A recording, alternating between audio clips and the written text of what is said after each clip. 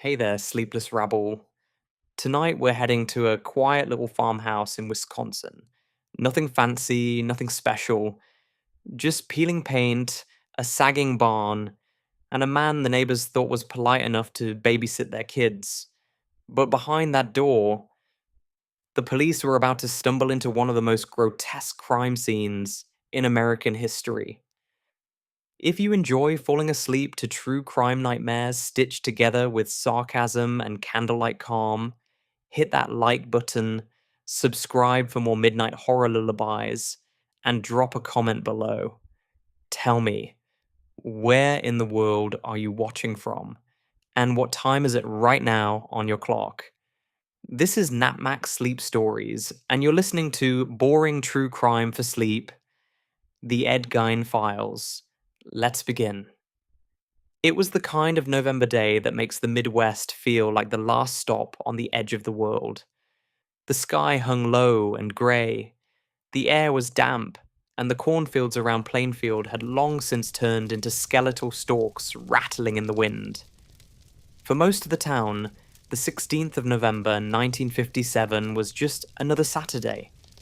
Hardware stores open, hunters checking their rifles, and the inevitable small-town gossip over coffee. But for Sheriff's Deputy Frank Warden, it was the day his mother vanished. Bernice Warden had been minding her hardware store that morning, as she had countless times before. She was known in Plainfield as tough, direct, and not easily rattled. That morning, a single sales slip lay on the counter with her handwriting. Antifreeze, Ed Gein. A simple note, but one that would unravel the small-town illusion of Plainfield forever. By the time her son went looking for her, Bernice was gone, and streaks of blood told a story no one wanted to read. The investigation moved fast, at least by rural Wisconsin standards. It didn't take a genius to connect the dots. Everyone in town knew Ed. He was odd, sure, socially awkward, with that perpetual nervous laugh and downcast eyes. But he was also the man who fixed fences, babysat children, and seemed to drift through life as a harmless eccentric. If anything, people pitied him. But now his name was on that sales slip, and the blood in his mother's store demanded answers. By late afternoon, two deputies rolled up the rutted path that led to the Gein farmhouse. If you've ever driven through the back roads of central Wisconsin, you know the type of place. Weather-beaten wood siding, windows so dirty you can't tell if the curtains are closed, or just stained with decades of smoke. The barn leaned like a drunk old man, and the fields around it were more weeds than crops. There was nothing to suggest this was anything more than a poor farmer's neglected property, except the silence. A kind of silence that presses against your eardrums. Even the wind seemed to hesitate before passing through that farm. The deputies approached the door, boots crunching on frozen dirt. They exchanged a look, the kind you give before opening a door you already regret approaching, and one of them knocked. No answer. They knocked again, louder this time. Still nothing. The house swallowed the sound like a grave. Finally, they pushed the door open. The smell hit first. It wasn't just the expected staleness of a neglected farmhouse, though that was there in spades. Unwashed laundry, damp wood, dust. No, this was different. A sweetness that curdled into rot, clinging to the throat, making every breath feel like a betrayal of the lungs. Police officers get used to bad smells, dead animals, spoiled food, worse. But this was something else. Something profoundly wrong. Inside, the light was dim, filtered through grime-caked windows. Their flashlights could swathe through the gloom, and that's when they began to see it. A chair with what looked like leather stretched across its seat, only it wasn't the kind of the leather anyone sells in stores. A bowl on the table that seemed carved from bone, and hanging from nails on the wall, faces. Not photographs, not masks you buy at a costume shop. Faces. Human faces. Crudely tanned and flattened like hunting trophies. And then, in the barn, the discovery that would haunt even hardened men for the rest of their lives. The body of Bernice Warden, strung up by her ankles, headless, gutted like a deer. She swung slightly, the chains creaking, as if mocking the intrusion of outsiders into Ed Gein's private kingdom. The deputies staggered back, one retching in the snow outside, the other trying to reconcile the friendly handyman he'd known with the horror dangling before him. This wasn't just murder. This was desecration. This was something out of a nightmare that had crawled into daylight. The arrest itself was anticlimactic. Ed was found later that evening at a neighbor's house, calm as ever, sipping coffee like he'd just finished a long day of chores. When confronted, he didn't resist. He simply admitted it. Yes, Bernice was at his farm. Yes, he'd been digging up graves for years. Yes, the masks, the lampshades, the belts, all made from human remains. And just like that, the quiet little handyman of Plainfield became the most infamous name in American true crime. It's worth pausing here, because hindsight has spoiled us. We've all seen Psycho. We've all watched the Texas Chainsaw Massacre. We've heard the name Buffalo Bill whispered with revulsion. But in 1957, none of that existed. There was no cultural blueprint for what Ed Gein had done. The very idea that someone could rob graves, wear the skin of the dead, and live among these grotesque creations was unthinkable. Even hardened journalists struggled to write it down, without sounding like they'd lost their grip on reality. The town of Plainfield recoiled. Some people swore they'd never trusted Ed. Others insisted they couldn't believe it. Ed? Who shoveled their driveways in winter? Ed? Who fixed their roofs? That was the horror of it. He wasn't a snarling stranger lurking in the shadows. He was their neighbor, their friend, their babysitter. The monster had been hiding in plain sight, smiling shyly from beneath his cap. And so, the farmhouse on Plainfield's outskirts was sealed off, every grotesque item catalogued and photographed. Reporters flocked to Wisconsin, hungry for details, their stories dripping with shock and revulsion. The name Ed Gein became shorthand for unspeakable evil, though few yet understood the strange, twisted path that had led him to that barn on that November day. But to understand Ed, to truly see how a boy became this kind of man, you have to step back from the flashing bulbs of police cameras and the sickening evidence lists. You have to go back to the beginning, to the suffocating embrace of his mother, the emptiness of isolation, and the quiet accumulation of obsessions that no one in Plainfield ever noticed until it was far too late. Because before Ed Gein hung a woman like a deer in his barn, before he carved faces into masks, he was just a boy in a farmhouse, told by his mother that the world outside was nothing but sin and corruption. And that, as much as the horrors discovered in 1957, is where the true story begins. The thing about horror is that it rarely announces itself with a trumpet blast. It creeps, it lingers, and then, when you least expect it, it hits you in the gut with a detail you'll never unsee. For the police who first stepped into Ed Gein's farmhouse, that detail could have been any of 100 things. And they didn't stop coming. The first room they cleared looked more like a hunter's cabin than a family home. Except, of course, no hunting lodge in Wisconsin decorates with human remains.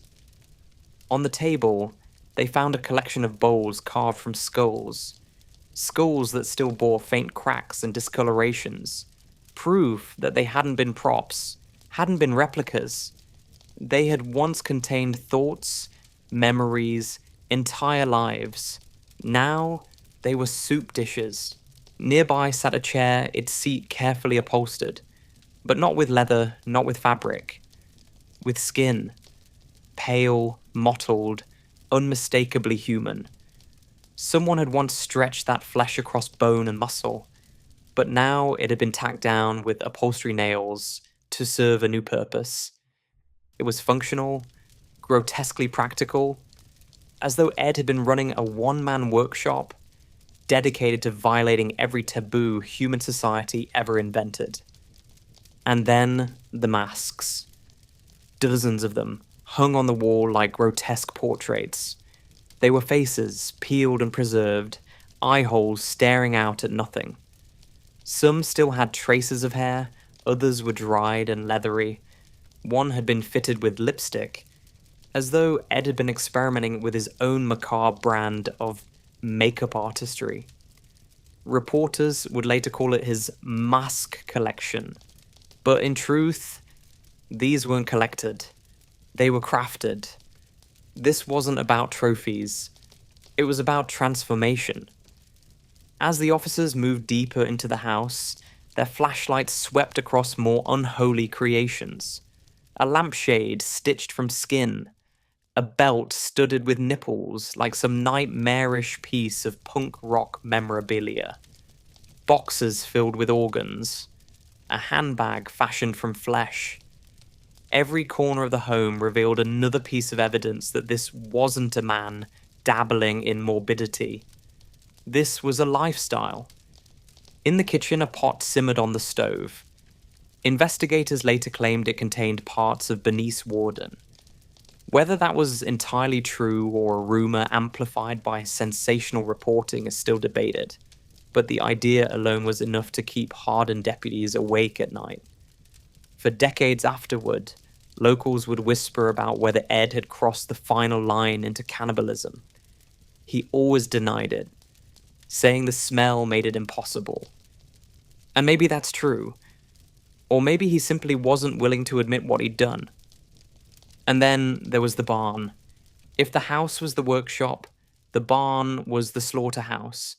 There hung Bernice Worden, her head missing, her body slit open and gutted like the deer local hunters cleaned every autumn. The parallel was no coincidence. To Ed, the act of field dressing a deer and butchering a human had blurred together into one seamless ritual. The barn was cold, filled with the iron tang of blood. Even the most seasoned investigators, men who'd seen farm accidents and hunting tragedies, struggled to keep their composure. Word of the discoveries spread quickly, and soon the property was swarming with law enforcement, journalists, and horrified locals. People peeked through fences, hoping to catch a glimpse of the farmhouse that had become a portal into hell. Reporters scribbled furiously, describing in lurid detail what police had found. The Plainfield Ghoul was born. But amid the hysteria, one fact stood out. Ed Gein wasn't a rampaging serial killer in the traditional sense. He hadn't racked up dozens of fresh victims. Confirmed, there were only two murders, Mary Hogan in 1954 and Bernice Worden in 1957. The rest of his gruesome workshop was built from grave robbing. In the dead of night, Ed had prowled local cemeteries, digging up bodies of recently buried women who reminded him of his mother. He would carry them home in the back of his truck, peeling away pieces of them to stitch together into masks, vests, and other grotesque costumes. It's here that Ed's story diverges from the standard true crime narrative, because his obsession wasn't just about killing, it was about becoming. He wanted to slip into the skin of women, literally, and inhabit their bodies. Some have called it an early form of a transgender delusion, though that's an oversimplification at best. What it really was an attempt to resurrect his mother by creating a second skin, a grotesque suit of flesh that would let him crawl back into the comfort of her presence. And this is where the true horror lies. Because while the physical artifacts of Ed's crimes were shocking, it was the psychology behind them that unsettled even the most clinical observers. What kind of loneliness, what kind of warped devotion drives a man to dig up graves, peel away faces, and wear them in front of a cracked mirror? When news of the farmhouse contents hit the press, America recoiled. Photographs from the crime scene were deemed too graphic to release publicly, though a few leaked, and they remain some of the most infamous images in true crime history.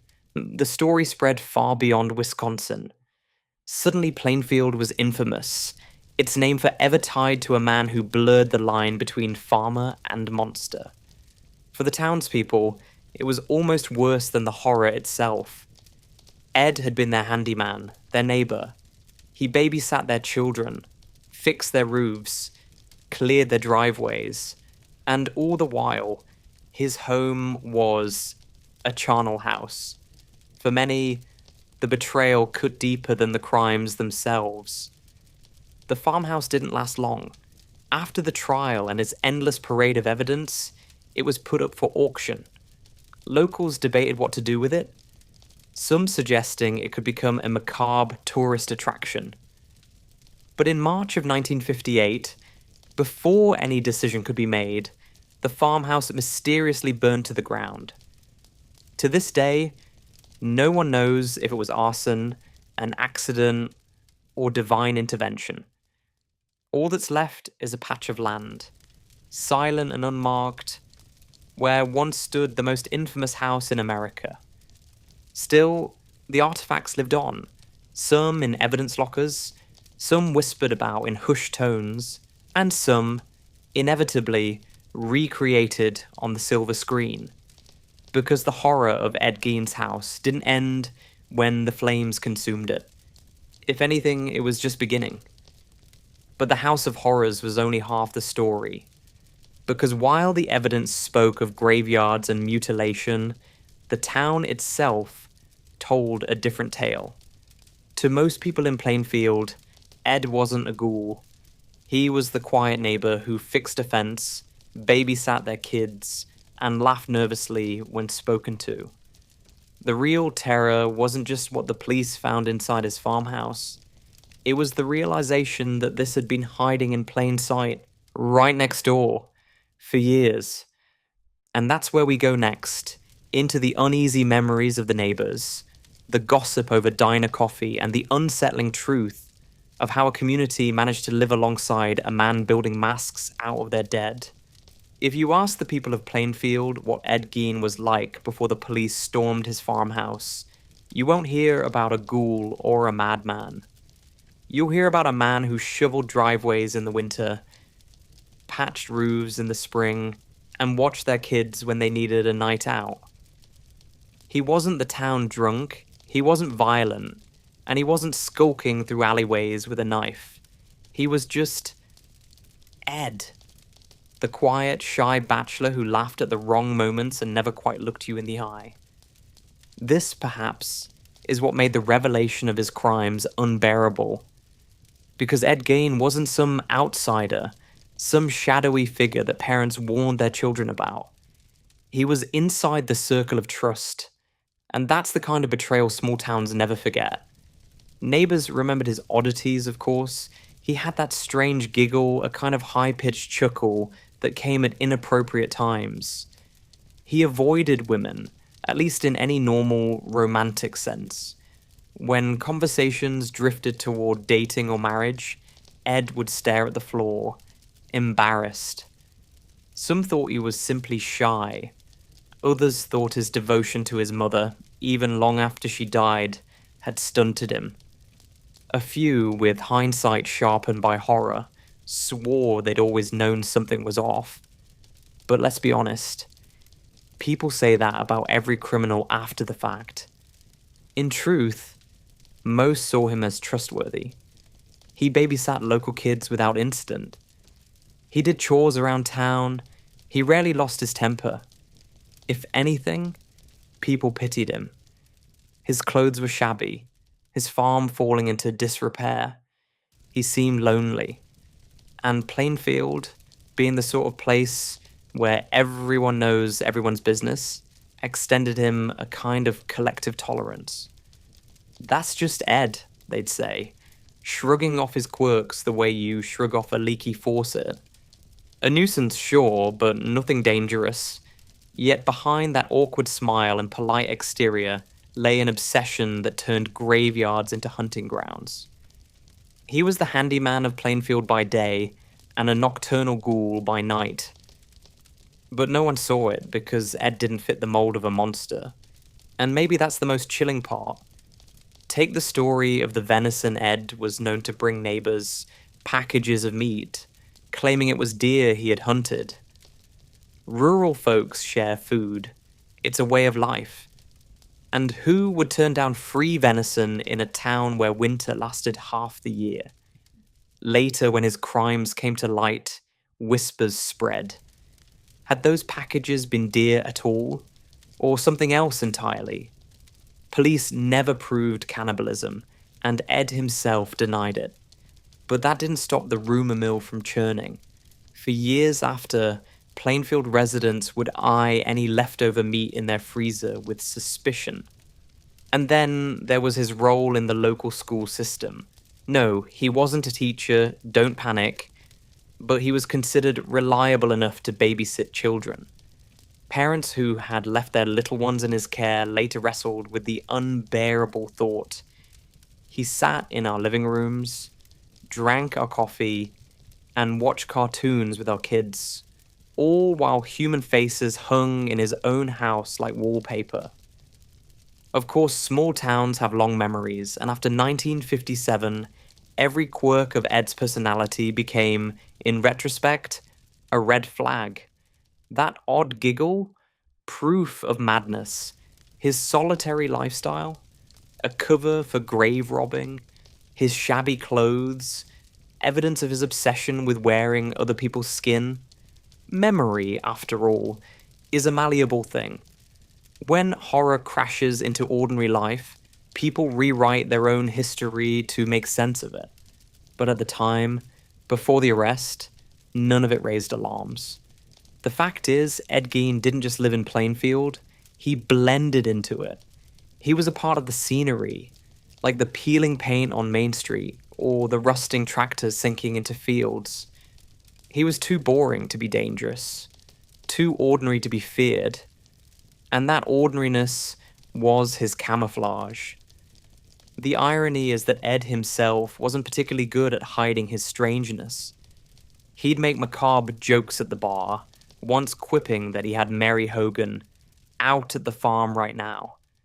Everyone laughed, assuming it was just the local oddball being weird. When it turned out to be true, no one was laughing anymore.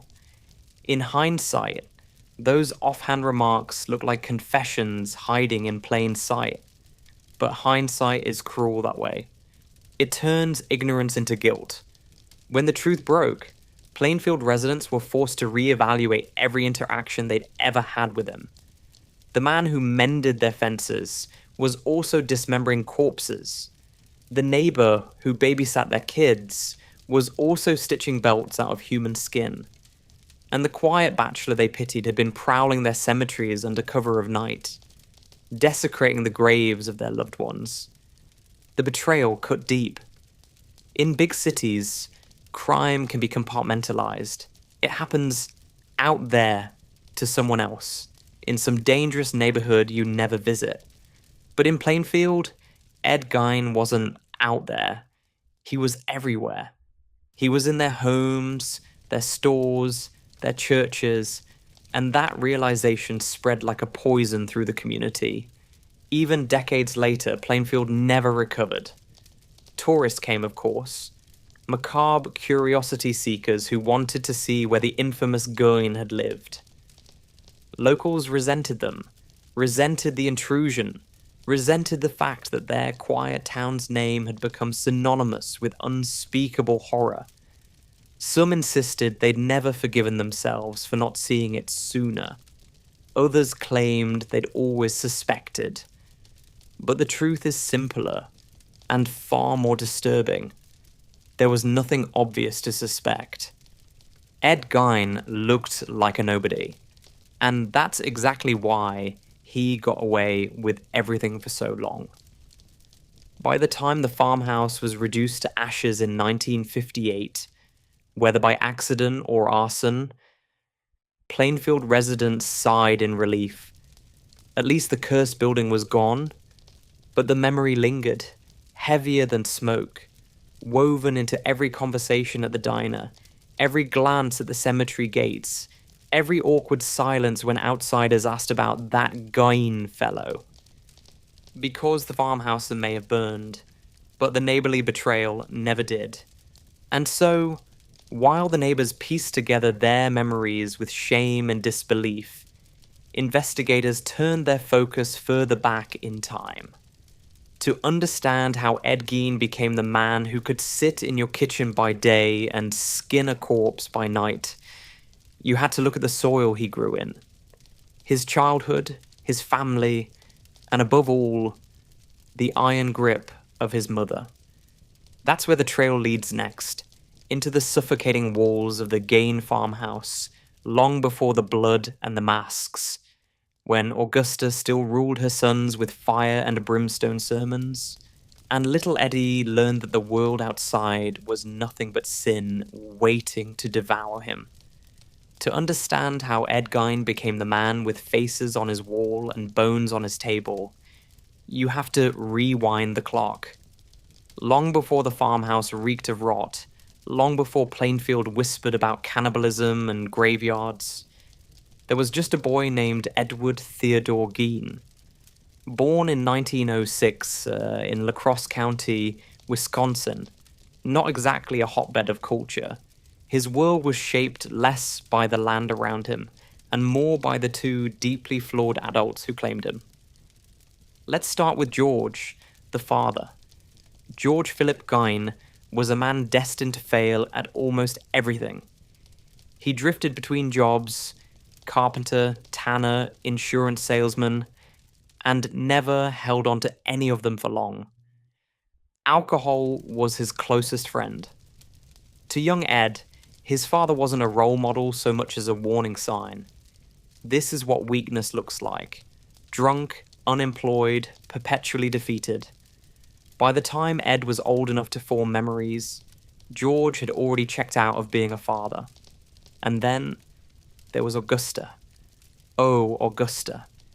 If Ed ever had a god, she was it. Born into a strict Lutheran family herself, Augusta decided early on that the entire world was rotten. Everyone was corrupt, everyone was sinful, and women, other women, not her, were the root of it all. Sex was dirty, desire was damnation, and her sons? They would be her disciples, living proof that she could raise pure men in a filthy world. She moved the family from La Crosse to a remote farm in Plainfield, far from the temptations of city life. That wasn't a lifestyle choice. It was a quarantine. She wanted to control every word her boys heard, every friend they might make, every possibility of contamination by the outside world. Social life was banned. Play was trivial. The Bible was the only acceptable reading material, unless it was her fiery monologues about women as instruments of the devil. Ed absorbed it all. He wasn't rebellious. He wasn't a fighter. He listened. He obeyed. He let her words settle into him until they weren't just rules. They were truth. And when he did go to school, he stuck out immediately. He was shy, quiet, often muttering to himself. His eye had a congenital defect, a lazy lid that gave him an odd, lopsided stare, and children, being merciless creatures, teased him relentlessly. He never fought back. He simply endured it, returning home to his mother, who told him he was better than the rest anyway. Isolation became his second skin. While other boys hunted, fished, and courted girls, Ed busied himself with chores, reading macabre adventure stories, and worshipping at the altar of Augusta. His father's drunken collapses meant little to him. It was his mother's approval that mattered. She was the law of his universe, the voice that told him how the world worked. To disobey her was to invite damnation. To obey her was to remain safe. And then there was Henry, the older brother. Henry was stronger, sharper, and eventually skeptical. He saw Augusta's grip on Ed for what it was. Suffocating, manipulative, dangerous. He tried to steer Ed away, tried to puncture the bubble. He mocked Augusta's endless sermons, told Ed that maybe she wasn't as holy as she pretended. And Ed? He hated it. He couldn't bear hearing his mother's name in vain. For Ed, Augusta was beyond criticism. She was untouchable. Henry's doubts and Ed's devotion would eventually collide in tragic fashion. But that comes later. For now, the important thing is this. Ed grew up in an environment where the outside world was framed as hostile, dirty, and doomed. His mother's voice told him that women were wicked and that sex was a sin. His father's failures showed him what happened when a man wasn't strong enough to resist temptation. And his brother's rebellion proved that doubt could only lead to ruin. The farm itself was bleak. Hundreds of acres, yet strangely barren of warmth.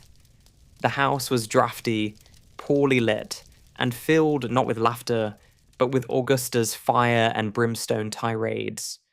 There were no sleepovers, no games with friends, no teenage crushes.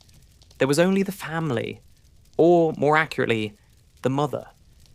Even as a teenager, Ed never dated, never pursued anyone. He stayed home, clung to Augusta, listened to her passages from the Old Testament about sin, lust, and damnation. If you're starting to see how this boy became the man with faces on his wall, you're not wrong. And yet, here's the thing. People who knew Ed as a child didn't describe him as cruel. He wasn't the kid who killed cats behind the barn or picked fights on the schoolyard. He was odd, yes, but not violent. If anything, he was compliant, quiet, unthreatening, which makes what came later even harder to digest, because Ed's darkness didn't explode outward the way it does in most killers. It folded inward, quietly fermenting until it had nowhere else to go. The irony, of course, is that Augusta thought she was saving him. By walling him off from temptation, by shaming every flicker of desire, she believed she was raising a holy son. What she was really doing was constructing a psychological cage, locking Ed inside with only her voice echoing off the walls. When she died years later, Ed was left alone in that cage. And without her, he tried to fill the void in the only way he knew, by stitching together new skins to step into, new masks to wear, new mothers to resurrect. But we're getting ahead of ourselves. For now, imagine the boy on that bleak farm, trudging through chores with downcast eyes, clutching his school books while classmates mocked him, returning home to a mother who assured him that everyone else was corrupt and he was special. This is the soil that grew Plainfield's ghoul. Not sudden, not explosive, just slow, steady rot, nurtured under the watchful gaze of a mother who believed she was saving her son from sin. And in doing so, planted the seeds of something far darker. The neighbours, of course, saw almost none of this. To them, Ed was shy but polite, maybe a little odd. They didn't hear Augusta's tirades, didn't see the way Ed flinched when his brother criticised her, didn't witness the suffocating devotion that bound him to his mother. They only saw the shell, not the storm brewing inside.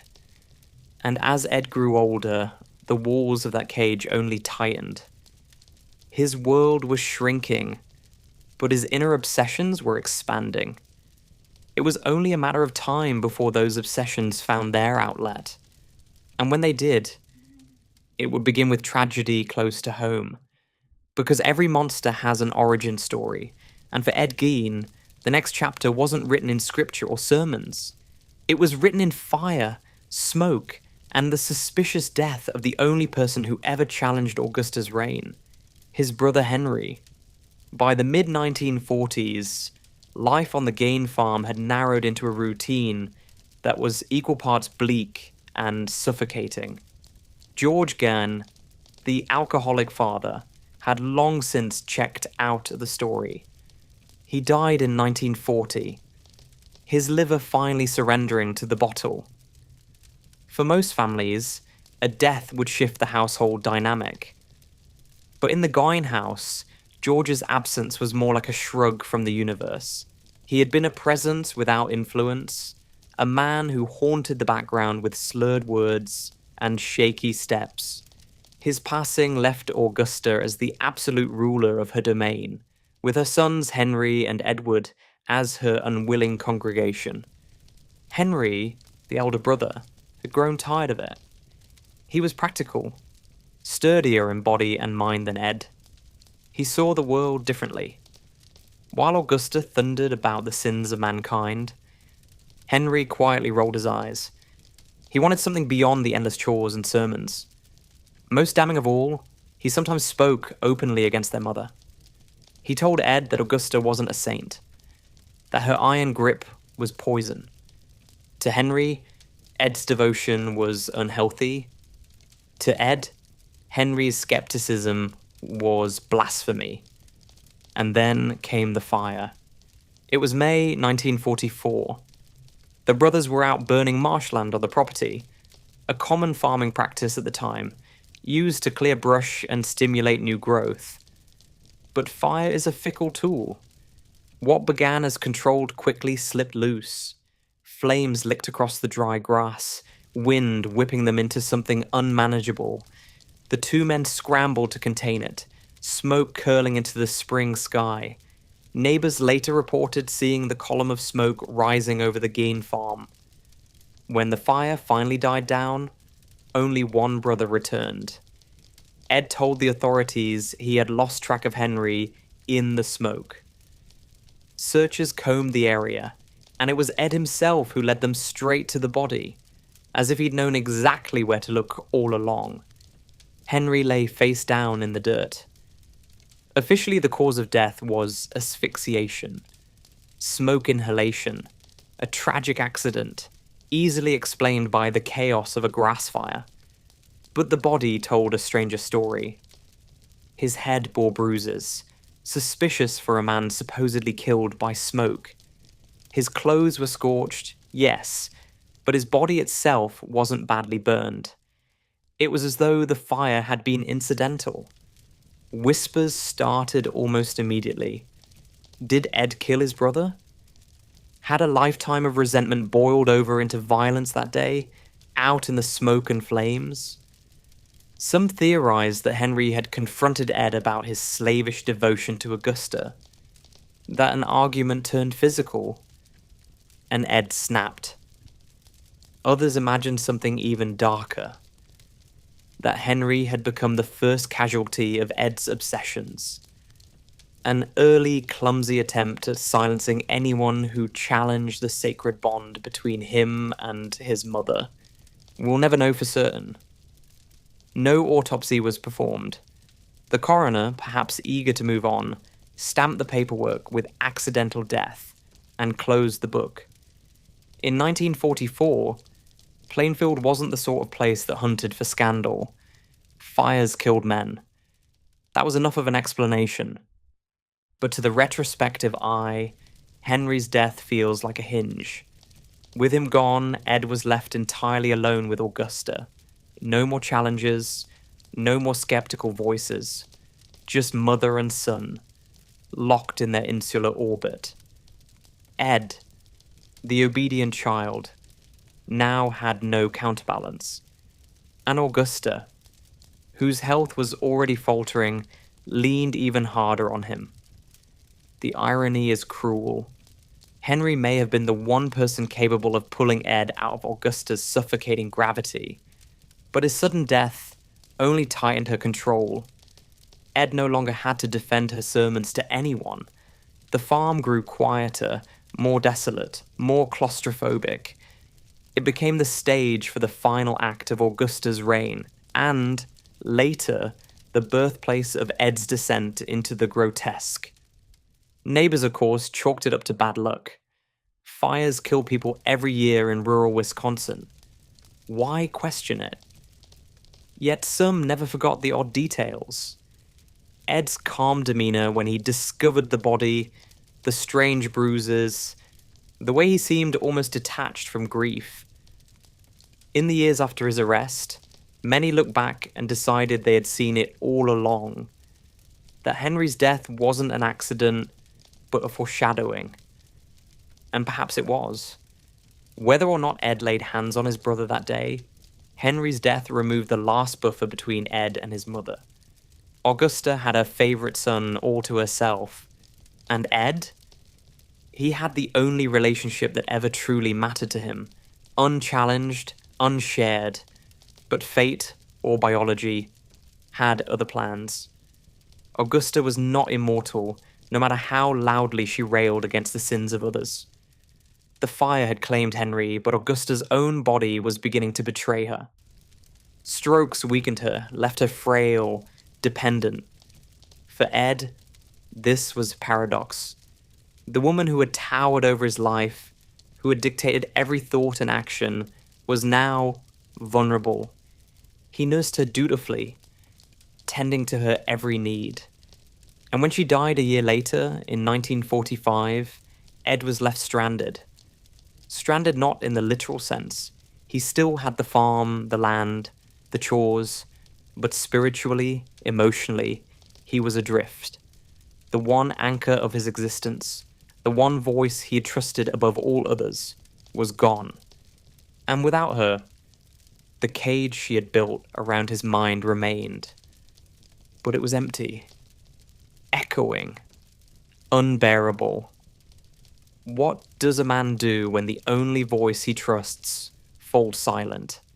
In Ed's case, he went looking for a way to bring it back.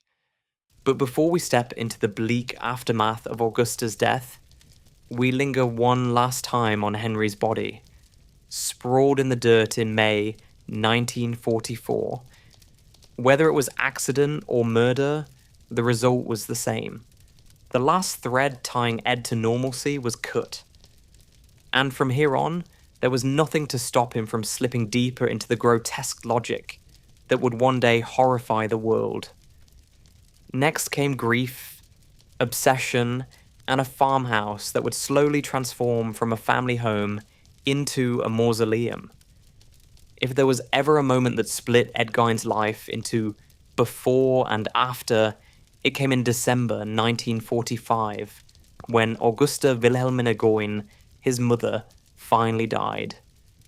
She was 67 years old, felled by a series of strokes that first left her weakened and then, ultimately, silent. For most men, the death of a parent is a painful milestone. For Ed, it was the collapse of his entire universe. To understand why, you have to remember what Augusta was to him. She wasn't just mother. She was judge, jury, priest, and savior. Her sermons against the evils of the world had shaped every corner of Ed's imagination. Women were harlots. Sex was sin. The outside world was a trap. She was the only pure soul he believed existed. And now, she was gone. Ed nursed her during her final days. Neighbors later recalled seeing him shuffle into town, haggard, but utterly devoted to her care. When she died, something in him seemed to collapse inward. He didn't rage. He didn't weep in public. He simply withdrew. The farm became his sanctuary, and his prison all at once. He boarded up the rooms Augusta had used, locking them away like relics. Her bedroom, the parlour, the sitting room, all sealed. Dust collected, curtains sagged, but Ed never touched them. It was as though he had entombed her within the house, creating a shrine to her absence. The rest of the farmhouse decayed around him, He confined himself mostly to the kitchen and a small side room, while the other spaces fell into squalor. Newspapers piled up, trash littered the floor, and the air grew thick with neglect. But the real change wasn't in the walls of the house. It was inside Ed himself. Without Augusta's voice to guide him, he was lost.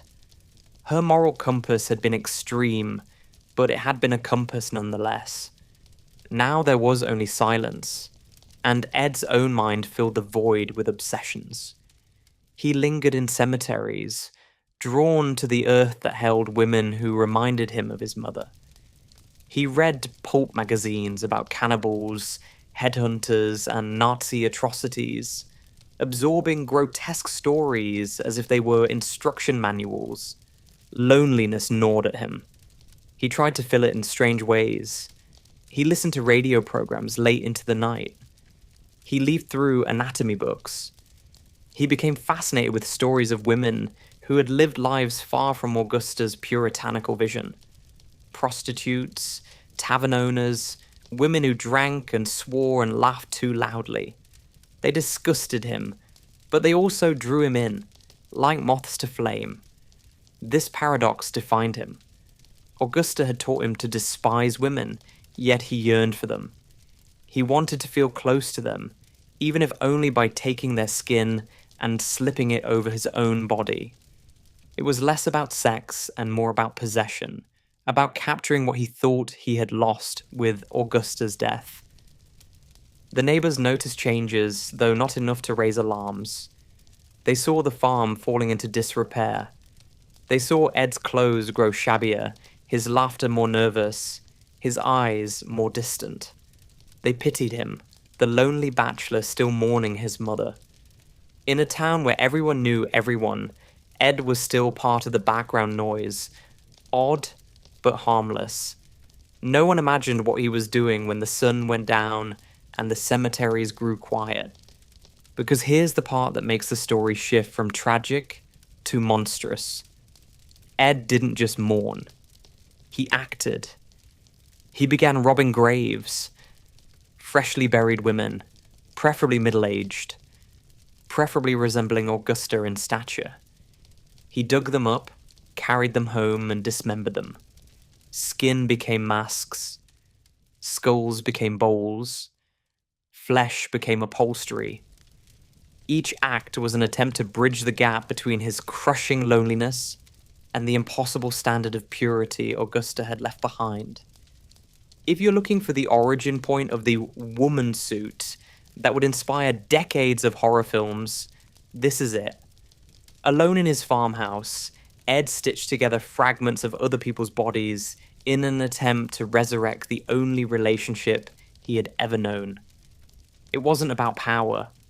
It wasn't even primarily about killing, at least not at first. It was about filling the silence Augusta had left.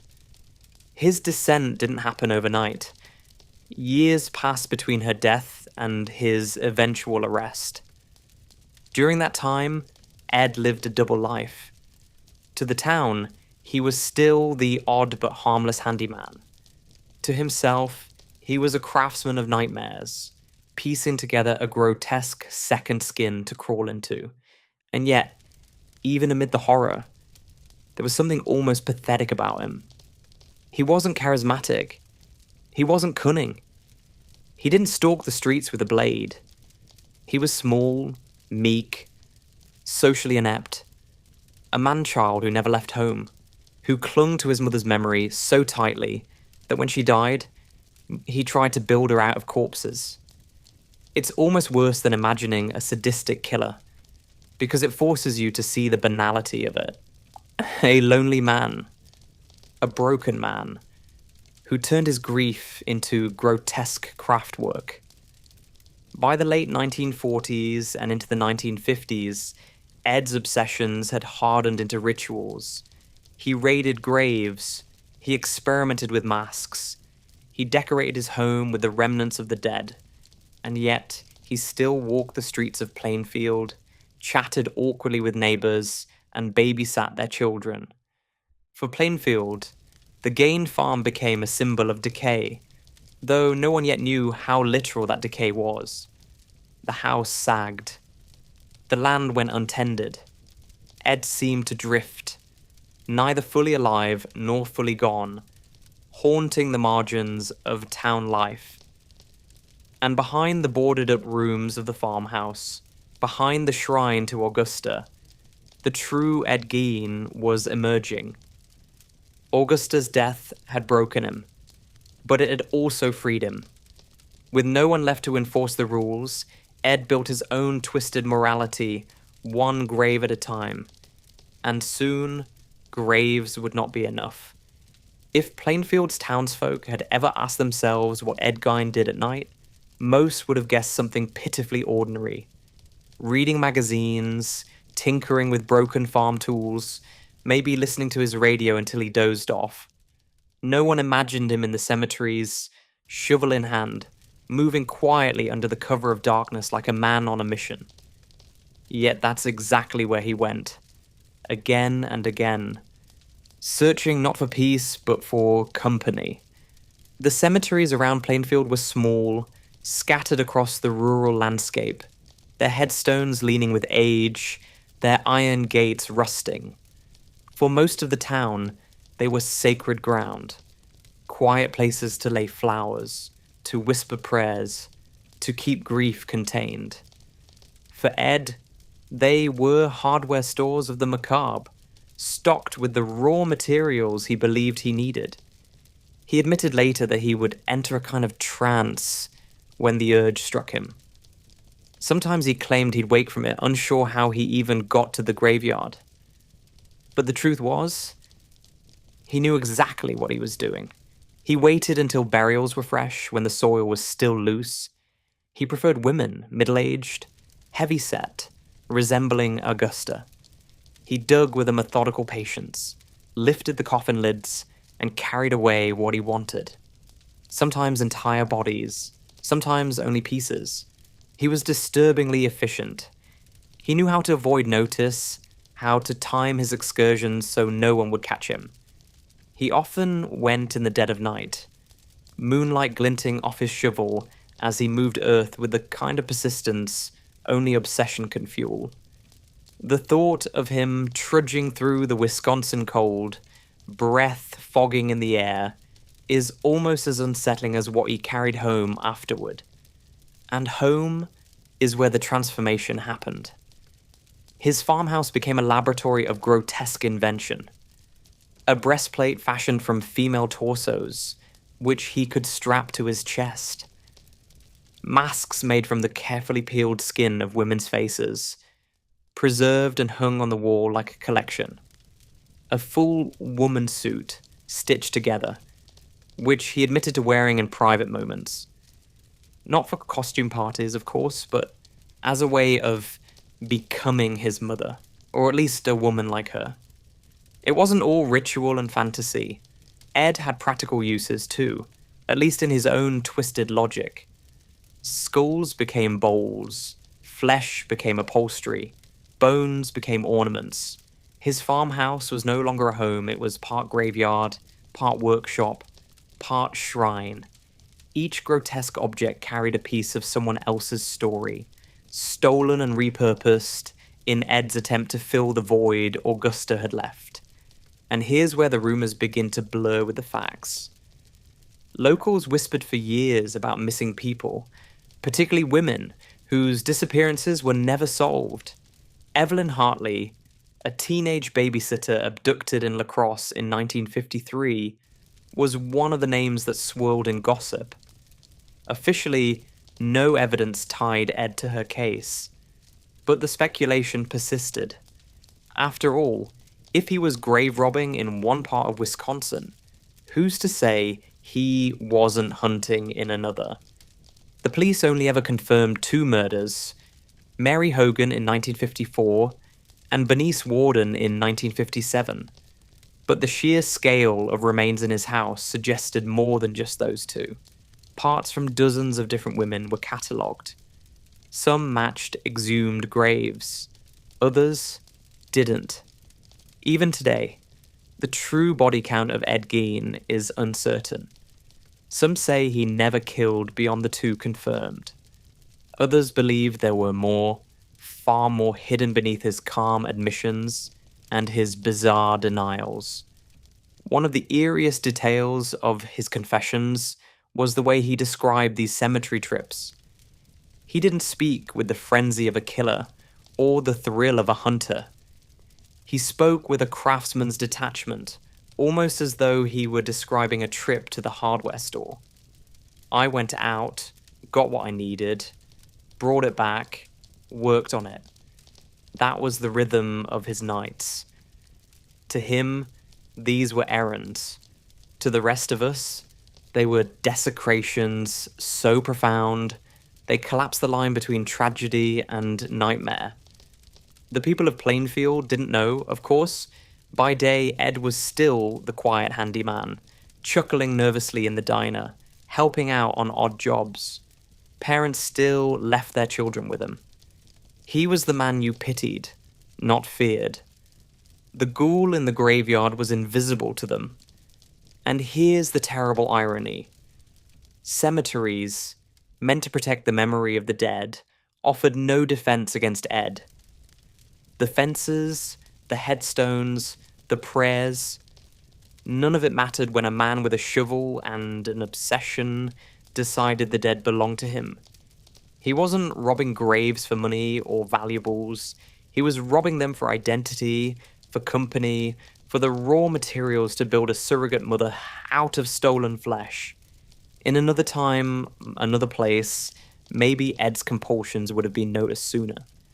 Maybe someone would have seen the decay of the farmhouse, the smell that clung to his clothes, the distant look in his eyes, and realized something was wrong. But in Plainfield, Ed was just Ed, and cemeteries are quiet places. The dead don't tell secrets, and the living didn't want to ask questions. Looking back, it's tempting to see his grave robbing as the peak of his depravity. But in truth, it was only the rehearsal. Because eventually, exhuming bodies wasn't enough. Eventually, Ed would decide that waiting for women to die naturally was too slow, too limiting. Eventually, he would look at the living and see not neighbors or acquaintances, but future materials. The graveyards had given him practice. The farmhouse had given him a workshop. All that was left was for Ed Gein to take the next step. One that would move him from ghoul to murderer, from gravedigger to legend. And that step came in 1954, when a Plainfield tavern owner named Mary Hogan disappeared without a trace, leaving behind only a blood-stained floor and a community baffled by her sudden absence. For years, Ed Gein had managed to keep his obsessions tucked safely beneath the soil of Plainfield's graveyards. The dead were his resource, his silent accomplices. They didn't fight back, didn't scream, didn't leave witnesses. It was grotesque, yes, but it was also, in its own nightmarish way, sustainable. But something changed in 1954. Maybe the cemeteries no longer gave him what he needed. Maybe his fantasies had grown bolder. Or maybe loneliness finally tipped him into action. Whatever the reason, that year Ed stopped waiting for people to die. The first confirmed victim was Mary Hogan. Mary was, in almost every way, Augusta's worst nightmare given flesh. She was brash, loud, foul-mouthed, and unapologetically sexual. She ran a tavern in Plainfield, and her sharp tongue was legendary. Where Augusta preached purity and restraint, Mary embodied the opposite. A woman who smoked, swore, laughed too loudly, and didn't particularly care what anyone thought of her. In other words, the very kind of woman Augusta had warned Ed against his entire life. And yet, Ed was drawn to her. Perhaps precisely because she was everything Augusta despised. On a snowy evening in December 1954, Mary Hogan vanished. Her tavern was empty when neighbors came by, but there were bloodstains on the floor and an empty cartridge from a .32 caliber pistol. No body, no sign of struggle beyond the blood. Just absence. Plainfield shrugged it off with nervous speculation. Maybe she'd run off. Maybe she'd gotten into trouble elsewhere. But the truth was far darker, and it lay just outside of town in Ed Gein's farmhouse. Years later, when police searched his home after Bernice Warden's disappearance, they found Mary. Or rather, they found parts of her. Her head, preserved in a paper bag. Her remains scattered among the other grotesque creations. The most chilling part? Ed had practically confessed years earlier, in plain sight. Sitting at the local tavern, he once joked to other patrons that he had Mary out at the farm right now. Everyone laughed, assuming it was the awkward, inappropriate humor of the town oddball. But Ed wasn't joking. He was telling the truth, disguised as a punchline, and no one thought to check. If Mary's murder was the rehearsal, Bernice Warden's was the full performance. Bernice wasn't like Mary. She wasn't brash or vulgar. She was a widow, respectable, the kind of woman Augusta might have tolerated. She ran the local hardware store, and on November 16th, 1957, she went to work as usual. Her son, Deputy Sheriff Frank Warden, planned to stop by later. By afternoon, she was gone. The store showed signs of struggle. Bloodstains marked the floor. And the last receipt in the cash register told the story. Antifreeze, sold to Ed Gein. By then, Plainfield already viewed Ed as strange, but harmless. Frank Worden did not. With his mother missing, the receipt in hand, and the farm calling his name, he and other officers drove out to confront Ed. What they found, as we've already seen, would unravel the fabric of their town. Bernice's body hung in the barn, decapitated, gutted like a deer. Her head was found in a burlap sack. The farmhouse was filled with horrors collected over years of grave robbing, and supplemented now with fresh murder. It was no longer possible to pretend that Ed was just the quiet neighbor. He was the ghoul of Plainfield, a monster stitched together from grief, obsession, and blood. And here's where the contrast stings. Ed never hunted for sport. He never taunted police, never wrote manifestos, never strutted like a predator. He killed quietly, clumsily, as though murder was simply the next step in a progression he could no longer control. He wasn't chasing thrills. He was filling a void. The irony is brutal. Mary Hogan, with her loud mouth and barroom swagger, was everything Augusta despised. Killing her was, in some twisted way, Ed's attempt to silence temptation. Bernice Warden, respectable and maternal, was closer to the ideal Augusta had hammered into him. Killing her was an act of preservation, taking her body, disassembling it, and making her part of his shrine. One woman punished for being what Augusta hated, another stolen for being what Augusta approved. Either way, Augusta's ghost hovered over both murders. When the truth came out, Plainfield reeled. The whispers about missing women suddenly had a face. The odd behavior, the strange jokes, the packages of venison Ed had gifted to neighbors. All of it turned sinister in hindsight. Parents who had left their children in his care now shuddered. Women who had spoken to him across counters or in the diner remembered the way his eyes lingered and felt sick. For investigators, the murders confirmed what the house had already suggested. Ed wasn't just a grave robber. He was a killer. Whether Mary and Bernice were his only victims remains an open question. Some argue he killed more and simply never admitted it. Others insist his meekness and clumsiness kept him from becoming a prolific murderer. But the fact remains. 2 women entered Plainfield's orbit, and ended up as trophies in Ed Gein's farmhouse.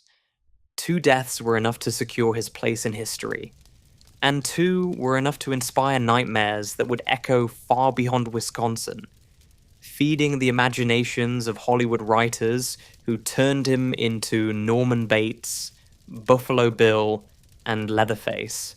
But back in 1957, in the small town where everyone knew his name, the murders didn't feel like the beginning of a horror franchise. They felt like betrayal, like violation, like the shattering of the fragile safety small towns cling to. Because if Ed Gein could kill Mary Hogan and Bernice Worden, what else was he capable of?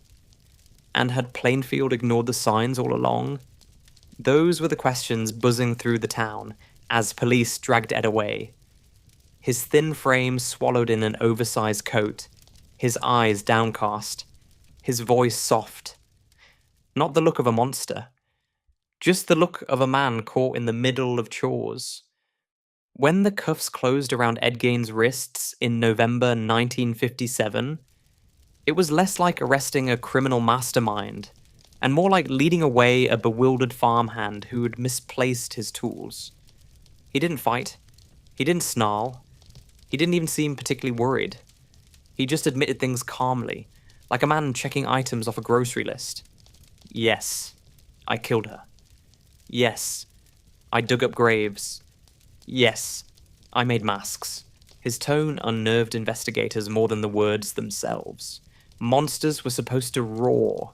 Ed spoke like he was describing a recipe. The legal machinery churned into motion. But from the beginning, one question loomed larger than all the others. Was Ed Gein insane? The evidence was overwhelming. Rooms filled with human remains, confessions that left no ambiguity, but his demeanor complicated everything. He wasn't cunning, wasn't violent in the traditional sense. He was polite, deferential, even timid.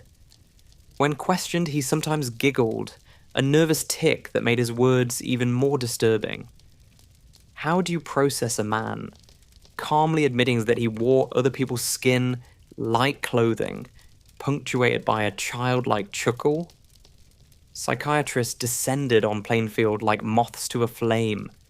To them, Ed was a living case study, a man whose brain seemed to straddle the line between delusion and reality. They diagnosed him with schizophrenia, necrophilia, and psychosis, but even those labels felt inadequate. He wasn't sexually aroused by corpses in the way classic necrophiles were. He admitted to cutting up bodies, to wearing them, to sleeping with them nearby. But when asked about intercourse, he denied it. They smelled too bad, he explained, as though that were the only obstacle. It was a denial that chilled doctors and prosecutors alike. If smell had been the deterrent, then what exactly would have stopped him otherwise? Then there was the infamous woman suit Ed confessed that he had stitched together torsos and breasts into a kind of vest, with masks to match. He admitted to wearing them at night, pacing through his decaying farmhouse, pretending to be his mother. He didn't describe it with shame or anger. He described it with a matter-of-fact detachment, as though trying on another person's skin was simply something you did when loneliness gnawed too hard.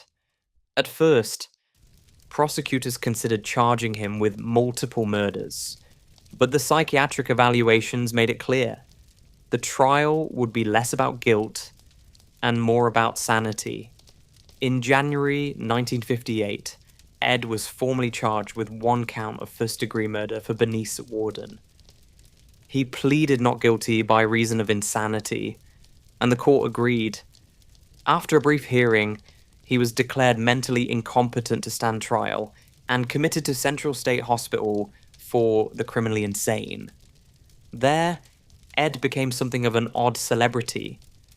Guards and doctors noted his quiet demeanor. He was cooperative, even helpful. He worked in the hospital kitchens, sweeping floors and scrubbing dishes. the man who had horrified the world with his museum of death, was, in daily life, the model patient. He didn't cause trouble, he didn't lash out. He giggled, read adventure stories, and seemed almost normal. That was perhaps the most unsettling part of all. But the legal story didn't end there. A decade later, in 1968, the courts decided to retry Ed's sanity.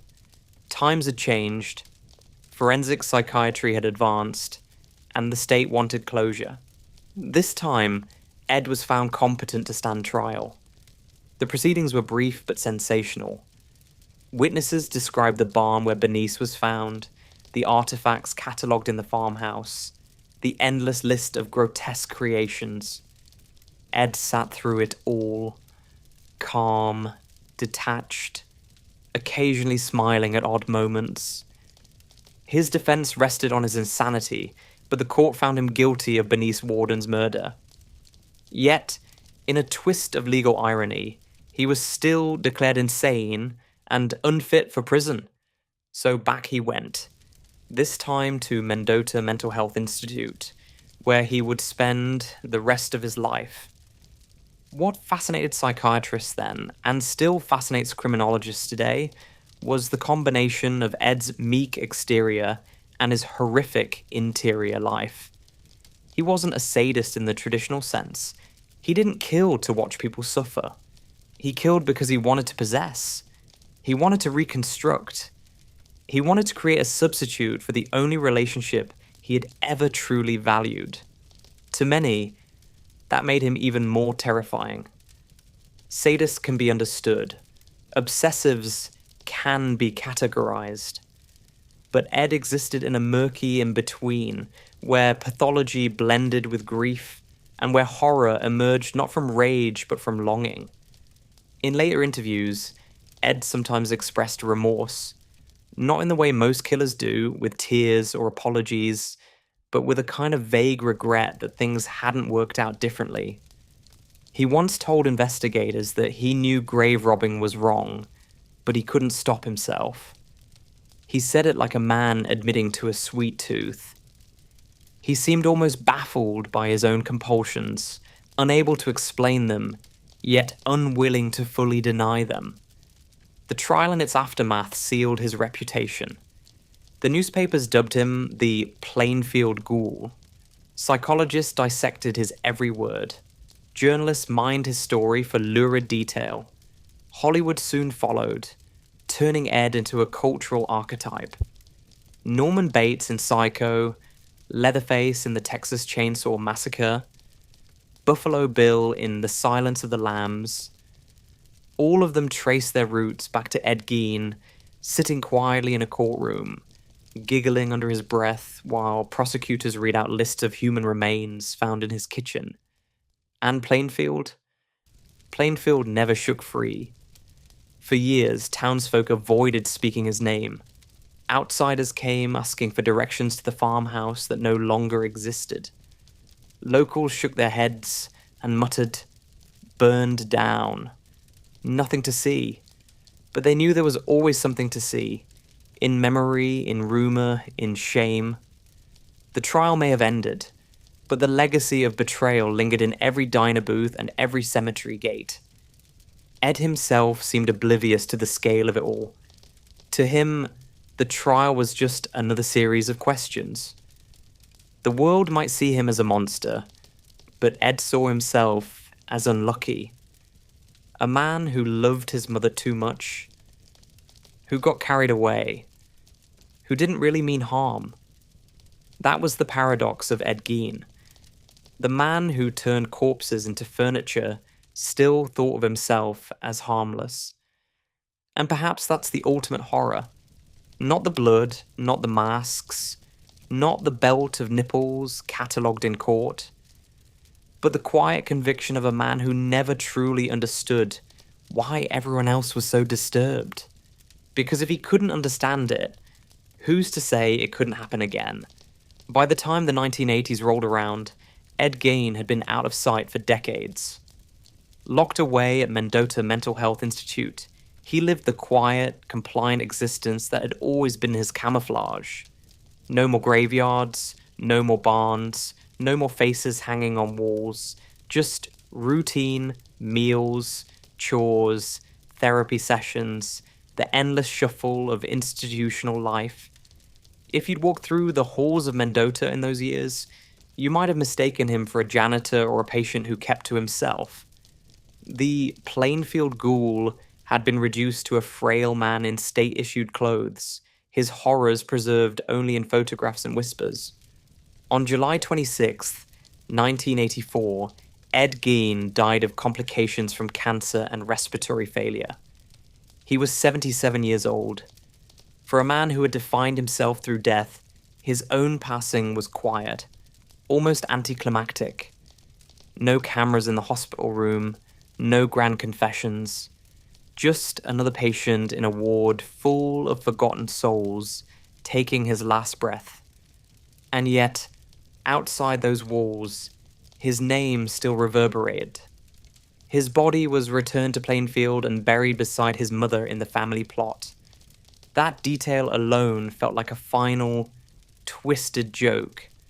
Augusta, the woman whose sermons had created the psychological cage Ed never escaped, now lay eternally next to the son who tried to resurrect her with the flesh of other women.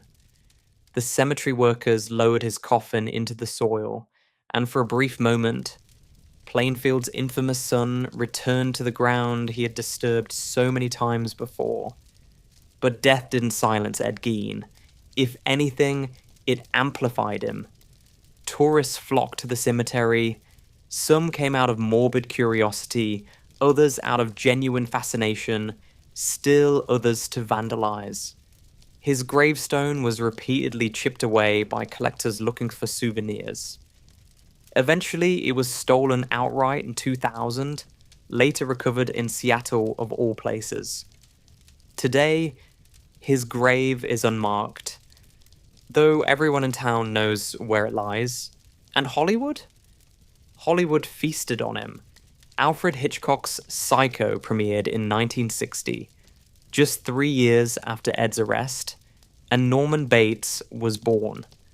A shy, awkward man with a suffocating devotion to his mother, keeping her corpse in the house and speaking to her as though she still lived. It was a thinly veiled retelling of Ed's psychology, dressed up with Hitchcock's flair for suspense. Audiences gasped, critics raved, and Ed Gein's shadow stretched from Wisconsin cornfields to the silver screen.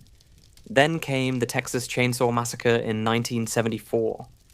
Leatherface, stumbling through his decrepit farmhouse, chainsaw roaring, human skin mask strapped to his face. That was Ed, refracted through the lens of grindhouse horror. The bone furniture, the skin lampshades, the meat hooks in the barn, straight from the evidence lists of the Plainfield farmhouse. The movie exaggerated, yes, but the bones of it, pun intended, were Gein's. And in 1991, The Silence of the Lambs gave us Buffalo Bill, a man obsessed with transformation, stitching together a woman suit from the skin of his victims. Hollywood had circled back to Ed's darkest fantasy, giving it a new, horrifying spin for a modern audience. Even Hannibal Lecter, with his grotesque mixture of politeness and monstrosity, echoed Ed's unsettling combination of meekness and horror. If you trace the genealogy of American horror, it all comes back to Plainfield. The small, odd man with the nervous giggle became the DNA of an entire genre. Every time Leatherface revs his chainsaw, every time Norman Bates smiles at the camera, every time Buffalo Bill whispers, it rubs the lotion on its skin, Ed Gein's ghost is there, stitched into the fabric of popular culture. But beyond the movies, beyond the myths, there's the town of Plainfield. For them, the legacy was less cinematic and more suffocating. Imagine living in a place where your identity is forever tied to one man's crimes, where outsiders show up asking for directions to the Gein farm, long since burned to the ground. where your cemetery becomes a tourist attraction, your town's name synonymous with unspeakable horror. For Plainfield, there was no escape. Ed Gein became their brand, and it was a brand of shame. Some locals embraced it grudgingly, selling souvenirs, capitalizing on the notoriety. Others despised it, refusing to speak his name, insisting that Plainfield had been unfairly cursed by history. But the stain remained. And what of Ed himself? Those who worked with him in Mendota remembered him as quiet, polite, helpful. He tended the gardens, did chores, never caused trouble. If you met him there, you might never guess his past. And maybe that's the most unsettling legacy of all. The man who had horrified the world with his farmhouse of horrors could, in another context, seem harmless, almost forgettable. The monster and the nobody were the same person. That contradiction is why Ed Gein endures. He wasn't the prolific killer with a body count stretching into the dozens. He wasn't the charismatic predator luring victims with charm. He was something far stranger, far more ordinary. A shy farm boy who loved his mother too much, who couldn't let go, and who tried to stitch her back together out of the bodies of strangers. It forces an uncomfortable question. How many other Ed Geins are out there? Not chainsaw-wielding maniacs, not Hollywood monsters, but quiet, lonely figures whose obsessions fester in silence, unnoticed by their neighbors until one day they spill into the world. In the end, Ed Gein didn't just give us nightmares. He gave us a mirror, a reminder that horror doesn't always announce itself with blood and rage. Sometimes it wears overalls, fixes your fence, and giggles awkwardly at the diner. Sometimes the monster is the man next door. And when he dies, quietly, in a hospital bed, the monster doesn't vanish. He lingers, in stories, in films, in whispered rumors over cups of coffee. Ed Gein will never leave Plainfield. He'll never leave Wisconsin. He'll never leave us.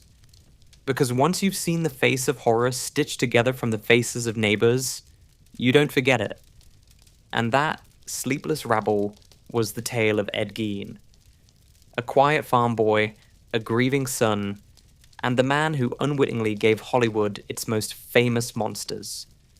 From Norman Bates to Leatherface, from Buffalo Bill to every horror cliché stitched in celluloid, his shadow stretches far longer than the cornfields of Wisconsin ever did. If you made it this far, congratulations. You now know more about nipple belts, skin lampshades, and barnyard taxidermy than any sane person should before bedtime. Sweet dreams. If you enjoyed this little midnight stroll through America's most grotesque farmhouse, don't forget to hit that like button, subscribe for more sleep stories soaked in sarcasm and dread, and drop me a comment below. Which horror movie character do you think captured Ed Gein best? Norman Bates? Leatherface? Or maybe Buffalo Bill? I'm curious what creeps into your mind when you picture him. This is Napmax Sleep Stories. And you've just been listening to boring true crime for sleep, the Ed Gein Files. Now go get some rest. Because unlike Plainfield in the 1950s, you're safe. Probably. Hey there, sleepless rabble. You couldn't sleep, could you? Perfect. Because tonight, I've got something that will keep you awake in all the right ways. Let me take over for a while. Just relax, and drift with me into the shadows of suburban America. Tonight's story: Beneath the Floorboards, the untold horror of John Wayne Gacy. A nice little bedtime tale about a man who could throw a block party, shake hands with politicians, and still have a secret under his house that would make even Netflix flinch. We're starting where every good nightmare begins, at the end. The cops already have their shovels out. The house smells like regret. And under those wooden beams lies a truth so rotten It changed the way America looked at clowns forever. So, like and subscribe if you're brave enough to stay till the lights go out. And tell me in the comments, what's the creepiest double life you've ever heard of? This is Napmax Sleep Stories, and you're listening to Boring True Crime for Sleep, John Wayne Gacy edition. Get comfortable. This is going to get unsettling. It was a bitter December evening in 1978. Chicago wore its usual winter mask. Steel skies, streets crusted with ice, a wind so sharp it could slice right through your coat. The kind of night where you dream of warm lights and quiet rooms. Not this night. Not for the men pulling up to 8213 West Summerdale Avenue. The house didn't look like a crime scene. It didn't even look like trouble. Blue siding, white trim, a couple of holiday decorations clinging to the porch, their tinsel stiff in the cold. The yard was neat, driveway cleared. A house like this should feel safe. It didn't. Not tonight. Inside, the air was heavy. Not foul. Not yet. Just wrong. Like a room that hasn't been aired out in months, with a faint, sour undertone you can't quite name. The officers noticed it, exchanged glances, and said nothing. Boots thudded softly across hardwood floors. The living room was tidy. Family photos, a few knickknacks on the shelves, a recliner positioned just so, like someone had left in a hurry and would be back any moment. It was the picture of normality, almost staged. Crawl space is under the hallway, one detective murmured, pulling off his gloves. His voice barely rose above a whisper, like speaking too loudly might wake the house. They'd been here before, during the first search. Looked through drawers, opened closets, checked the garage. Nothing damning. Nothing that screamed crime. Just hints. A faint smell that wouldn't leave their minds. A few items that didn't belong. And the man who lived here? He smiled too easily. Now they had a second warrant.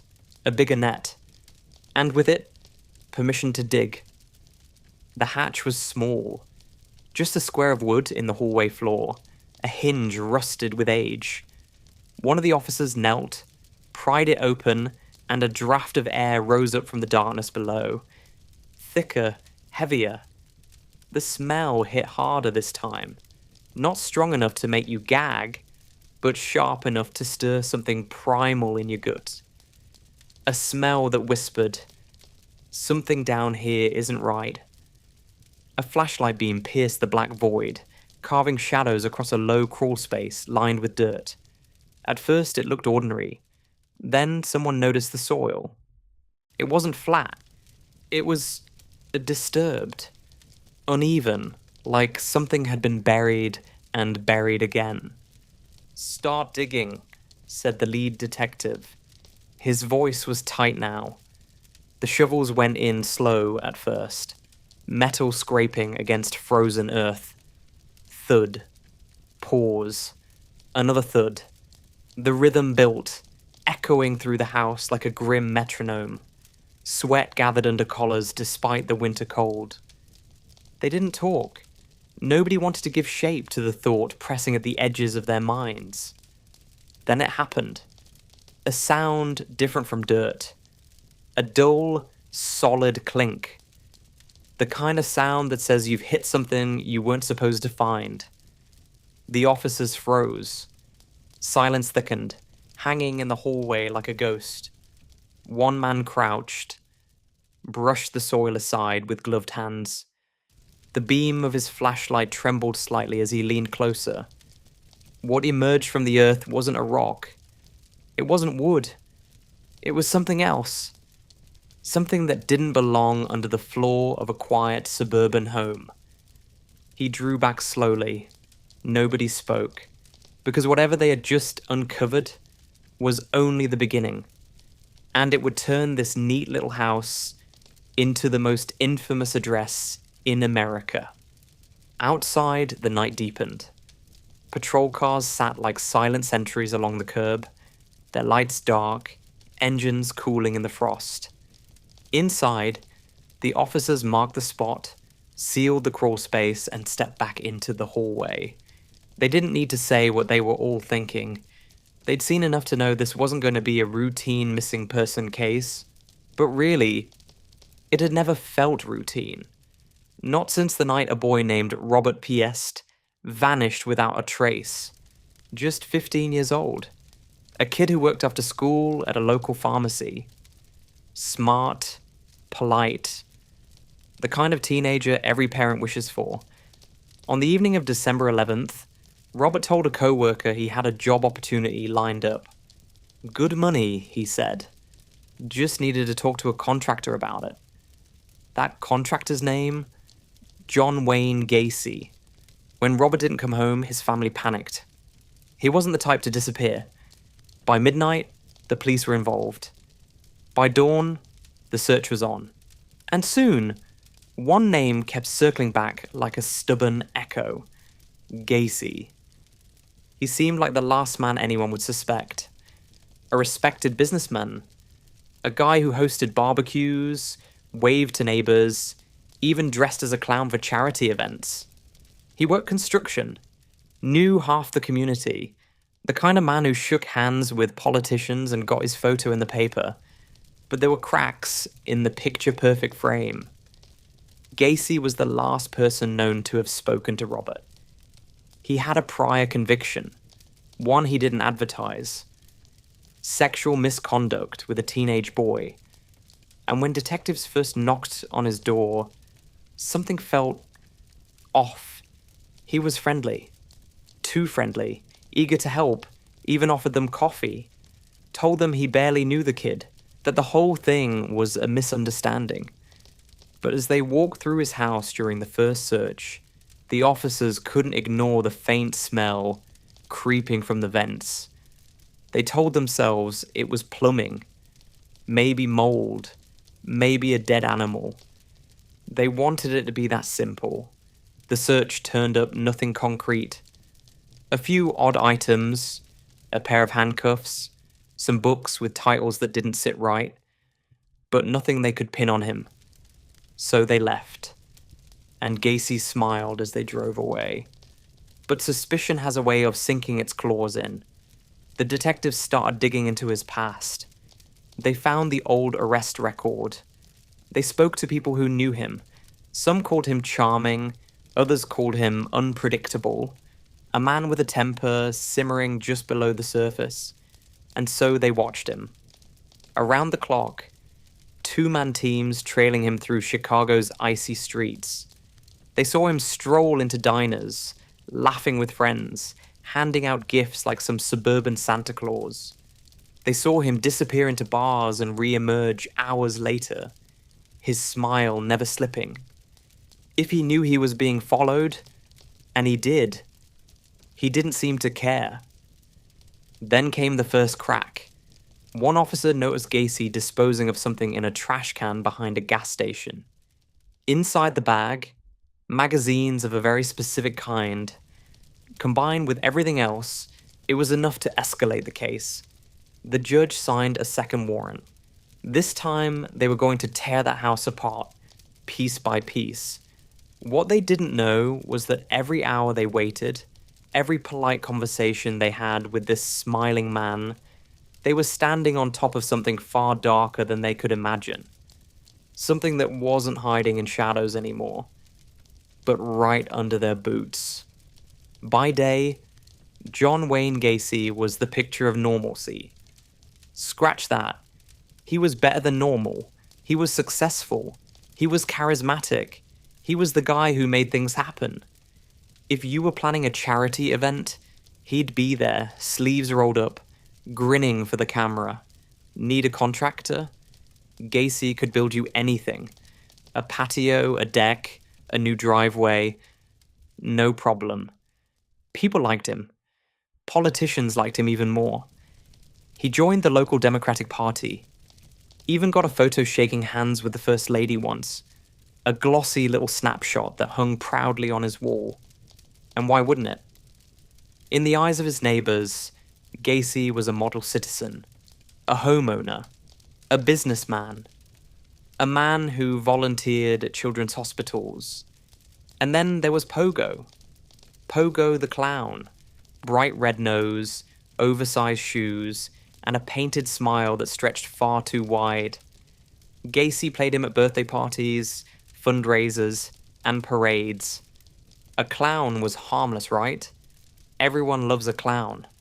That was the whole point. As Gacy himself would later say, clowns can get away with murder. But behind that grease paint grin, the mask was cracking. People who knew him spoke about two different men. One was cheerful, generous, full of jokes. The other was something else. Moody, controlling, prone to sudden bursts of anger. Employees at his construction company whispered about his temper, his strange late-night habits. They said he liked hiring young guys, paid cash, no questions asked. And then there was the house. On the surface, it looked like a bachelor's home frozen in time. Cheap paneling, mismatched furniture, the faint smell of cigarette smoke woven into the walls. But there were odd details, little things that didn't fit. The stack of handcuffs by the bed, the rope neatly coiled in a drawer, books with titles that suggested more than a passing curiosity about control. The officers trailing him began to notice patterns. Gacy stayed busy during the day. Meetings, handshakes, political functions. But at night, he prowled the streets, picking up fast food, hanging around bus stations, cruising through neighborhoods where nobody asked too many questions. One surveillance report noted how he seemed calm, too calm, like a man convinced he was untouchable. And maybe he was, until that second warrant landed on the judge's desk. The piece of paper that would let the detectives peel back the walls of his carefully constructed life. They didn't know it yet, but they were about to find out that behind the smiling clown, behind the community man, behind the homeowner who waved from his driveway, lay a secret so grotesque it would stain the very ground he lived on. And all it would take was one more look under those floorboards. The snow had started to fall again by the time the detectives gathered outside the house for the second time. It drifted across the streetlights like powdered glass, settling on windshields, melting into dark puddles on the pavement. Chicago was quiet. The kind of quiet that presses on your ears and makes every creak of the world feel louder. Inside, the mood was different now. This wasn't a friendly visit anymore. No polite smiles, no casual questions over coffee. This time, they weren't leaving without answers.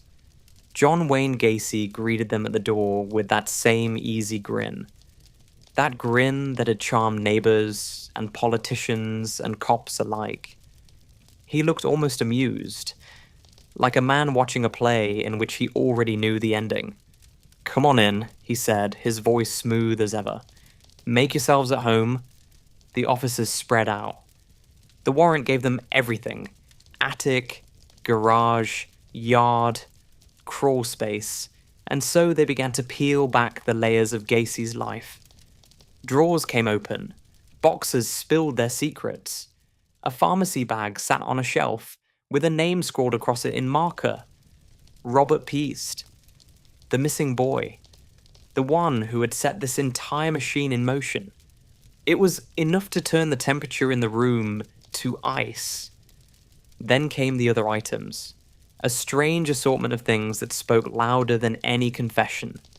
Nylon rope, cut into precise lengths. Rolls of tape, chains, and books. Titles that hinted at appetites most people don't admit in daylight. They logged everything, photographed everything, each piece like a shard of glass, fitting into a picture they didn't want to see. And still, that smell lingered. Stronger now, as if the house itself was exhaling something it had kept hidden for far too long. It crept through the vents, seeped into their clothes, stuck in the back of their throats. Every detective noticed it. Nobody wanted to name it. Not yet. The hatch to the crawl space was still there, that same square of wood in the hallway. One officer crouched, pried it open again, and the smell rolled out like a living thing. Thick, heavy, carrying with it the sour memory of decay. They lowered a light this time. Its beams swung across the dirt floor, illuminating dark mounds of soil, uneven, disturbed. The kind of earth that has been touched by human hands. Dug, filled, dug again. Start digging, the lead detective said, his voice low, brittle. The first shovelful broke the silence like a gunshot, then another, and another. The sound was steady, rhythmic, each strike carving into the earth as tension curled tighter and tighter around the room. Minutes passed. Sweat rolled down faces despite the winter air. The smell grew stronger, a clinging, rancid weight that turned stomachs and made eyes water. They dug in silence, every man praying they were wrong, even as the truth rose closer with each bite of the shovel. Then the metal edge hit something that wasn't dirt. A sound that froze every muscle in the room. A hard, hollow clunk. The kind of sound you feel in your bones. They dropped to their knees, clawing at the soil with gloved hands, pulling it back in frantic handfuls. And there it was. Not a pipe, not a root. Something else, pale against the dark earth. Smooth, curved. A piece of a jaw. Someone swore under his breath. Another turned away. Hand clamped over his mouth. Because in that moment, the nightmare became real. All the rumors, all the suspicions. They were standing on top of something far worse than they had imagined. And as the dirt gave way to more shapes, more fragments, they realized this wasn't just one. There were others. Dozens, maybe. Layer upon layer of horror, packed into the ground like secrets no one was ever supposed to find. The house was silent, except for the sound of shovels and the ragged breathing of men who knew they had just opened the door to hell. The crawl space had turned into a tomb. The officers stood hunched in the narrow hatch, their flashlights trembling as beams of cold light swept across a scene that words could barely hold. Shapes emerging from the dirt. Pale curves. Brittle fragments. Teeth glinting faintly like broken porcelain. At first, they thought it was one. One life stolen, one secret buried. That hope died fast. With every scoop of soil, more appeared. Ribs, long bones stacked like firewood, tangled in the earth like roots. It was as if the ground itself had swallowed voices, and now it was spitting them back up. The smell was unbearable now. It clung to skin, to clothes, to the back of their throat like a living thing that wouldn't let go. One detective turned away, retching into the shadows. Another muttered something. Maybe a prayer, maybe a curse. Nobody spoke above a whisper. The house had become a cathedral of horror, and silence felt like the only appropriate hymn. By the time the first body was lifted out, every man in that room knew this wasn't an accident. This wasn't a heat-of-the-moment crime. This was something else. Something organized, calculated, planned down to the last shovelful.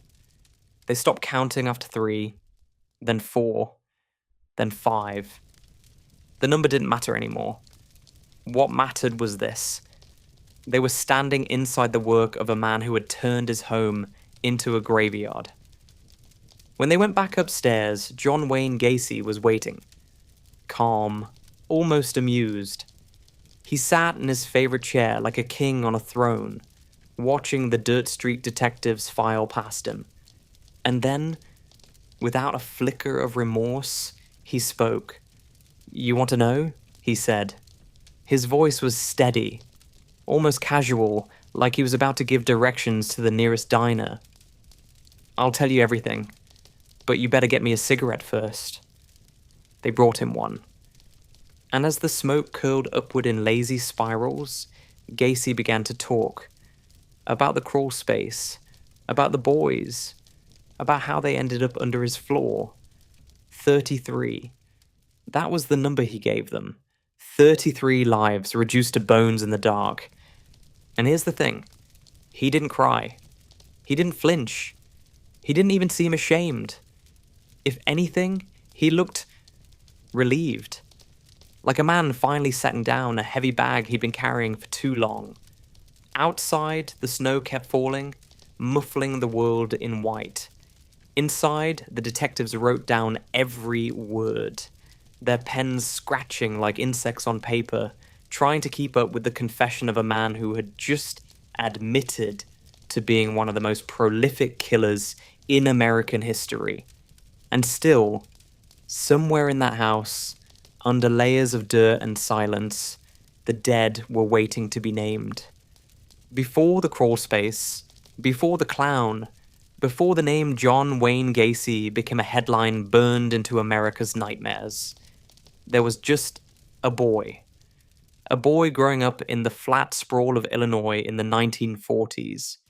He was the second child, the only son, in a house where warmth was rationed and affection was a foreign language. His father, an auto repairman, was the kind of man who thought tenderness was weakness. He drank hard, spoke harder, and kept his fists ready for emphasis. John learned early that love in his house came wrapped in conditions and bruises. He was small for his age, sickly. A weak heart kept him from sports, the holy grail of boyhood respect. Instead, he stayed inside, clinging to the approval of his mother and sisters, trying to dodge the backhanded comments and outright blows from the man who should have been his protector. His father called him a sissy, a mama's boy, words that cut deeper than any belt ever could. And yet, young John tried. He joined the Boy Scouts, took on odd jobs, tried to stand tall even as his shadow felt paper thin. But resentment has a way of seeping in through the cracks, drop by drop, until it pools into something darker. By his teens, he was already rehearsing the mask. The smile that could light up a room, the easy jokes, the confident handshake. People liked him. They didn't see the cracks. They didn't hear the voice in his head that sounded an awful lot like his father's, whispering that he'd never be enough. Fast forward to his 20s, he marries, has kids, tries to play house in Iowa, managing a fast food chain like the American Dream poster boy. But the dream frays quickly. His appetites don't fit inside the white picket fence. He drifts into shadows, seeking things that polite society would rather not name. By 1968, the law catches up. An assault on a teenage boy. Prison follows. Now, prison is supposed to break you down or straighten you out. But Gacy, he thrived. Became a model inmate. Cooked meals, organized events. Charmed the staff so well, they shaved years off his sentence. When the gates opened, he walked out smiling. Chicago welcomed him back like a prodigal son. He started a construction business, PDM Contractors, and built more than houses. He built a reputation. Friendly, helpful, the guy who'd show up at your door with a toolbox and a joke. A man who hosted summer barbecues, who strung Christmas lights with care. But masks are heavy things. And when you wear one too long, it starts to fuse with your skin. Gacy wore his like a second face, so well that even when people glimpsed the darkness, they doubted their own eyes. By the mid-70s, he wasn't just blending in, he was thriving. A successful businessman, active in local politics, shaking hands with mayors and smiling for cameras. He even had a little side gig, a character he called Pogo the Clown. Painted face, candy-coloured suit, balloon animals for the kids. Who doesn't trust a clown? Behind the makeup, though, was a man who had learned one cruel truth. If the world calls you a monster, you may as well play the part. What no one knew, not the neighbors, not the cops, not even the men who drank with him in smoky Chicago bars, was that the mask had stopped being a disguise. It was who he was now, and everything beneath it was rotting. There's something about clowns. For some, they're joy wrapped in grease paint, a childhood memory of balloon animals and birthday cake. For others, they're nightmare fuel in Technicolor. But for John Wayne Gacy, the clown wasn't just a costume, it was a weapon. He called himself Pogo. The name alone sounds harmless, doesn't it? Like something bouncing around at a carnival, laughter trailing in its wake. And in a way, that's exactly what Pogo was meant to be. Harmless, disarming, a smiling mask to hide the teeth underneath. By the mid-70s, Pogo was everywhere in Gacy's world. Charity events, parades, visits to children's hospitals. He stitched the costume himself, a candy-striped suit, a floppy hat, and a face painted in broad, garish strokes. But here's the detail that chills even the most seasoned criminologists. His clown makeup broke the cardinal rule of clown design. Professional clowns paint rounded shapes, soft curves, friendly lines. Gacy's, sharp angles, hard points. His smile didn't curve gently, it slashed upward like a knife. Even in photographs, the eyes seem wrong. Not playful, not safe. The kind of eyes that look at you, not through you. He loved the power it gave him. As Pogo, he could cross boundaries no ordinary man could. People let their guard down around a clown. A clown can lean close, touch your shoulder, tie a balloon to your wrist, and nobody flinches. That was the beauty of it. The mask wasn't just paint. It was permission. Neighbors thought it was sweet. "Oh, John's so good with kids," they'd say, watching him waddle down the street in full costume, oversized shoes slapping the pavement. They had no idea that the man inside that suit was feeding something dark. Psychologists later called it a coping mechanism, a way to channel urges he couldn't name. But maybe it was simpler than that. Maybe Pogo was the only time Gacy felt untouchable. No shame, no fear. Just pure, unchecked control hiding behind a grin big enough to swallow the world. When they searched his house, they found the costume neatly folded in a box, makeup kits stacked like tools in a workshop. It wasn't evidence of a job. It was a manifesto in red and white, proof that the man who entertained children by day was living out his darkest fantasies by night. Years later, someone asked him why the clown. His answer? A smirk. Then the words that would burn themselves into the annals of criminal history. Clowns can get away with murder.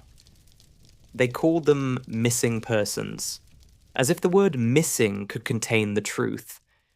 As if a single adjective could capture the gravity of 33 vanished lives. But in the early days, that's all they were. Posters on telephone poles, blurry photographs fading in the Chicago wind.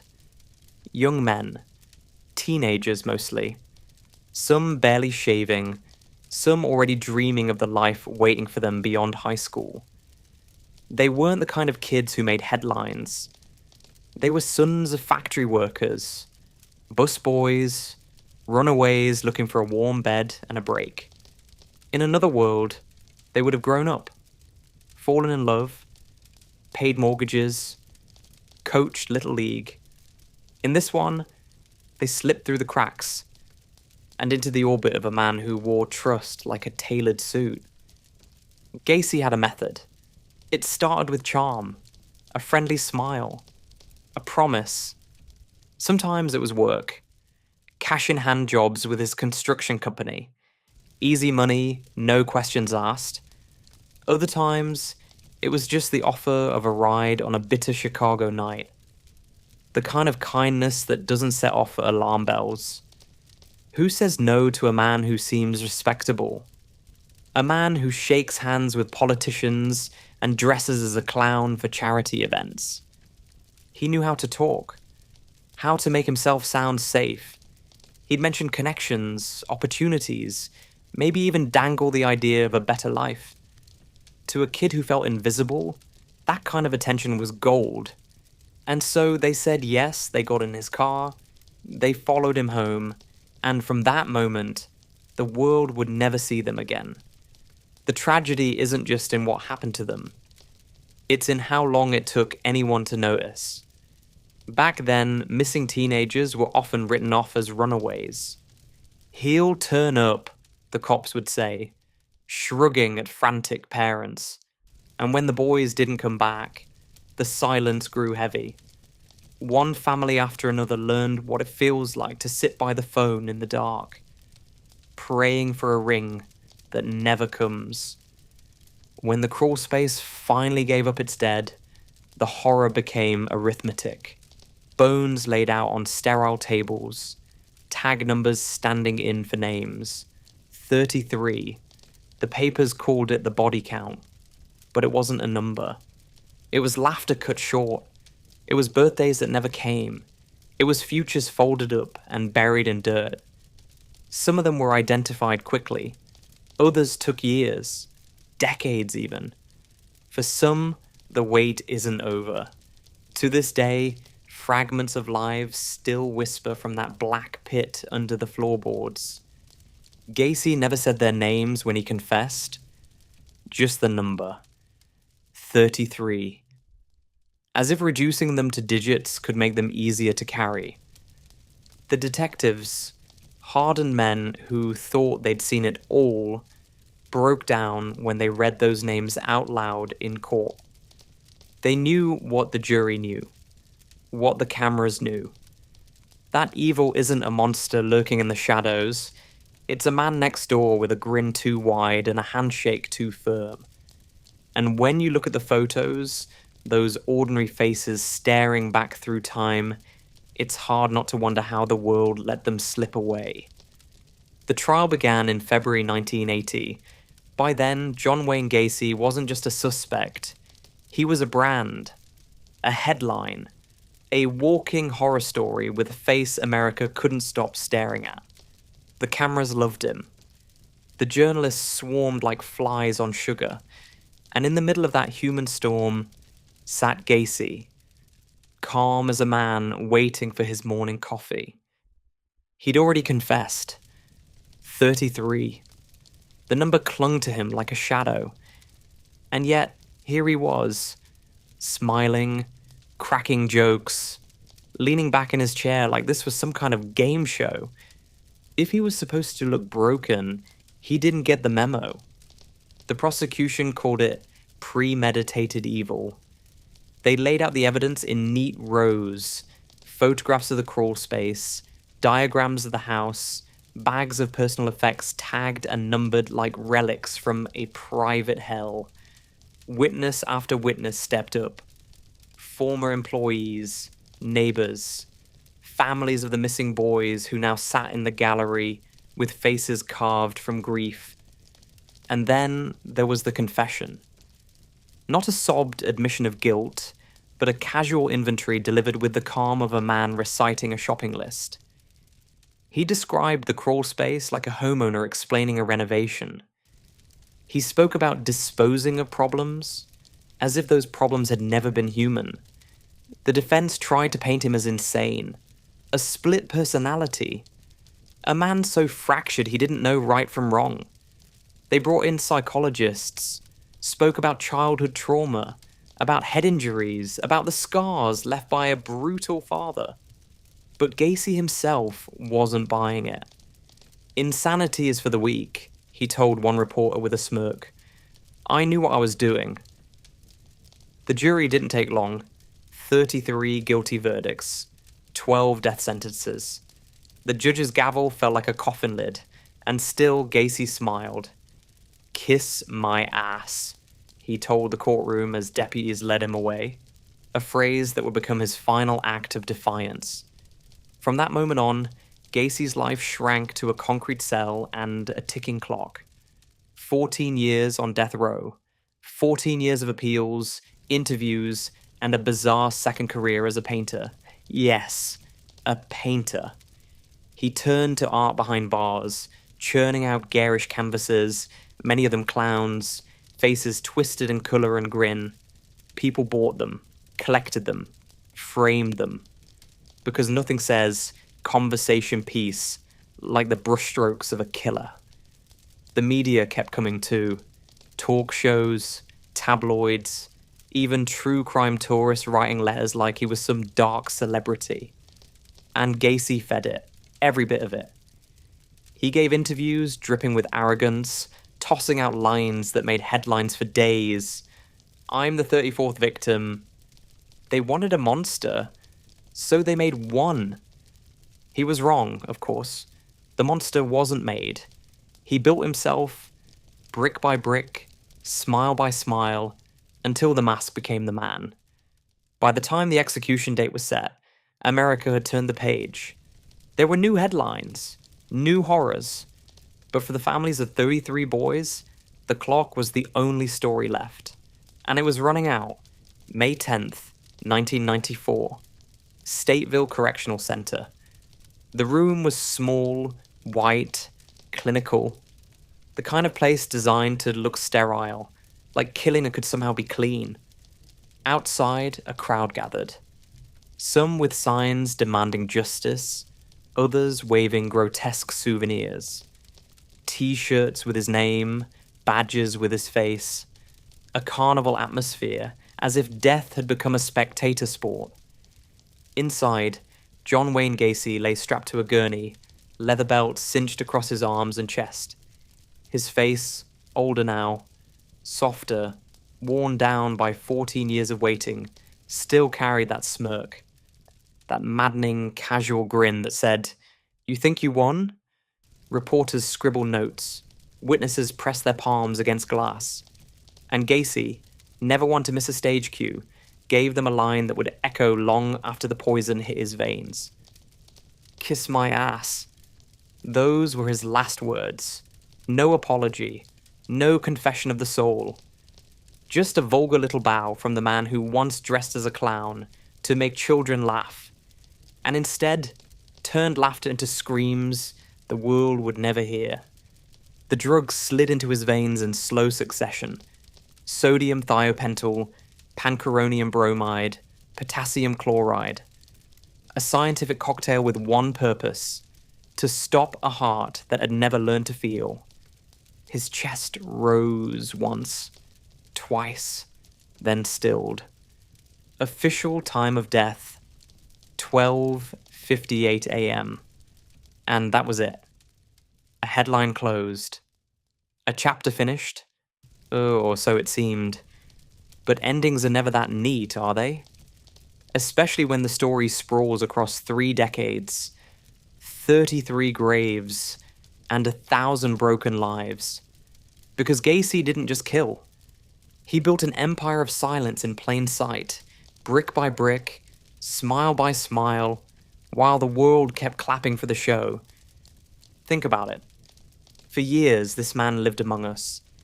He threw block parties, he shook hands with the local politicians, he posed for photos with the First Lady, he wore a painted grin and juggled balloons for kids in hospital wards, and all the while, under his house, beneath those neat little floorboards, lay a kingdom of bones. 33. That's the official count. But numbers don't tell the story. Numbers don't tell you about the 15-year-old boy lured by a promise of a job. Or the runaway who thought he'd found a safe place for the night. Or the young man who trusted a smile that looked too honest to be dangerous. They don't tell you how he planned it. The pattern was chilling in its simplicity. Charm, an offer, a quiet drive back to Summerdale Avenue. Then the crawl space swallowed another secret. Rope, not practiced to perfection. A ritual of control dressed up as hospitality.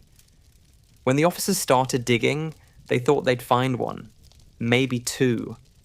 They found an ossuary, a hidden graveyard, layered like the rings of a tree, each ring marking another life extinguished under those beams. And when they ran out of space under the house, he moved on to rivers, tossing the evidence into black water as if it could wash his sins away. And yet, when they asked him why, when the microphones crowded his face and the world leaned in for the answer, Gacy didn't give them the courtesy of guilt. He gave them sarcasm, jokes, denial sprinkled like ash. They wanted a monster, he said once, lips curling in that familiar smirk. So they made one, as if the crawl space had been dug by committee. He even called himself an artist in the end. Turned his cell into a studio, churning out paintings of clowns and skulls, landscapes dripping in irony. People bought them, framed them, hung them on walls like cursed relics, because nothing says human fascination like turning evil into art. 14 years on death row, and he never broke character, never flinched. Even as the needle slid in, even as the crowd outside counted down like it was New Year's Eve, Gacy stayed the showman, a clown to the last breath. But here's the truth. No headline captures. Monsters rarely look like monsters. They look like men who mow their lawns, wave from their driveways, smile when they pass you in the grocery store. They look safe. They sound kind. They promise you a job, a ride, a little fun. And then, when the door closes and the mask slips, the world falls away. Tonight, his house is gone. Torn down years ago, the earth bulldozed flat. But the ground remembers. It always does. And when the wind blows across that patch of Illinois dirt, it carries whispers no prayer can silence. John Wayne Gacy is dead. But the story? The story lives on. Because deep down, we all want to believe monsters live in the dark. The truth is, sometimes they live right next door. And that sleepless rabble was the story of John Wayne Gacy. A man who proved that monsters don't hide under beds. They build them. And sometimes they throw in a crawl space for good measure. If you made it this far without checking under your floorboards, congratulations. You're braver than most. If you want more stories like this, quiet, haunting, and just a little too real, go ahead and hit that subscribe button. Maybe even like the video. Because unlike Gacy, I promise I won't bury anything under your house. And tell me in the comments, do you think someone like Gacy could pull it off today in a world with cameras on every corner? Or are we still blind when we want to be? This has been Napmax Sleep Stories. And you've been listening to Boring True Crime for Sleep, John Wayne Gacy edition. Now close your eyes and dream of better neighbors. Hey there, sleepless rabble. Let me take over for a while. Tonight's story isn't about monsters in the woods or demons in the dark. It's about something quieter. Something that lives behind picket fences and family photos. A man who hid behind Sunday prayers and Boy Scout badges. A father who said grace at dinner and planned other things in the same breath. We're diving into the world of BTK, the so-called perfect neighbor. A man who managed to fool an entire town, a church, even his own children. You'll hear about the suburban calm that covered a storm, the strange psychology of a man obsessed with rules, and the daughter who had to rebuild her world after discovering who her father really was. No gore, no sensationalism, just the chilling ordinariness of evil and the quiet aftermath it leaves behind. So, grab your blanket, settle in, and let's open with the only perspective that still aches. Hers. The first thing she remembers isn't the phone call. It's the silence that followed. The kind of silence that makes the air feel too heavy to breathe. Kerry Rawson was just living her life. The sort of life her father had always preached about. Church, community, responsibility. She'd grown up believing she had the blueprint for a good, safe existence. Until the blueprint tore itself in half. On that cold February day, 2005, she answered the phone and heard words that didn't make sense. Her father had been arrested for something so unthinkable that her mind refused to form the image. At first she laughed, the way people do when reality misfires. They had to be wrong. Her dad? The man who built her treehouse? Who prayed before every meal? Who still sent birthday cards with dad jokes inside? It was absurd. It was impossible. And yet, as the day unfolded, disbelief began to decay into dread. TV vans parked outside, journalists knocking, her father's name echoing across every channel, paired with stories too dark to repeat. That's when the ground beneath her life stopped feeling real. You see, Kerry had never been a daughter of a headline. She was a daughter of a church deacon, a husband, a father, a man whose lawn was always trimmed. Now, every memory was infected. Every bedtime story, every family trip. She scrolled through photo albums that suddenly looked like crime scenes. In the Netflix series about her life, you can see it. That hollow stare of someone trying to align two versions of the same man. One who taught her kindness, and one who taught the world fear. Her voice trembles when she says, "I didn't lose my father in 2005. I lost him the moment I realized who he'd always been." But we'll get to that part later. For now, imagine the stillness of her home that night. The way the refrigerator hum became deafening. The way every object in the house, his chair, his coffee mug, his Bible, became radioactive. The man she called Dad had existed in two dimensions. One for the world, one for himself. And she was standing in the ashes where those two realities finally collided. Alright, before we go any deeper, a quick pause, just between us. We know you hear it all the time. Like, subscribe, leave a comment. Honestly, we hate saying it too.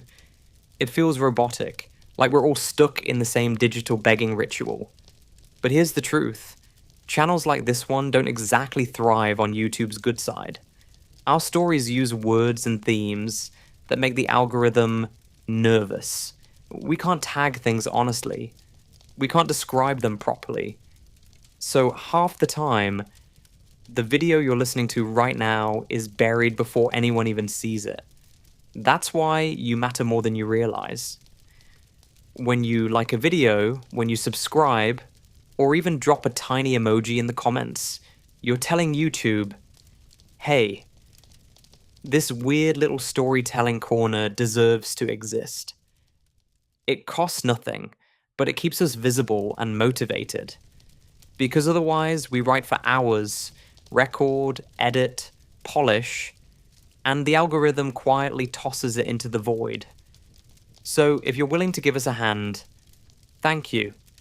You're literally keeping Napmax alive. Alright, emotional blackmail over. Now, back to Kerry. When she finally saw her father's face on television, she didn't cry. She froze. Because it wasn't the face of a stranger. It was the same face that once tucked her in, told her to lock her doors, and promised, "You're safe here." The cruelest twist? She'd believed him. We all would have. Because monsters rarely look like monsters. Sometimes they look like neighbors who wave from across the street. And sometimes they look like dad.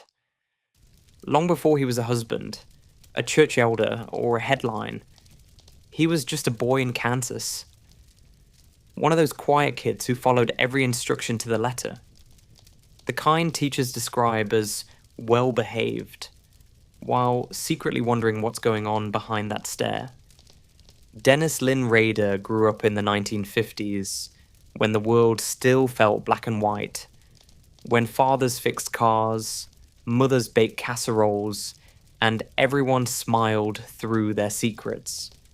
His childhood looked neat from the outside: small town, strict parents, Sunday sermons. Inside, though, something else was taking root. He liked order. No, he needed it. Rules made him feel safe. He made lists for everything, of chores, schoolwork, even imaginary scenarios. And when he broke a rule, he didn't feel guilt. He felt curiosity. How much could he bend before someone noticed? There were early signs, the kind psychologists later underline in red. He was fascinated by the moment control shifted, by how power could change a room. He liked to tie things up. Toys, ropes, imaginary scenes in his mind. Nothing violent, not yet, just methodical. A rehearsal for something even he couldn't name. But the 1950s weren't the sort of era where you talked about impulses. Boys were told to man up. Emotions were furniture you didn't sit on. So Dennis learned to hide his inner world, and hide it well. Religion, too, played its part. The idea of sin thrilled and terrified him in equal measure. The more his church preached about purity, the more he thought about its opposite. Somewhere along the way, morality became a puzzle. Something to be managed, not felt. As a teenager, he looked normal enough. Tidy haircut, pressed shirts, polite manners. But he began to build a private universe made of rules only he understood. Everything needed structure, labels, procedure. Even his fantasies were filed in mental folders. When he got older, he joined the Air Force. The perfect place for a man obsessed with hierarchy and control. The discipline suited him, the uniforms comforted him, structure wrapped him like a second skin. But while he obeyed every order by day, his imagination wandered at night. Alone in the barracks, he kept journals of thoughts he couldn't share, about dominance, restraint, and the beauty of control. Psychologists later called it a paraphilic fixation. He called it organization. Back home, he married, got a job, bought a house, and mowed his lawn every Saturday, like everyone else. But that same mind that once catalogued chores now catalogued something darker. He began taking notes on strangers, habits, routines, patterns. His need for order had evolved into something else. A craving to design entire lives. To decide when they began and when they ended. If you'd met him then, you might have liked him. Most people did. He was polite, punctual, unremarkable. The kind of man who remembered your birthday and offered to fix your mailbox. He blended in so completely that even his own family saw only what he allowed them to see. That's the thing about control. It's not just about holding power. It's about perfecting invisibility. And Dennis Rader was becoming very, very good at that. He once said, allegedly, that his greatest skill was project planning. Not killing, not hunting. Planning. The boy who collected rules had grown into a man who wrote them. He wasn't the storm. He was the weather forecast. Calm, systematic, and terrifyingly accurate. Suburbia, Kansas, rows of pastel houses, mailboxes standing like soldiers, lawns so neat you could time your watch by the sprinklers. a world built on politeness and predictability. Dennis Rader fit in perfectly, almost too perfectly. He left the house each morning with a packed lunch, a clipboard, and the calm of a man who trusted the world to run on schedule. He worked for the city, checking meters, issuing compliance warnings, reminding citizens that order kept chaos away. People saw him as the local rule book in human form. He liked that. At church, he was dependable. He organized picnics, counted donations, volunteered to read scripture. His pastor once said he had the soul of a shepherd. He smiled at that, because he knew he was something else entirely. Neighbors remember him raking leaves with military precision, trimming hedges into perfect cubes, waving to kids on bikes. His wife, Paula, baked casseroles for potlucks. His children played in the yard. From a distance, they looked like an advertisement for decency. Inside, the ritual was relentless. Coffee measured to the gram, shirts ironed in numerical order, tools arranged by size. Even the garbage bins were labeled. He believed chaos was a moral failing. He fought it the way other men fought sin. But after the lights went out, the house changed temperature. He'd retreat to the basement, his sanctuary of control. There were lists taped to the wall, sketches, photographs clipped neatly into folders. He didn't think of it as darkness, he thought of it as administration. He wrote in a stiff, bureaucratic tone, Project A completed. Project B pending. To him, people weren't people. They were case studies in a private archive. He recorded everything. Timestamps, materials, lessons learned. He told himself he was learning efficiency. In truth, he was building mythology. Co-workers later said he could be strangely intense about small rules. He'd lecture a colleague for using the wrong form, then spend lunch alone, scribbling notes no one was allowed to read. One joke that he should have been a detective. Irony aged badly. Even his hobbies were about command. As a scout leader, he taught boys how to tie knots, how to read maps, how to stay calm when lost. They admired his patience. He admired their trust. On Sundays, he'd bow his head as the choir sang Amazing Grace. And somewhere in that bowed head, another voice whispered, You are grace. That's how deep the performance went. Psychologists later suggested that he didn't hide behind normality. He weaponized it. The uniform, the church badge, the civic job were all camouflage stitched together from society's blind spots. Everyone assumes that the man enforcing order must embody it. There were moments, even then, when the mask slipped. Tiny cracks invisible to most. A flash of irritation when plans changed. A neighbor's dog wandering too close to his property. The look in his eyes when someone disobeyed. Little sparks of fury quickly refiled under composure. In his mind, order and authority were one and the same. If you followed the rules, you were safe. If you didn't, you became an example. By the late 70s, the calm began to fracture. Routine no longer fed the hunger.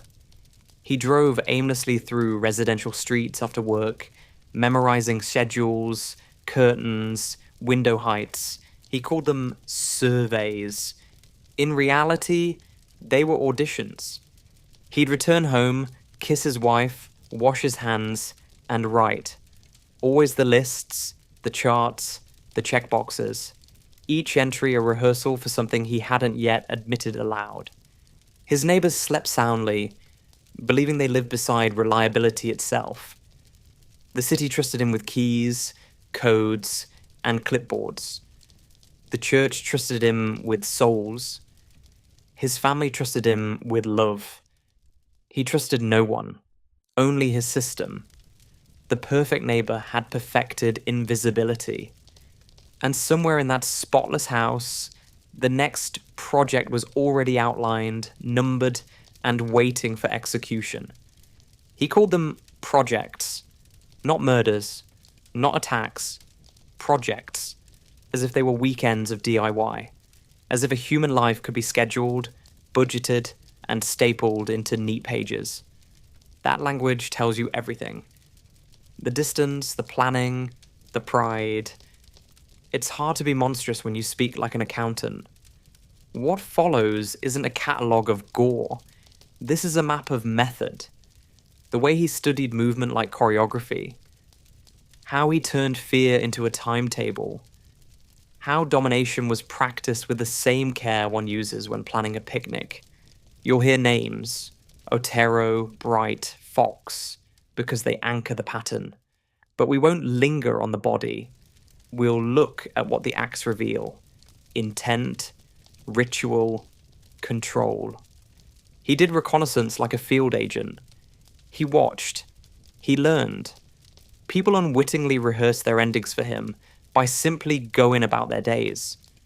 He noted locks, lights, dogs, delivery schedules. He memorized which curtains were habitually closed and which bedroom windows were left slightly ajar. Everything was data. Everything was variable to control. There's a clinical rhythm to his work. It begins with selection, the choice of a house, a certain convenience in the way doors opened, or the privacy a yard afforded. Then the waiting, patience so long it becomes an art form. Then the approach, the execution of logistics, knots practiced until they were flawless, movements timed so that no noise should be audible from down the street. Afterwards came the documentation, notebooks where lessons learned were inked in a tone that might have been mistaken for office shorthand if you didn't know what the shorthand described. He didn't kill from disordered impulse. He didn't kill to shock. He killed to prove he could make the world obey his script. In his mind, the act was a demonstration of expertise, a demonstration of control over chaos. Where others sought adrenaline, he sought precision. Where others raged, he rehearsed. This is important. Control and sexuality were braided together in the most private corners of his psyche. The fantasies were not simply about harm, they were about absolute dominion. That dominion required not just violence, but an audience, real or imagined. In letters and calls to the press, which he crafted with that odd mix of clerical phrasing and theatrical flourish, he revealed a man who wanted to direct the narrative after the fact. He wanted spectators to see his choreography laid out, to respond not with panic, but with recognition. He wanted applause for his secrecy. The victims become variables in his experiments. Names like Otero, Bright, Fox are pulled into this pattern not as statistics, but as evidence of a method. Each incident sharpened his technique. Each mistake taught him how to be cleaner next time. That obsession with refinement is what distinguishes ritual from rampage. Ritual has rules. Rampage has only chaos. We should be careful with labels. Some accounts describe him as ritualistic, others clinical, others still as a man flattered by his own myth. Where sources disagree, we'll mark them allegedly. He allegedly kept souvenirs. He allegedly rehearsed entries and exits. Those are the sorts of claims that feed tabloids and true crime forums alike. They're sensational, and they're often messy. Our interest here is what the pattern suggests, not the most lurid rumor. One thing every investigator noted was his calm. Witnesses, where they exist, describe a man who moved through a room like a contractor moving through a job site. Efficient, methodical, unemotional. He was not a creature overtaken by rage or flash. He was a man putting a plan into practice. That distinction matters because it converts fear into system. System can be studied. System can be resisted if you see it. There is also the small, terrible domestication of evil to consider. The way ordinary objects, ropes, cameras, a roll of tape, became instruments in a private workshop. He treated them like tools in a maintenance closet, choosing ones that would leave the least trace, the ones that allowed him to tidy up after himself. This choice shows a mind less interested in spectacle than in survival. He wanted the act to be invisible until he chose to make it visible. What he left behind, besides grief and silence, was a trail of paperwork, reports, timelines, letters. He loved records. If you ever wanted to anger him, destroy his lists. In destroying a list, you remove order. That's perhaps why he created so many. They were scaffolds for a world where he could be the only builder and the only inspector.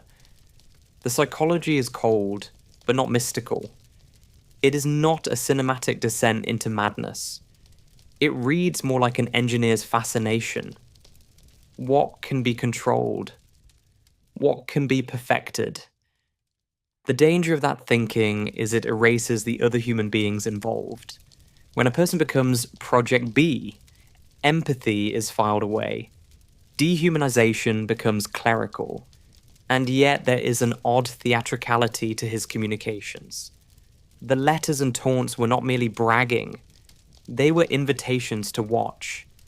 They suggest that he wanted not only to control the act, but to own the story that followed. That ownership thrilled him. It let him keep the final edit. It's a small, spiteful salesmanship. To be the author of your own infamy, rather than its incidental inhabitant. So, when you hear the names, Otero, Bright, Fox, hold onto the pattern rather than the horror you may imagine. The pattern tells us more about Dennis Rader than any single violent image could. It tells us that evil need not be chaotic to be monstrous. It tells us that boredom, when coupled with an appetite for control, can be remodeled into something devastatingly intentional. He didn't kill for chaos. He killed for choreography. And the choreography for him was everything.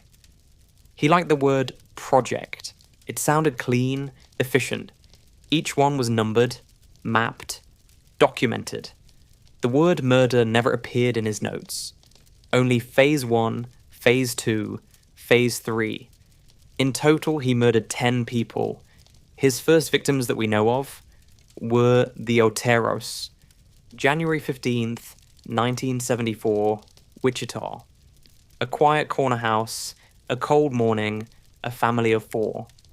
Joseph and Julie Otero, their 2 children, Joseph Jr. and Josie. Rader later told investigators he had chosen them almost at random after spotting Julie through a window on his daily route. What followed would become the blueprint for everything after. Forced entry, control, a sequence rehearsed to perfection. He left the house tidied, almost respectful. The Oteros' home was the birthplace of BTK. He vanished from the news for a while, but not from his own mind. That first project had been imperfect, he thought. Too messy, too emotional. He vowed to refine. April 4th, 1974, Catherine Bright, 21, college student. He followed her, observed her habits, waited for a quiet afternoon. Her brother Kevin came home unexpectedly and survived, severely injured. For Dennis, it was another failure, too loud, too visible. He later described it clinically. Logistical issues. Then came Shirley Vian, 1977. A mother of 3, home alone with her children. He improvised, locked the kids in a bathroom with toys to keep them safe. It sounds merciful until you realize what that calm efficiency really meant.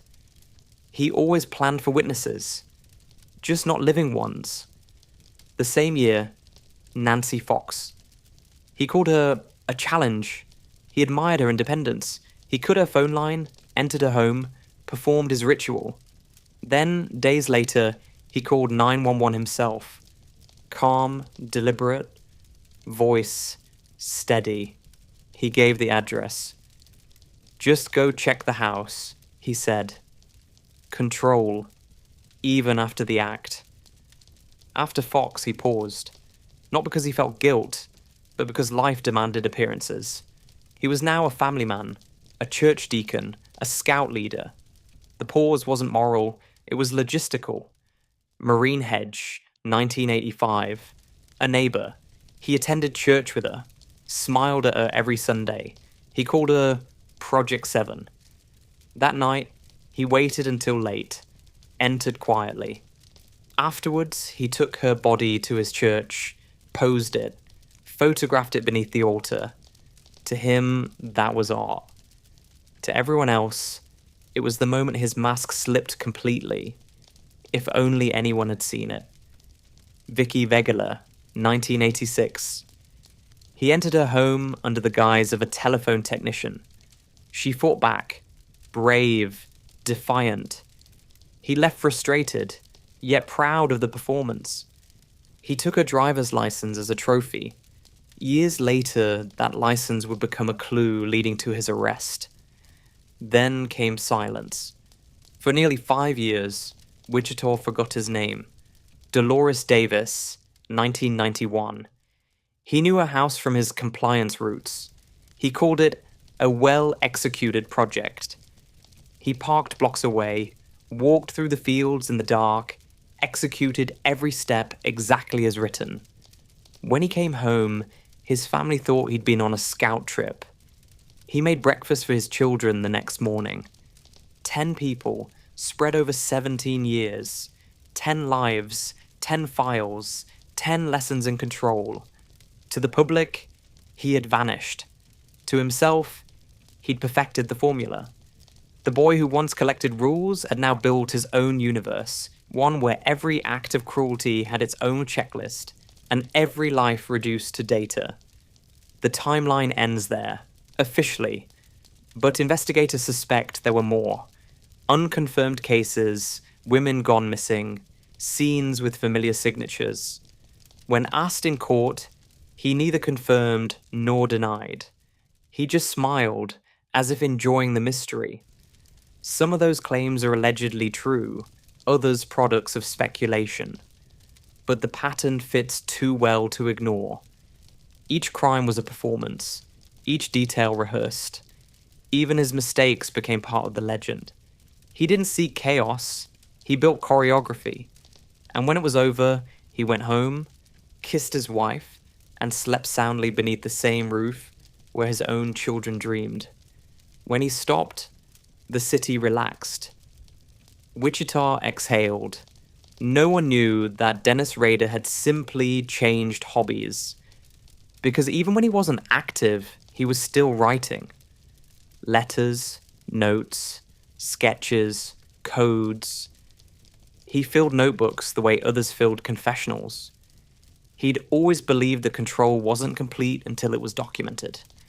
The 1970s were fading into beige, but BTK had discovered something new. The thrill of authorship. He began to write to the world, anonymously of course, because what's the point of being brilliant in secret if nobody knows? His first letter arrived at a local TV station. It was handwritten, oddly formal, signed with 3 letters that would soon brand him forever. BTK. Inside were details only the killer could know, along with poetry that was neither poetic nor accidental. Lines lifted from old murder ballads. Phrases of mock repentance, a kind of bureaucratic verse. He wanted the world to understand him, or at least to read him.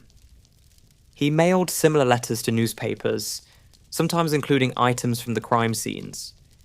He addressed them to reporters, detectives, even pastors.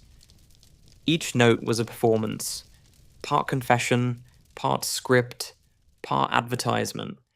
In one message, he offered the police a choice of names for himself, as if they were collaborators in branding. He wrote about himself in the third person, referring to BTK as if he were a mythic figure he merely managed. It was almost comical. A middle-aged man role-playing as his own villain. But behind the theatrical flair was a deeper hunger. The city had moved on. He couldn't stand it. He wanted to exist again, to occupy the headlines that had forgotten him. So he started feeding the media breadcrumbs, just enough to keep the story breathing. Detectives collected these letters with careful hands. They debated whether the writer was genuine. The grammar was stilted, the tone oddly polite, like a man trying to sound educated. But the details checked out. He even enclosed a photograph and a poem about one of his victims, a grotesque parody of mourning. Some of his communications, allegedly, were left inside library books or dropped in public mailboxes, as if the act of placement itself mattered. He loved the ritual, sealing the envelope, addressing it in neat handwriting, knowing that somewhere a reporter would open it and flinch. To Rader, this was better than any crime scene. He didn't need to take life anymore. He could control the narrative. He studied news coverage, correcting journalists' mistakes in his next letters. He treated police speculation like a classroom quiz. He didn't care if they found him, not yet. He just wanted them to quote him correctly. This was the era before the internet, but Dennis Rader would have loved it. Social media would have been his cathedral. Likes, followers, outrage, all forms of attention, all confirmation that he still existed. Instead, he created his own primitive version, a pen, a typewriter, and the city as his captive audience. When the letters stopped in the late 70s, the case went cold again. But for him, the silence was never empty. He reread his correspondence, corrected grammar, annotated old press clippings. He believed he'd created something lasting, a myth wrapped in stationery. He once told investigators years later that he'd wanted to communicate his story. That phrase says everything. Even his confessions were performances, edited for clarity and tone. He wasn't just killing, he was curating. BTK, the murderer might have faded. BTK, the writer, the poet, the self-appointed archivist. That was eternal. And somewhere in a neat suburban office, a man in a city uniform typed reports by day, and wrote to the newspapers by night. Both jobs required attention to detail. Both made him feel powerful. Only one of them made him feel real. For most killers, the pattern ends with a cell door or a casket. For Dennis Rader, it ended with quiet. Not repentance, not reform. Just a kind of suburban hibernation. After Dolores Davis in 1991, BTK simply disappeared. Wichita slept soundly again. The headlines yellowed, the detectives retired, and the myth dissolved into rumor. He, however, was alive and thriving, watering his lawn, attending potlucks, giving safety lectures at church. To the world, he was the picture of redemption. To himself, he was just taking a professional break. He called it his inactive phase. That's how he described 13 years of silence, the way you might describe a gap in your resume. It wasn't guilt that kept him dormant. It was routine. He'd grown busy with PTA meetings, scout camping trips, and his new job as a compliance officer for Park City. He enforced rules, measured lawns, wrote tickets. He lived surrounded by order, his favorite drug. Every morning he shaved precisely at 6:30. He logged the mileage on his city truck. He noted weather conditions, water usage, and his colleagues' punctuality. He was an employee's nightmare and a bureaucrat's dream. Co-workers described him as by the book. That phrase should be on his tombstone. It's fitting for a man who saw life as paperwork. At home, he was quiet, predictable, occasionally stern. He helped his kids with school projects. He prayed before dinner. He even gave talks at church about community safety. He'd stand at the podium, explaining how to protect your home from intruders. A sermon in irony. People nodded, took notes. No one laughed. Psychologists later tried to explain this dormant period. Some said the responsibilities of family life restrained him. Others believed he still fantasized, that the axe simply moved from the physical to the mental realm. He didn't stop being BTK. He just became a more efficient one. Control was still there. It had just changed format. In his private notebooks, he recorded dreams and urges. He wrote mock police reports about projects that never happened. He clipped crime articles, underlined certain phrases, labeled folders with years.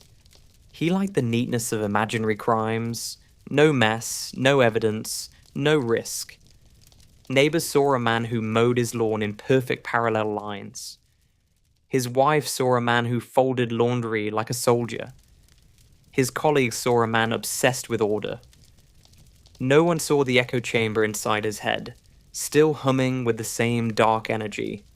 The silence wasn't peace, it was pressure building, like steam beneath a lid.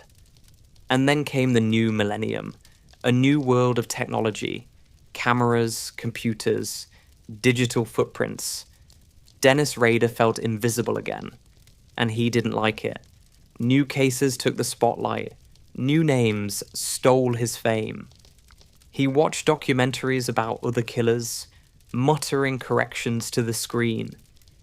He thought about sending another letter, just one, to remind Wichita who he was. For 13 years, he managed to be everything society praised. Husband, father, citizen.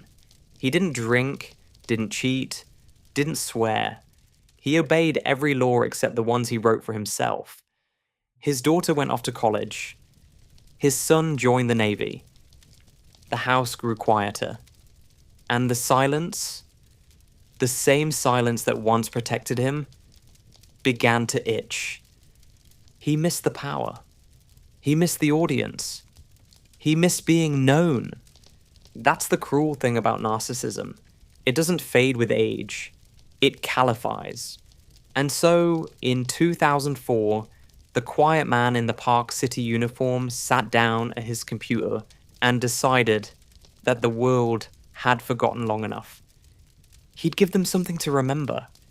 It started, as most bad ideas do, with a question he shouldn't have asked.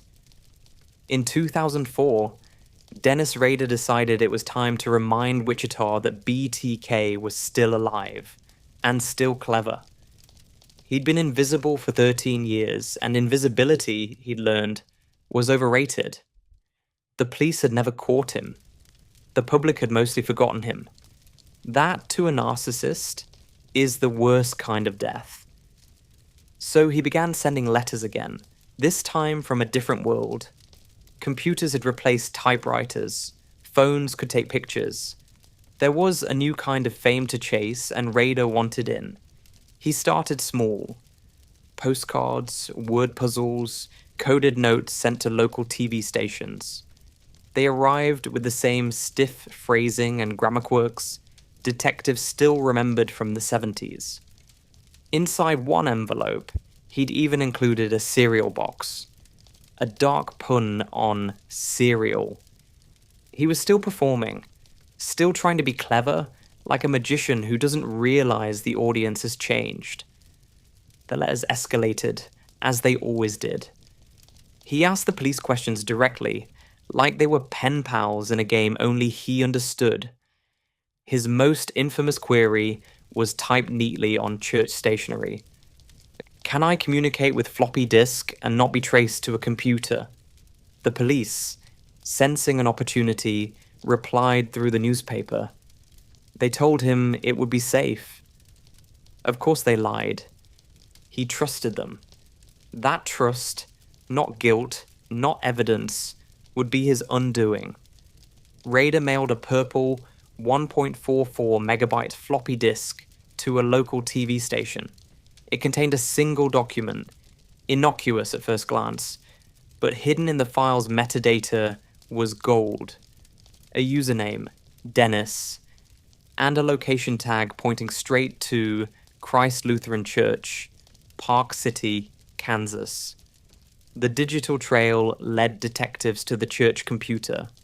A quick search confirmed that the congregation's president was Dennis Rader, a man who lived less than 15 minutes from several of the original crime scenes. Still, investigators needed proof. They collected a DNA sample from his daughter's medical records, legally obtained, quietly analyzed. The results were conclusive. The genes matched perfectly with the BTK evidence. And just like that, the man who had spent decades mastering physical stealth was undone by digital arrogance.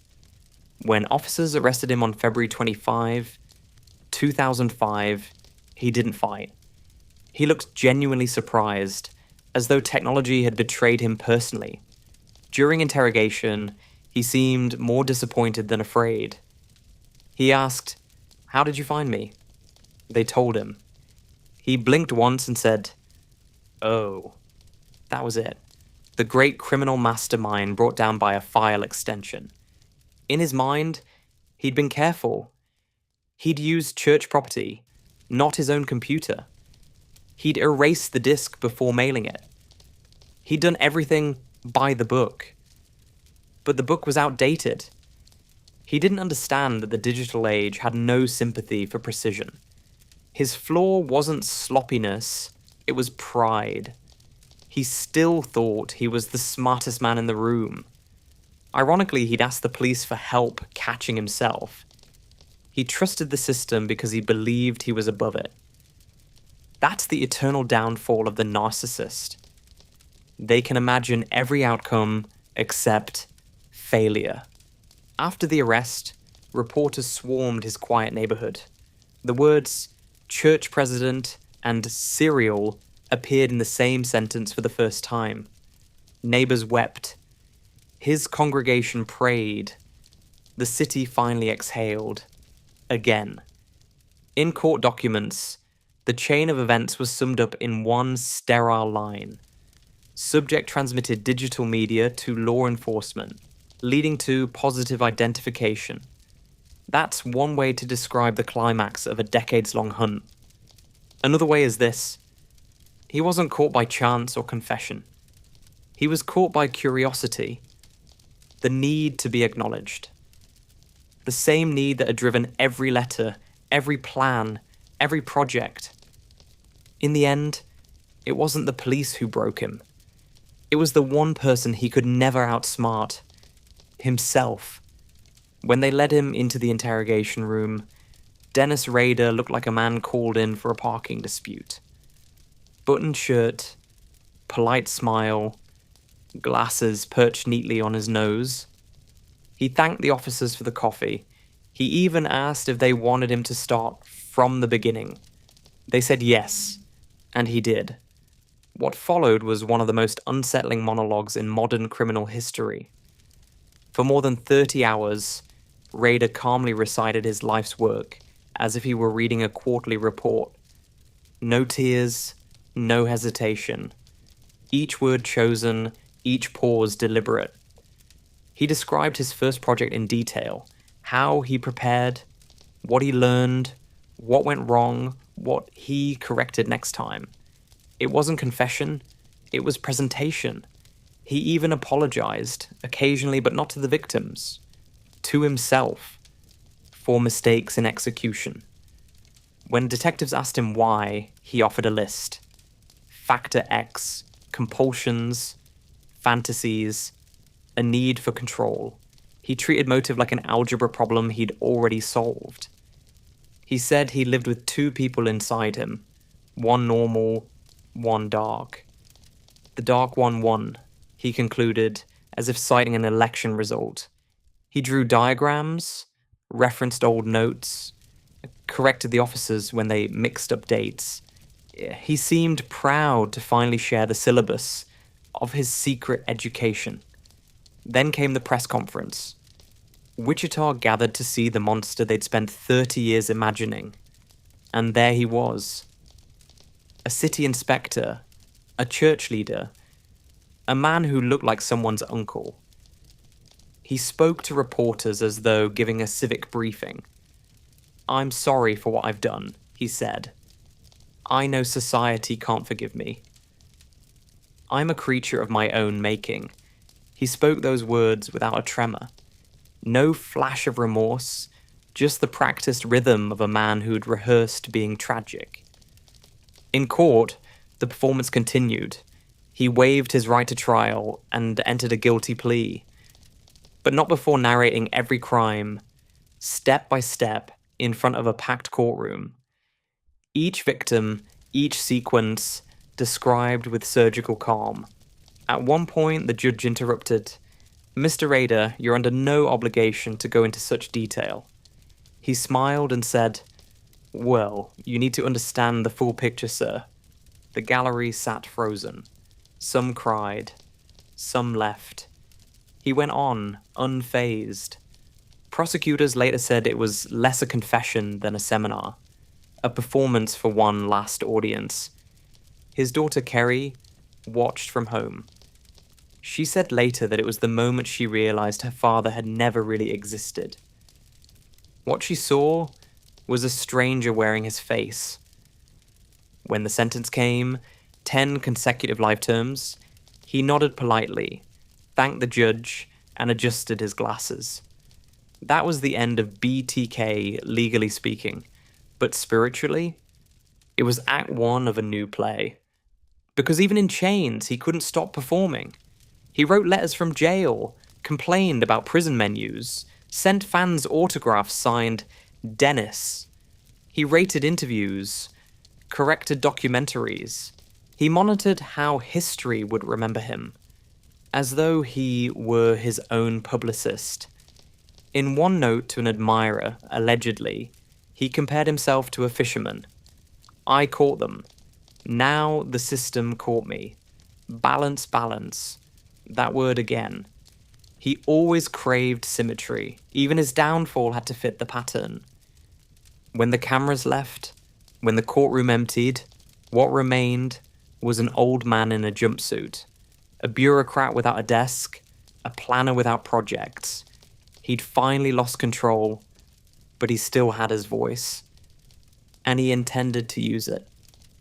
When the news broke, Kerry Rawson was home in Michigan, living what she thought was an ordinary life. She was married, teaching Sunday school, planning for the future. The phone rang, a friend's voice, trembling. "Kerry, turn on the TV." She did. And there he was. Her father, in handcuffs, surrounded by flashing lights and microphones. At first she thought it was a mistake. Maybe identity theft. Maybe a bad headline. But then she heard the words. BTK killer. Dennis Rader. Arrested. And something inside her cracked in slow motion.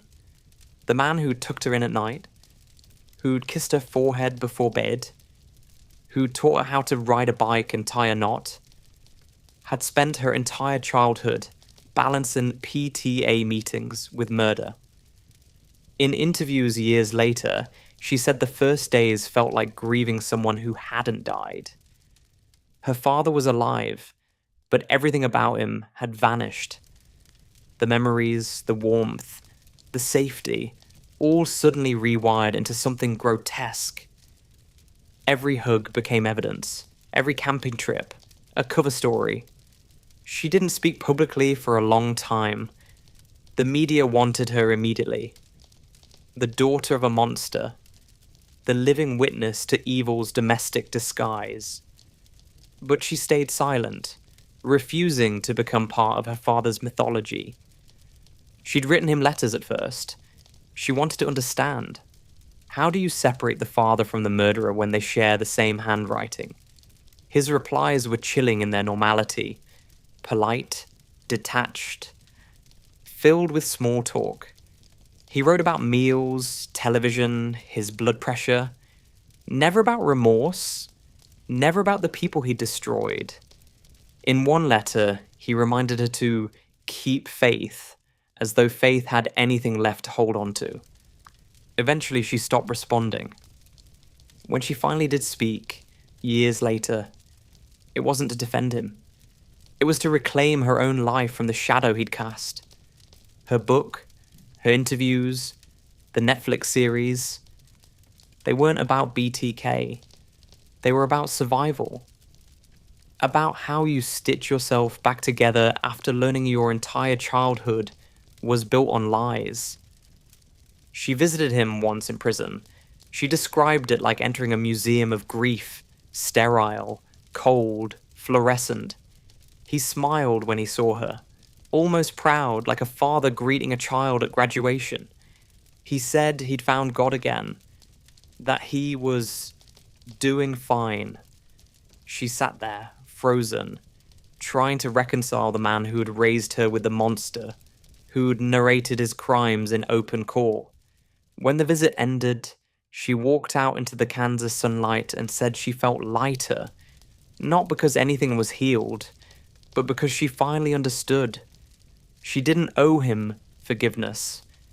Her story changed how people saw BTK. Before, he was the faceless suburban bogeyman, the church guy with a secret. After, he was the father who ruined his own family from within. Her courage humanized what his crimes had dehumanized. She still struggles, she says, with nightmares, panic, sudden flashes of memory. But she also speaks to others who live with inherited darkness, the families of killers, addicts, abusers, reminding them that you can carry blood without carrying blame. Dennis Rader created BTK to make himself unforgettable. His daughter, without ever meaning to, made him small. Because when she stood in front of cameras and said, "He's not special, he's sick. Stop mythologizing him," she dismantled the empire of control he'd spent decades building. The monster wanted to be remembered.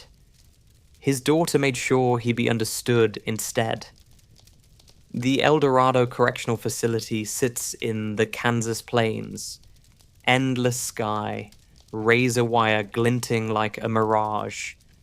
From above, it looks orderly, symmetrical, exactly the kind of place Dennis Rader might have designed himself. Except here, he isn't the one giving orders. He arrived in 2005 escorted by officers who knew his name better than they wanted to. Inmates whispered it too, testing the sound, BTK, like an urban legend that had suddenly walked through the gates. He didn't get special treatment. No cameras, no spotlight, no podium, just a small concrete cell, 8 by 10, with a bed, a desk, and a toilet that flushed too loudly. It should have felt like punishment, but in the beginning, it felt like structure. He liked the schedules, meals at 6, counts at 8, lights out at 10. He wrote letters. He filed grievances about the food. He catalogued daily routines like a man building a new project. Guards said he kept his cell immaculate. Books stacked by genre, toiletries aligned in straight rows, commissary receipts folded with precision. He introduced himself to staff as Dennis. When other inmates asked about his crimes, he corrected them on details. He still needed the last word. He read the Bible daily, highlighted verses about redemption, underlined words like discipline and obedience. He told prison chaplains he'd found peace through faith, but his letters told another story. He still wrote to fans. Yes, he had fans, and allegedly flirted with journalists.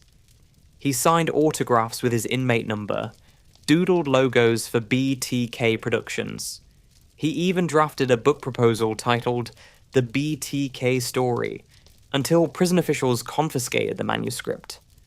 For all his talk of remorse, he couldn't resist turning himself into a brand. He treated infamy like a second job.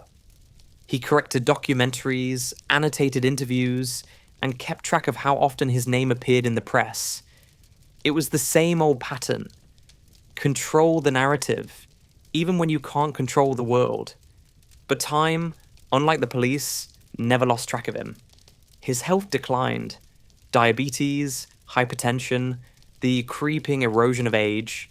His hands, once steady for knots and letters, began to tremble. His eyes dimmed. His memory too. Sometimes the guards found him talking to himself, sometimes praying, sometimes narrating.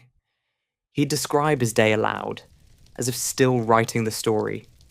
Even in solitude, he needed an audience. Kerry stopped visiting. So did the reporters. The letters slowed. The spotlight dimmed. Eventually, BTK was reduced to a routine number on the prison log, one among hundreds. That, perhaps, was the cruelest punishment of all: irrelevance. In one rare interview, he said, "I still keep my mind busy. I do projects in here, mental ones." The statement was pure Raider, tidy, detached, and delusional. The projects were gone. The lists meaningless. The audience silent. All that remained was the echo of his own name bouncing off concrete walls. He lives there still, in a kind of self-made mausoleum of order. Every day perfectly measured, every night identical. A man once obsessed with control, now confined to a schedule that doesn't ask his opinion. Some guards say he's courteous, others say he's manipulative. Both are probably right. Because if there's one thing Dennis Rader never lost, it's the instinct to perform. When the lights go out in El Dorado, the halls fall silent, except for the faint scratch of a pen, somewhere down the block. The last man awake, still writing his own script, even as history edits him out. You'd think the story ended in 2005. A confession, a sentence, a man sealed off from the world. But monsters don't retire quietly. They linger in files, in whispers, in the uneasy feeling that the math doesn't quite add up. Even from his cell, Dennis Rader managed to haunt investigators, not through violence, but through correspondence. Letters written in his careful, almost clerical hand. Some of them read like journal entries, others like riddles, and a few contained hints. Hints that maybe there was more to tell. In 2023, cold case detectives in Oklahoma reopened the disappearance of Cynthia Dawn Kinney, a 16-year-old cheerleader who vanished from a laundromat in 1976. Her case had long been unsolved, until a sheriff noticed certain details that sounded familiar. The geography, the timing, the use of the word project in Rader's old journals. When investigators searched a property once connected to him, they found sketches, crude, coded, eerie. Some appeared to depict scenes that matched unsolved crimes. He had labeled them with initials and dates, as if he were drafting blueprints. One page simply read, "Bad Wash Day, 1976. Allegedly, of course, none of it has been proven. But it was enough to make the world shiver again. Detective Laurie Fulbright, one of the officers who revisited the BTK files, described the process as chasing ghosts through paperwork. Old evidence boxes, faded Polaroids, cryptic notes in a handwriting that never lost its precision. Every line had to be weighed. Was this fact, fantasy, or manipulation? Because Rader loved to blur the line. He once said in a prison interview, "People think they know me. They don't. I still have secrets."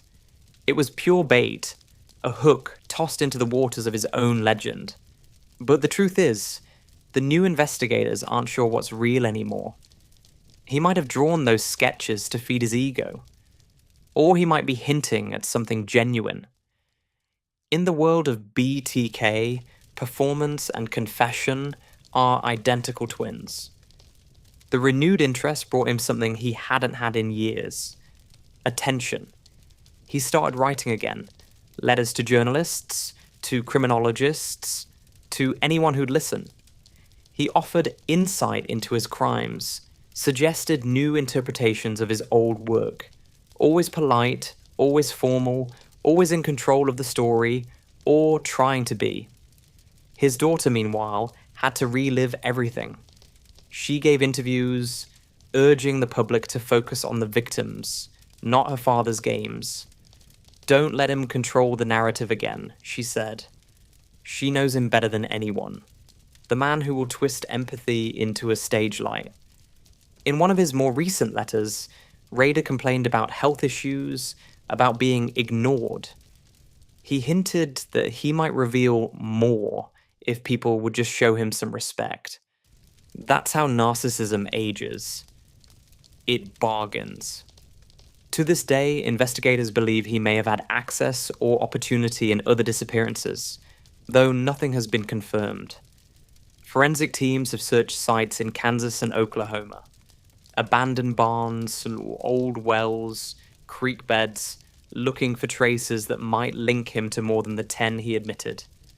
So far, no conclusive evidence, just the echo of possibility. Still, the idea persists that BTK wasn't just a killer, but a collector of myths, leaving riddles behind so his name could never fully die. It's the kind of arrogance that makes closure impossible. One detective put it simply, he's still playing the same game, only now he plays it with us. And maybe that's the point. For Rader, attention was always the currency. Even in isolation, he spends it carefully, one letter at a time. By the time Dennis Rader stopped speaking, the world had already written its own ending for him. No redemption arcs, no poetic justice. Just an aging man in a cell, talking to himself, and a culture still trying to understand how someone so ordinary could house so much horror. Because that's what makes BTK so disturbing. He wasn't cinematic. He wasn't charismatic. He was painfully, devastatingly normal. A husband who barbecued with the neighbors. A father who worried about his daughter's grades. A church deacon who lectured about morality on Sundays and planned murders on Mondays. He shattered the comforting illusion that monsters look like monsters. That's his real legacy, the death of our certainty. The realization that the man mowing his lawn next door might have entire worlds of violence hiding behind his smile. For criminologists, he became a case study in controlled psychopathy. A man who could compartmentalize so completely that guilt became irrelevant. For psychologists, he was proof that narcissism, unchecked and coddled by religion and routine, could mutate into something lethal. And for the rest of us, he's the story you tell yourself when you double-check the lock before bed. His daughter, Kerry Rawson, said it best. He's not special. He's sick. Stop mythologizing him. That one sentence undid decades of sensationalism. Because what she understood, and what he never could, was that myth is mercy. It lets us believe evil is rare, spectacular, cinematic. The truth is much worse. Evil can be polite. It can be punctual. It can pay its taxes and hold the door open for you. That's why BTK still unnerves people more than any movie villain. He didn't kill because of childhood trauma or mental illness. He killed because he wanted to, and because he could. And when he couldn't anymore, he wrote about it. Today, his story lives on in documentaries, podcasts, Netflix specials, each one dissecting the same pattern, the same pathology, the same question that never finds a satisfying answer. Why? There isn't one. There never was. He wasn't a genius. He wasn't possessed. He wasn't even particularly interesting. He was a bored, meticulous man who confused control with meaning, and mistook fear for legacy. The fascination will fade. It always does. But the echo of him, the quiet horror of the suburbs, the fear that evil might wear a wedding ring, that will linger. because BTK didn't just terrorize the city. He forced us to look directly at the fragile line between decency and delusion, and to admit how thin it really is. When he dies, his name will fade from headlines. His letters will yellow in evidence boxes. His notebooks will gather dust in some archive. But the unease he left behind, that quiet suburban dread, will survive him. Maybe that's the truest punishment. Not hellfire, not fame, just being remembered as proof that evil can look like a man who waves from his driveway. And that was the story of Dennis Rader. The man who proved that sometimes evil wears a clean shirt and mows the lawn on Sundays. If you made it this far, you probably need a deep breath, maybe a cup of tea, or a background check on your neighbors. But before you disappear into the algorithmic void, do us a small favor. If you like this story, or at least appreciate the fact that we survived telling it, hit that like button. Subscribe if you haven't already. It keeps this strange little storytelling corner alive in a world that prefers dance videos to dark history. And if you've got theories, thoughts, or just want to drop a single emoji of existential dread, leave it in the comments. We read them all. Yes, even the weird ones. You can also help us keep Napmax independent over at ko-fi.com/Napmax, where every coffee, ghost emoji, or mysterious midnight donation helps us keep creating stories. YouTube doesn't exactly promote. So until next time, lock your doors, trust your gut, and remember, the quiet ones aren't always harmless. This is Napmax Stories, and you've been listening to BTK, the perfect neighbor. Sleep easy, if you can. Hey there, sleepless rabble. Tonight we're diving into one of the darkest and most twisted true crime stories of the internet age. Don't Fuck with Cats isn't just a catchy title, it's a rule carved in stone. Because here at Napmax, we don't just love cats, we worship them. And that's why this story cuts so deep. You probably know the Netflix documentary, but we're going further. We'll uncover the hidden details, the digital breadcrumbs, the obsession of the online sleuths who became real-life heroes. And on top of that, we'll tell you what this dirtbag is up to today. Trust me, you won't believe it. And listen, this channel is still young, still clawing its way into the algorithm. So if you care about stories that matter, if you care about justice for the voiceless, hit that like button. Drop us a comment. What punishment do you think he really deserved? And don't forget to subscribe, because your support keeps us alive, and we need you in this fight. This is Napmax True Crime, and you're listening to the story of the internet's most infamous manhunt. Don't fuck with cats. Let's start where it all began. Scarborough, Ontario. Summer of 1982. A suburb that was half strip malls and half apartment blocks. The kind of place where families scraped by and kids rode their bikes until the streetlights came on. Cats lounged on porches, claimed backyards as kingdoms, and slipped through alleyways like tiny gods in fur coats. Life, for the most part, was ordinary. But not for the newborn who arrived on July 24th. His name was Eric Clinton Kirk Newman, a name that should have stayed invisible, a boy who should have had the chance to grow into something unremarkable, like the guy who fixes your boiler or shelves tins at the grocery store. Instead, Eric would spend his life trying to force the world to notice him. And when the world refused, he'd twist himself into something darker. His parents were barely more than kids themselves. His father, Donald, lived with schizophrenia, slipping in and out of reality. His mother, Anna, was strict, controlling, religious to the point of fanaticism. Together they made a house that felt less like a home and more like a locked box. Eric wasn't allowed out into the neighborhood.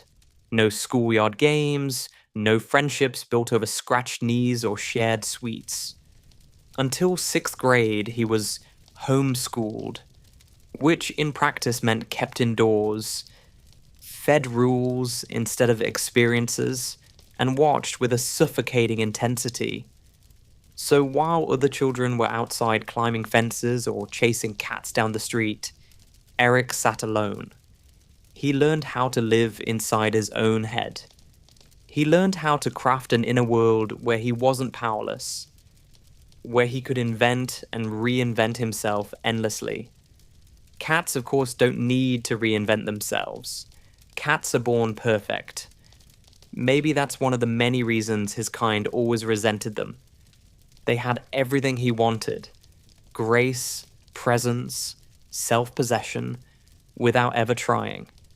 When he finally did show up at school, he was pale, awkward, and easy prey.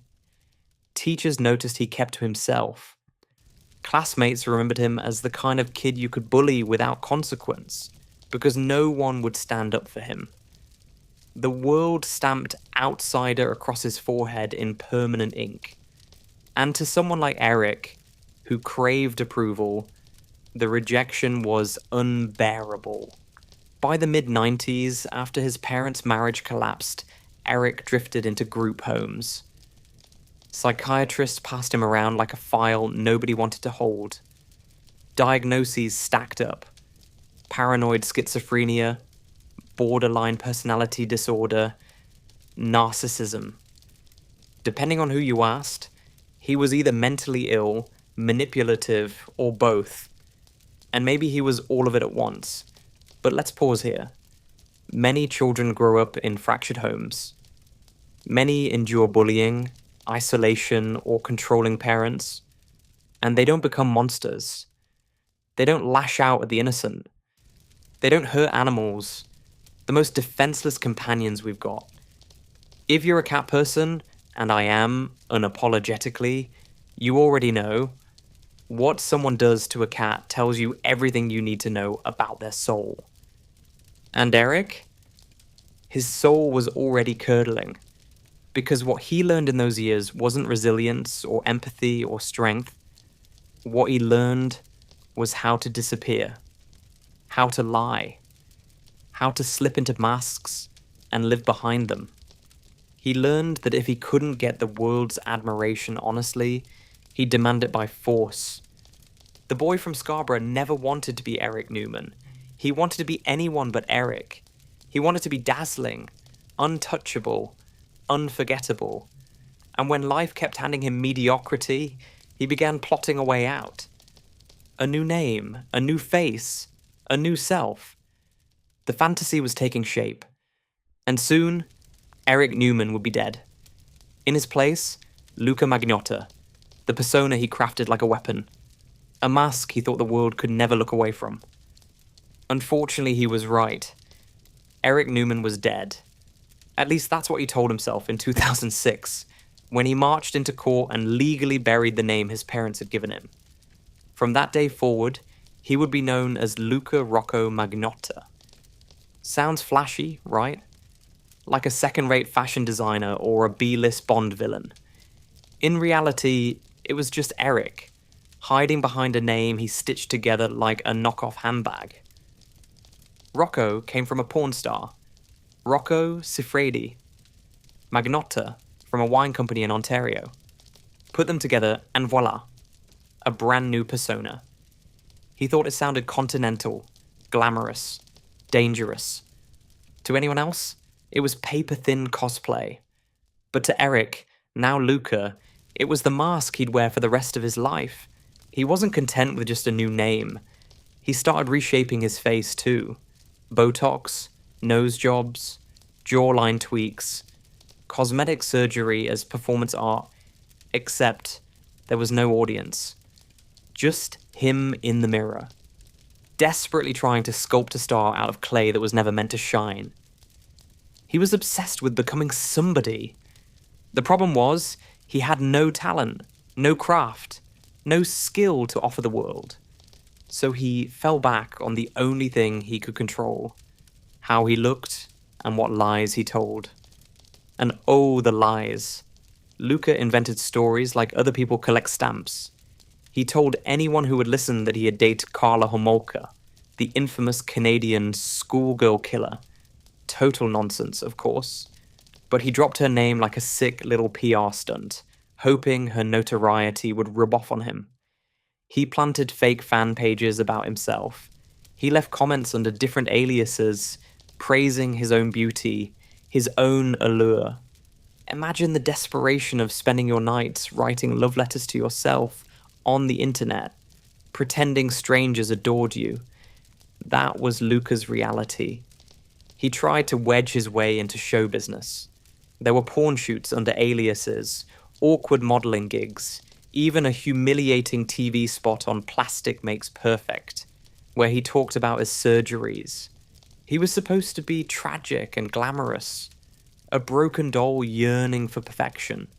Instead, he came across as what he truly was, a man trying way too hard. But here's the thing about Luca Magnotta. He believed his own lies. He built a fantasy world and lived in it so fully that he thought the rest of us would eventually be forced to play along. He believed that if he just kept reinventing himself, new face, new name, new myth, the universe would hand him the fame he thought he deserved. And yet, nothing happened. No one cared. Casting directors ignored him. Modeling agencies passed him over. The only people paying attention were debt collectors because by 2007, he'd declared bankruptcy with over $17,000 owed. Luca was a nobody in a city full of nobodies. And for someone like him, that was unbearable. Because Luca's dream wasn't to succeed. It wasn't even to be liked. His dream was to be seen. To force the spotlight onto himself, no matter the cost. And when the world didn't give him fame willingly, he decided to drag it kicking and screaming. This was the stage where the fantasy hardened into obsession. Eric Newman was gone. Luca Magnotta was born. But Luca wasn't just another identity. He was a character crafted with one purpose, to make sure the world never looked away again. And if Luca couldn't rise through talent or beauty, he'd rise through something else entirely. Something darker. Something that would stain his name in history. And that's when the cats came in.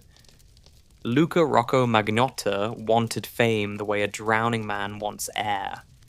He wanted it so badly, he mistook reflection for oxygen, kept inhaling his own image and wondering why he still felt empty. After the name change came the hustle, escort ads dressed up as glamour, threadbare modeling calls, awkward adult shoots under disposable aliases. It was all surface, cheap lights, cheaper rooms, the brittle sound of a photographer pretending to be impressed. He posed, he pouted, he practiced seduction like a language he never truly spoke. He auditioned for limelight in any room that would have him. Daytime talk, snippets. A segment on a plastic surgery docu-show where he confessed to nips and tucks as though confession itself might make him interesting. He wanted to be the tragic beauty who suffered for perfection. He landed closer to a man reciting a shopping list of procedures and calling it destiny. Agencies passed. Producers smiled and forgot his name before the lift doors closed. Toronto, then Montreal, new flats, new mirrors, same disappointment. Money, of course, dragged behind him like a wounded leg. There was the earlier fraud conviction.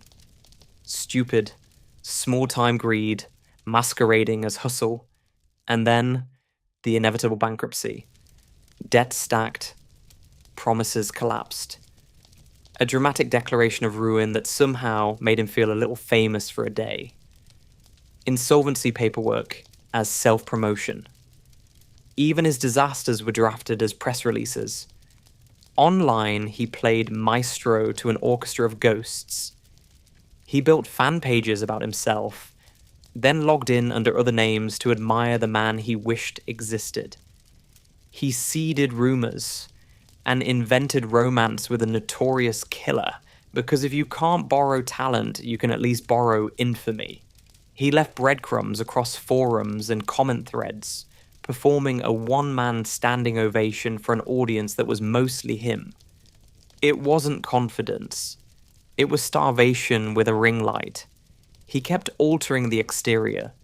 Botox here, a sharper line there, because the world had not yet delivered the role he believed he deserved. It never occurred to him that the missing piece wasn't the jawline. It was the substance. Talent earns attention slowly, predation steals it quickly. He was tired of slow, and cats, our saints in whiskers, carried on being perfect without asking permission. They do not audition. They do not seek applause. They glide into a room and it becomes theirs. Imagine how that looked to a man like him. Effortless presence. Effortless love. Given freely to those who deserve it. Cats have what narcissists can't counterfeit. Poise without performance. I don't know when envy curdled into grievance for him. Only that it did. And that it was fatal. Here's the grim arithmetic of his broken career. The more he was ignored, the more extreme the theatre had to become. Each knockback turned the dial a notch. Each closed door taught him the same poisonous lesson. If you can't earn attention, engineer it. He wanted headlines. He wanted strangers to learn his name without cue cards. Not tomorrow. Now. So the auditions dried up. The debt nipped at his heels. The masks started to feel flimsy even to him. And somewhere between the last failed casting and the next fabricated fan comment, he made a choice that would turn desperation into ritual. He decided that the fastest path to notoriety wasn't talent, nor work, nor time. It was harm. It was spectacle. It was the cold certainty that cruelty spreads quicker than craft. The career, if we can call it that, lay in shards. The mirror, however, was intact, because he never stopped looking into it. And in that reflection, he found the only thing he could still control: what to do next to make us watch. What came next would not be a performance. It would be the opposite of art. It would be the part where our beloveds, our soft, purring anchors, walk into his frame, and everything gets colder. The first time he uploaded one of those videos, the internet didn't quite know what it was looking at. A grainy clip, a pale young man, a bedspread, and two kittens so small their paws barely gripped the fabric. And then, plastic. A vacuum-sealed nightmare. The kittens squirming inside a bag, the air vanishing, the camera rolling. He filmed it. He staged it. He smiled. This was 2010, the Wild West of online sleuthing. Viral content still meant shaky camera phones and bad lighting. But cruelty? That traveled fast. People stumbled across the clip and recoiled. The way you would if you saw someone kick a baby in the street. You don't forget it. You can't unsee it. And within days, forums lit up like signal flares. Who the hell is this man? Find him. Stop him. And that's the point, isn't it? Luca wanted to be found. He wanted the outrage. He wanted the disgust. He had staged the scene with props, a specific vacuum, a poster in the background, even the music he chose. Breadcrumbs, left like gifts to a future audience. Because for him, fame didn't matter if no one was chasing him. Attention meant nothing unless it was dragged from people kicking and screaming. The internet responded in kind. A Facebook group appeared. Find the Kitten Vacuumer. It swelled with members. Strangers who'd never met became detectives overnight, trading screenshots, enhancing shadows, identifying cigarette brands. One woman, Deanna Thompson from Las Vegas, noticed details most people would miss: a plug socket, the type of bedspread, the light in the room. Another man, John Green in Los Angeles, cross-referenced objects like a crime scene analyst with Wi-Fi. And what did law enforcement do? Almost nothing. Animal welfare groups were swamped with complaints, but they treated it like internet noise.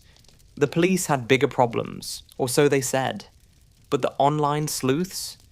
They weren't letting it go. Because anyone who hurts kittens, the most defenseless, trusting creatures alive, doesn't stop there. We knew it.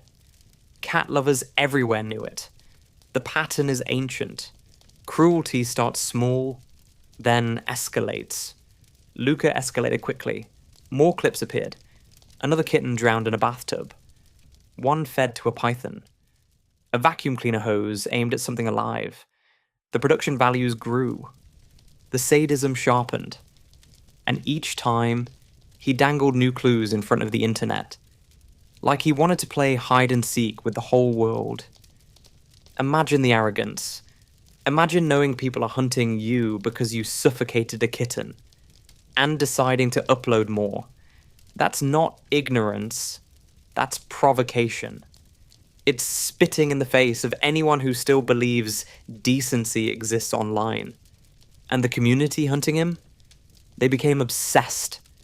Screenshots of Luca's hands were compared to model photos. His reflection in a TV screen was enhanced, cropped, debated. Groups argued, split, reformed. Some misidentified suspects. Innocent men harassed because of a passing resemblance. It wasn't perfect. It was messy, human, desperate, but it was relentless. Because while Luca thought he was controlling the game, he underestimated one thing. Cat people do not forgive. You can scam fans, you can fake careers, you can vanish into a new name, but you lay one hand on a kitten, and the internet becomes an army. And still, Luca smirked behind his camera. He thought he was untouchable. He thought his cruelty made him a star. But all it really did was sharpen the claws of the people who were closing in. The hunt was alive now, furious and determined. And every new video he dropped was another breadcrumb leading straight back to him. And when the breadcrumbs ran out, Luca Magnotta crossed the line no one wanted him to cross. From cats to humans, from cruelty to murder, and suddenly, the whole world was watching. And yet, while the world scrolled past and the authorities shrugged, there was one corner of the internet that refused to look away. You'd think law enforcement would have stormed in after the first video. 2 kittens suffocated in plastic, a faceless man behind the camera. It should have been enough to rattle cages at every police precinct. But no. The response was a collective shrug. It's the internet, they said. Hard to trace. Bureaucracy yawned. So who picked up the slack? Ordinary people, strangers behind keyboards, cat lovers who refused to scroll past cruelty. And let me say this clearly. These people are the reason Luca Magnotta didn't get away with everything. They weren't paid. They weren't trained. They weren't sworn officers. They were just people who looked at those kittens, felt the horror in their stomachs, and said, no, not on our watch. There was Deanna Thompson in Las Vegas, headphones on, eyes locked on every pixel of those disgusting clips. Not a detective by trade, but a data analyst with a hawk's attention and a heart that would not let the cruelty slide. And there was John Green in Los Angeles, tech-savvy, patient, analytical. Together they built a digital manhunt. A Facebook group. Screenshot repositories, long threads where people argued over cigarette brands and wallpaper patterns and the exact model of a vacuum cleaner. It sounds absurd, until you realize this was all they had. He had made it a game, leaving breadcrumbs in plain sight, smirking behind his mask. These strangers took the bait, not because they wanted to play, but because they wanted to end the game before he escalated. First, the vacuum. In one clip, the camera drifted just far enough to catch it in the corner. Most viewers would have ignored it.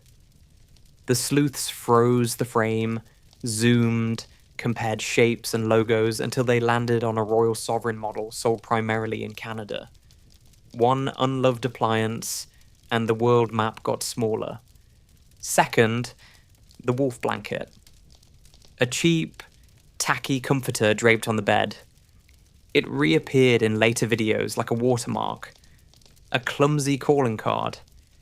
Every time those wolves stared back at the lens, the group knew they were looking at the same space, the same man, the same pattern of harm dressed up as theatre. Third, the cigarettes.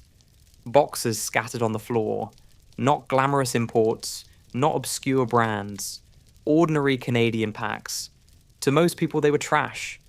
To the group, they were a compass, pointing firmly to North America whenever his sock puppet accounts bragged that he was overseas. Fourth, the outlets. A wall socket is nothing until you care enough to look. The sleuths looked North American style, not European. Slight differences in shape and spacing, the kind of detail you would never notice unless you were desperate to stop someone. With every small confirmation, the fog thinned. Fifth, reflections. Mirrors and dark screens gave him away. A warped outline of a dresser in the glass. The angle of a window in a TV reflection. These glimpses let the group sketch the room he thought he had hidden. They built a mental floor plan from light and shadow, like burglars casing a house they never entered. Sixth, geolocation outdoors. He filmed a short piece outside. Cars passing, a balcony edge, a particular street lamp, and the way the road markings curved away. People cross-checked Google Street View, block by block, until a grid of balconies and lampposts matched. Montreal. And not just Montreal. A neighborhood. A set of possibilities that narrowed with every screenshot. Seventh, the aliases. He loved the chase so much he walked into the hunting party. Dozens of fake accounts slipped into the group, taunting, deflecting, sometimes praising him as if he were a legend already. He recycled favorite film quotes, used the same turns of phrase, even repeated the same typos. His ego was a fingerprint. The group learned it by heart. Eighth, the soundtracks. Background music buried under the hiss of bad audio. The sleuths pulled out short phrases and loops, traced them to cheap pop tracks he leaned on, and tied them back to other posts carrying the same musical DNA. It was another thread, small but strong, binding his online personas to his staged cruelty. They also chased packaging, the plastic vacuum bags, the kind of retailer that stocked them. They compared the exact shade of yellow on a vacuum in a selfie to the yellow in the video, a dull little color match that kept pointing back to the same man. They checked light through curtains and guessed time of day, then compared that guess to upload times. They obsessed over the tiniest edges of information, because every edge mattered. Were they perfect? Number leads went astray. An innocent man was misidentified and harassed before the group corrected course. That is the danger of crowds without a badge. But the intent, the relentless drive to protect the voiceless, was pure. They weren't just solving a crime. They were fighting for the dignity of every creature too small to defend itself. And while all this was happening, he pushed back. He mocked them, teased them, fed them lies. He wanted to be untouchable. He dangled clues like toys. He underestimated the one law you never break. Do not mess with cat people.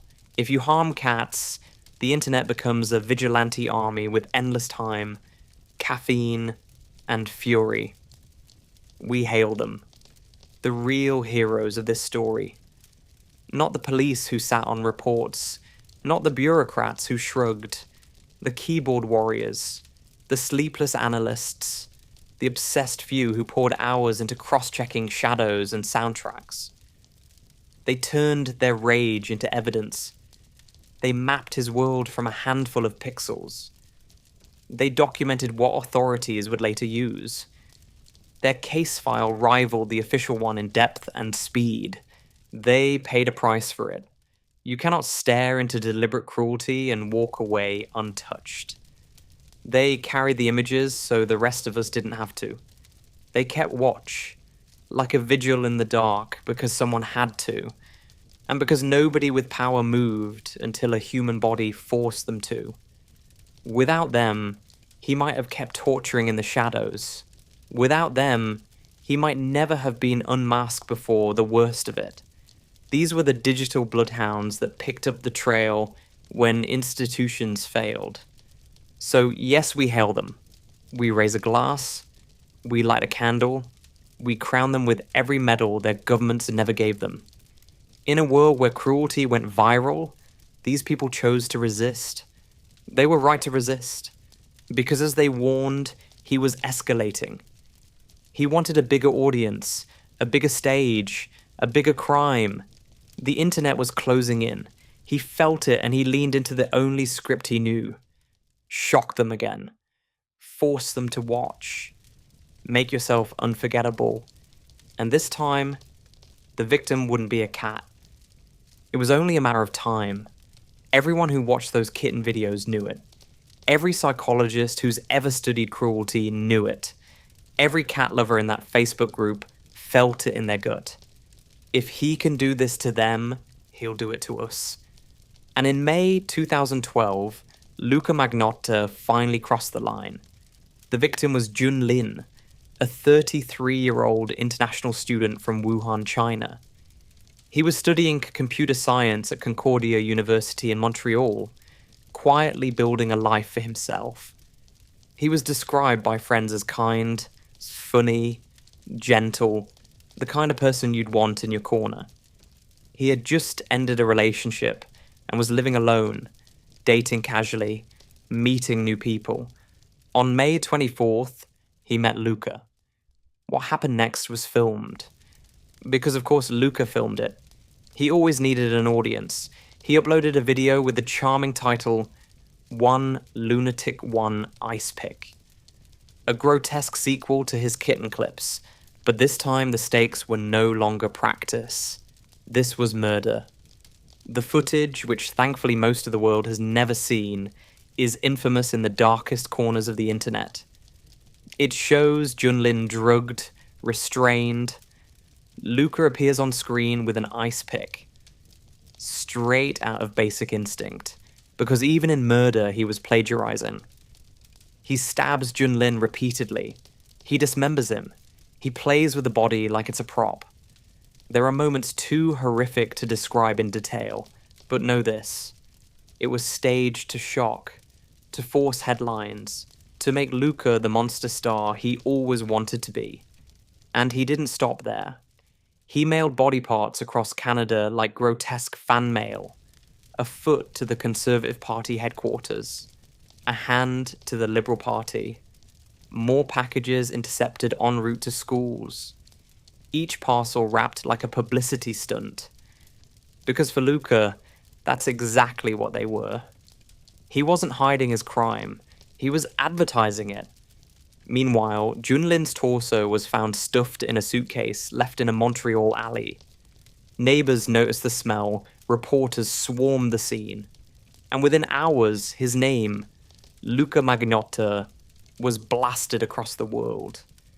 He'd achieved the fame he craved, but at the cost of an innocent man's life. Here's the part that chills me.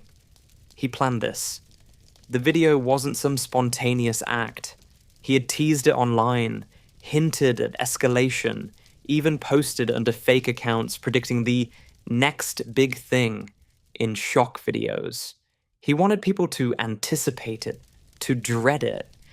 He wanted to be the boogeyman who stepped out of the screen and into the news. And yet, for all his theatrics, Luca was still just a man with a knife, a camera, and a festering ego. He thought he was writing his legend. What he really did was turn the entire world against him. Junlin deserved none of this. He wasn't a symbol. He wasn't part of Luca's twisted narrative. He was a human being, loved by family, mourned by friends, and Luca reduced him to a prop in his performance. For that alone, he deserves every ounce of hate we can summon. The sleuths who had been tracking Luca for years now screamed into the void. "We told you. We told you this would happen."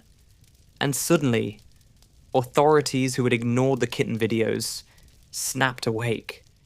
It was too late for Junlin, but the chase for Luca had begun in earnest. The Canadian press called him the Canadian Psycho. Interpol issued a red notice, and Luca, delighted, terrified, craving and dreading the spotlight, packed his bags and fled the country. The monster was loose, and the whole world was finally looking. But Luca had one fatal weakness, his obsession with himself, and that was exactly what would bring him down. The murder of Junlin didn't stay a local story for long. You can't mail body parts to political headquarters and expect it to go unnoticed. Within hours of the torso being found in that Montreal alley, Luca Magnotta was no longer just an online rumor or a subject of internet sleuth threads. He was international news. Interpol issued a red notice, the digital equivalent of slapping wanted posters across the globe. The Canadian media dubbed him the Canadian Psycho, because of course they did. He wanted a nickname, a mythology, and now he had one. Headlines screamed his name, his photos, his poses, his fake glamour shots, all the masks he'd created were suddenly plastered across every screen. And Luca? He ran. First stop, Paris. He slipped out of Montreal on a flight, leaving behind his blood-soaked apartment, leaving behind Junlin's family to grapple with the horror.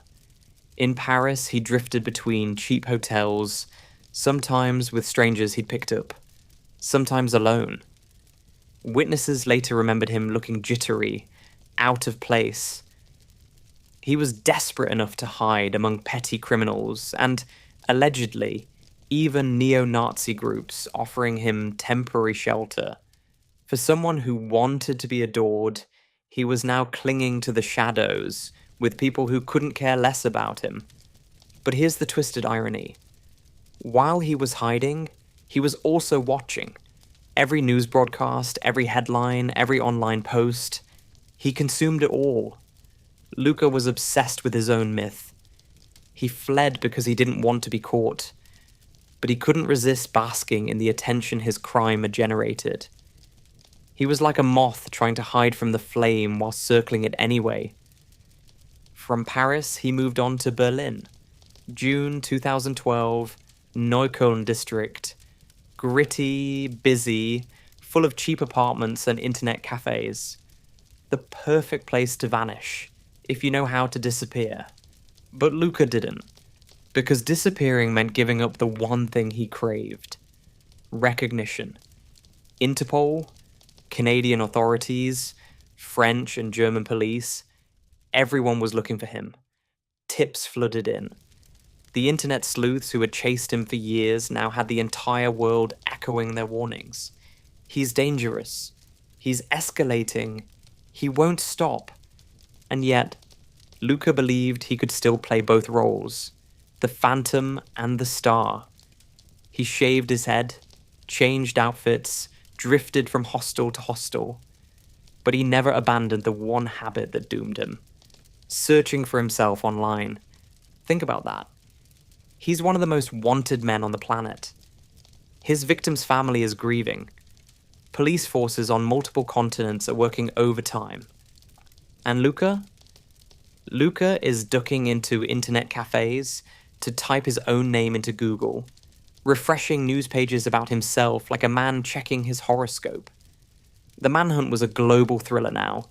Interpol alerts, border checks, frantic headlines. But the truth is, Luca wasn't caught by elite tactical units or high-tech spy gear. He was caught because his ego was too heavy to carry quietly. And in Berlin, in one of those internet cafes, the walls of his fantasy world finally collapsed. Berlin, June 4th, 2012. The city was buzzing the way Berlin always does. Cafes spilling onto sidewalks, students rushing with backpacks, the smell of doner kebabs drifting through Neukölln's busy streets. It's a place where you can vanish easily. Too many faces, too much noise. The perfect city for a fugitive who doesn't want to be found. But Luca Magnotta didn't really want to vanish. He wanted to be chased. He wanted to be seen. And that, in the end, was his undoing. For days, he'd been moving like a shadow through Berlin. Cheap hostels, grimy rooms, fleeting connections. Witnesses later recalled a strange, pale man keeping to himself, chain-smoking, jittery. He wasn't blending in as much as fading, a ghost with a suitcase, living off paranoia and adrenaline. But paranoia doesn't erase ego. And Luca's ego was starving. That's why he ended up in that internet cafe on Karl Marx Strasse. Think about it. Here's a man hunted by Interpol, splashed across global headlines, accused of one of the most grotesque murders in recent memory.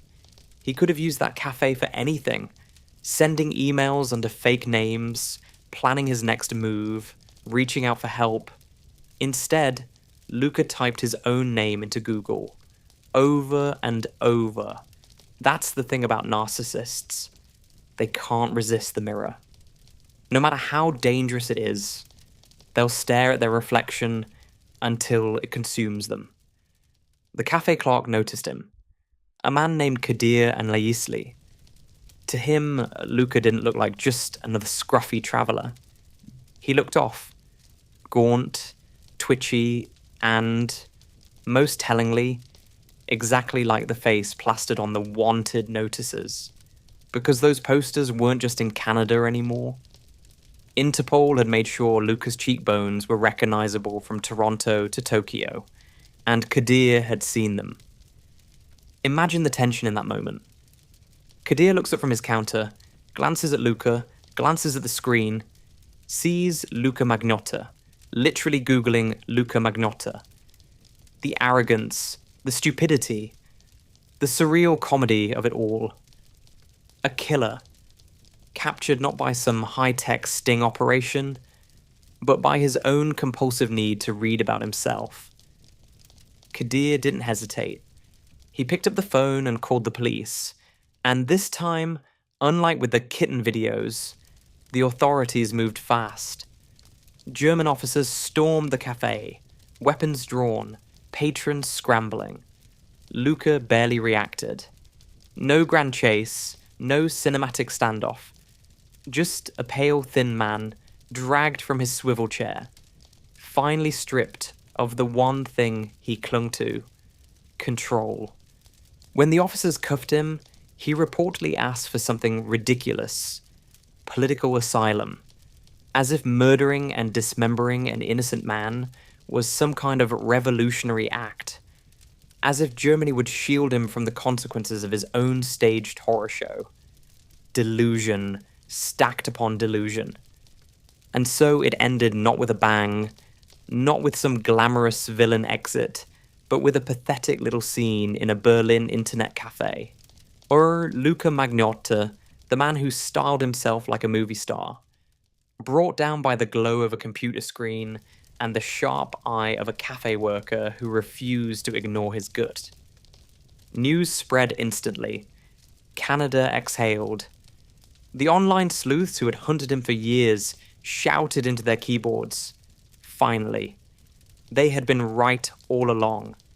He was dangerous. He was escalating.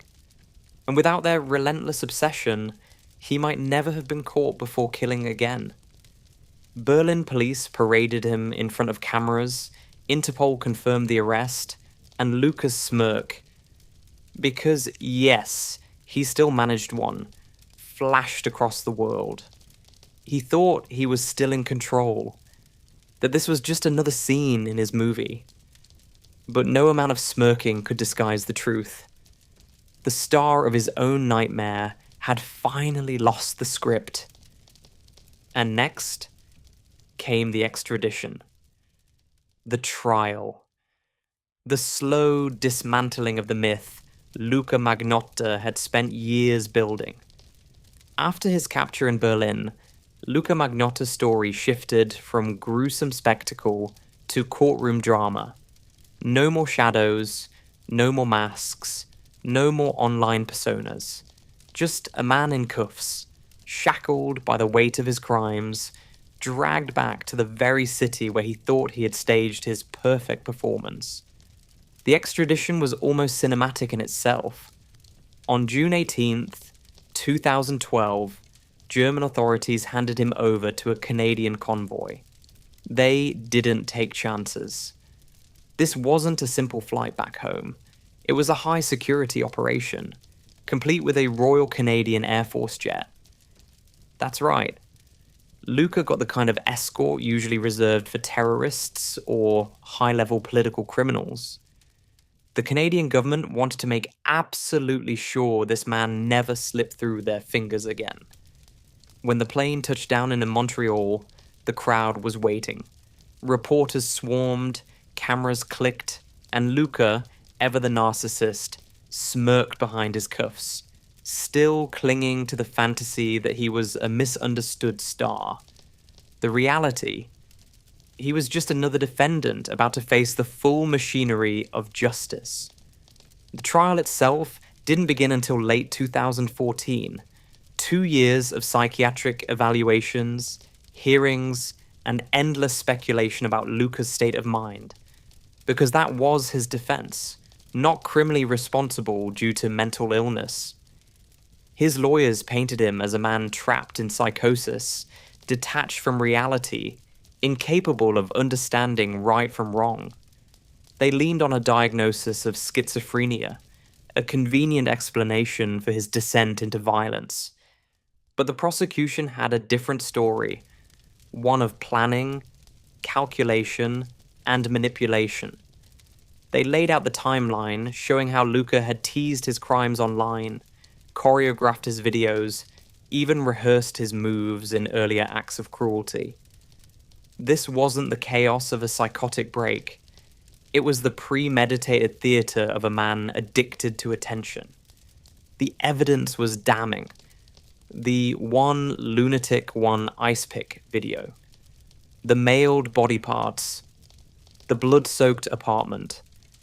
Digital footprints tying him to online accounts where he had practically announced what was coming.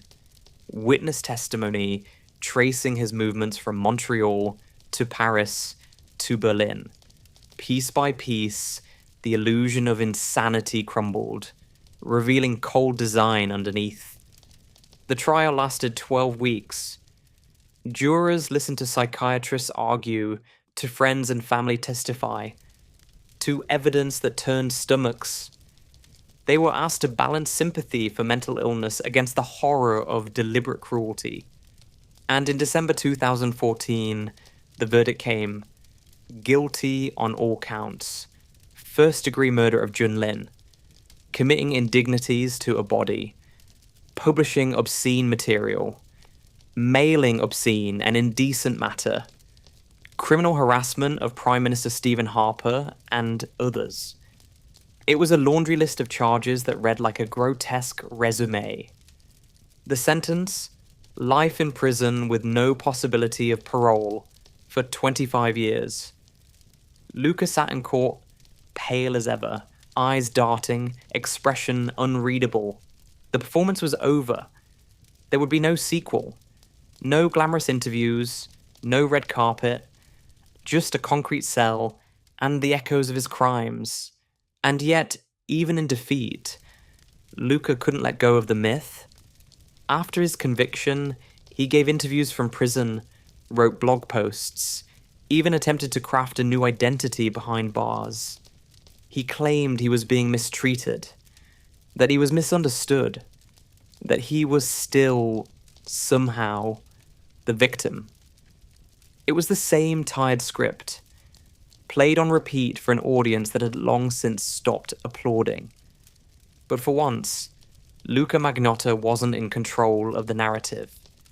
The sleuths who had hunted him, the journalists who had exposed him, the court that had condemned him, they were the storytellers now, and his story was no longer one of mystery or glamour. It was one of cruelty, capture, and consequences. Junlin's family, dignified in their grief, thanked the jury. They had lost a son, a brother, a friend. No verdict could bring him back, but at least justice had been named. Luca Magnotta would spend the prime of his life behind bars, locked away from the world he once tried to shock into remembering him. And so the stage lights dimmed. The self-proclaimed star faded into the background of prison life. But prison, as it turns out, didn't stop Luca from trying to reinvent himself again. You'd think the story ends here. Luca Magnotta, sentenced to life in prison, locked away where he can't hurt anyone else, curtain down, monster caged. But of course, Luca being Luca couldn't just vanish quietly into the concrete walls of a penitentiary. Even in prison, he found ways to make headlines. Pathetic, absurd, and bizarre headlines, but headlines nonetheless. After his conviction in 2014, he was sent to Port-Cartier Institution, a maximum security prison in Quebec. Cold, isolated, unforgiving, exactly the kind of place designed to bury dangerous men in anonymity. But Luca, he immediately began doing what he always did, crafting a new persona. First came the interviews. From behind bars, he complained about conditions, about being bullied, about not getting enough attention. He even wrote letters to journalists, still trying to control the narrative, still trying to keep his name alive in the public consciousness. Then came the dating profile. Yes, you heard that right. Luca Magnotta, convicted murderer and self-styled narcissist, actually posted on a Canadian prison pen pal site. His ad read like something out of a bad romance novel. Single white male, 33, seeks single white male, 28 to 38, for a long-term committed relationship. If you think you could be my Prince Charming, send me a letter. He wanted someone loyal, preferably educated, with whom he could build a life. As if prison walls were just an inconvenient backdrop for his fairy tale. And unbelievably, someone answered. In 2015, Luca married another inmate, Anthony Jolin, in a small prison ceremony. Jolin himself wasn't exactly a saint. He was serving time for armed robbery and murder. A real love story, forged in the bleakest of settings. Luca called it his happily ever after. The Canadian press called it surreal. For cat lovers and anyone who knew Junlin's name, it was a grotesque insult. He also managed to start selling paintings from prison, trying to recast himself as an artist. Buyers, whether out of morbid curiosity or genuine perversity, paid thousands for his so-called work. Once again, Luca had found a way to exploit attention, even in captivity. And then there were the complaints. Luca wrote long, self-pitying letters about his suffering behind bars. He claimed he was being treated unfairly, denied basic comforts, tormented by guards and inmates alike.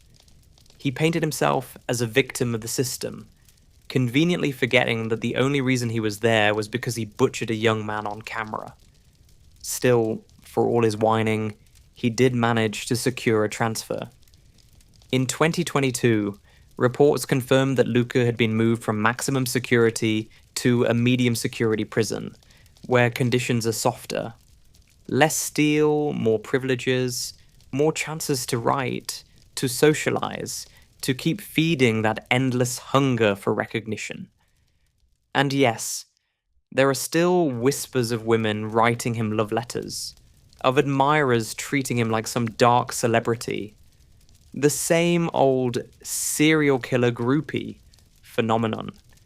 Luca's myth still hooks the weak and the lonely, even though the world has long since moved on. But make no mistake, prison isn't a catwalk. Luca's power is gone. His spotlight is gone. He's no longer the star of his own horror show. He's just another inmate in beige prison scrubs, rotting in a cell while Junlin's family lives with the hole he left behind. It's almost poetic, in a twisted way. Luca Magnotta, who craved fame so desperately that he killed to get it, now exists in a place where time erases names, where your crimes don't make you special, where the audience stops watching. He's a ghost in his own story, pacing in a cage, hoping someone out there still cares enough to type his name. And maybe that's the cruelest justice of all. A man who lived for attention, condemned to be forgotten. But before we leave him behind, we have to go back to the true heroes of this case. Not Luca, not the headlines, but the people who saw those first kitten videos and refused to let them slide. Let's get one thing absolutely straight before we move on. If it weren't for a ragtag group of people on the internet who couldn't sleep after watching a kitten get stuffed into a vacuum bag, Luca Magnotta might have kept killing for years. Police, too slow. Authorities, dismissive. But ordinary people, keyboard warriors, animal lovers, people who believed no cruelty was too small to matter, they were the first line of defense. And they nailed it? It started with a Facebook group. A place where strangers bound by fury and compassion traded screenshots, dissected Luca's videos frame by frame, and refused to look away. They weren't trained detectives. They were office workers, tech nerds, students, people with day jobs, bills, and cats of their own purring next to them while they stared into the abyss of Luca's cruelty.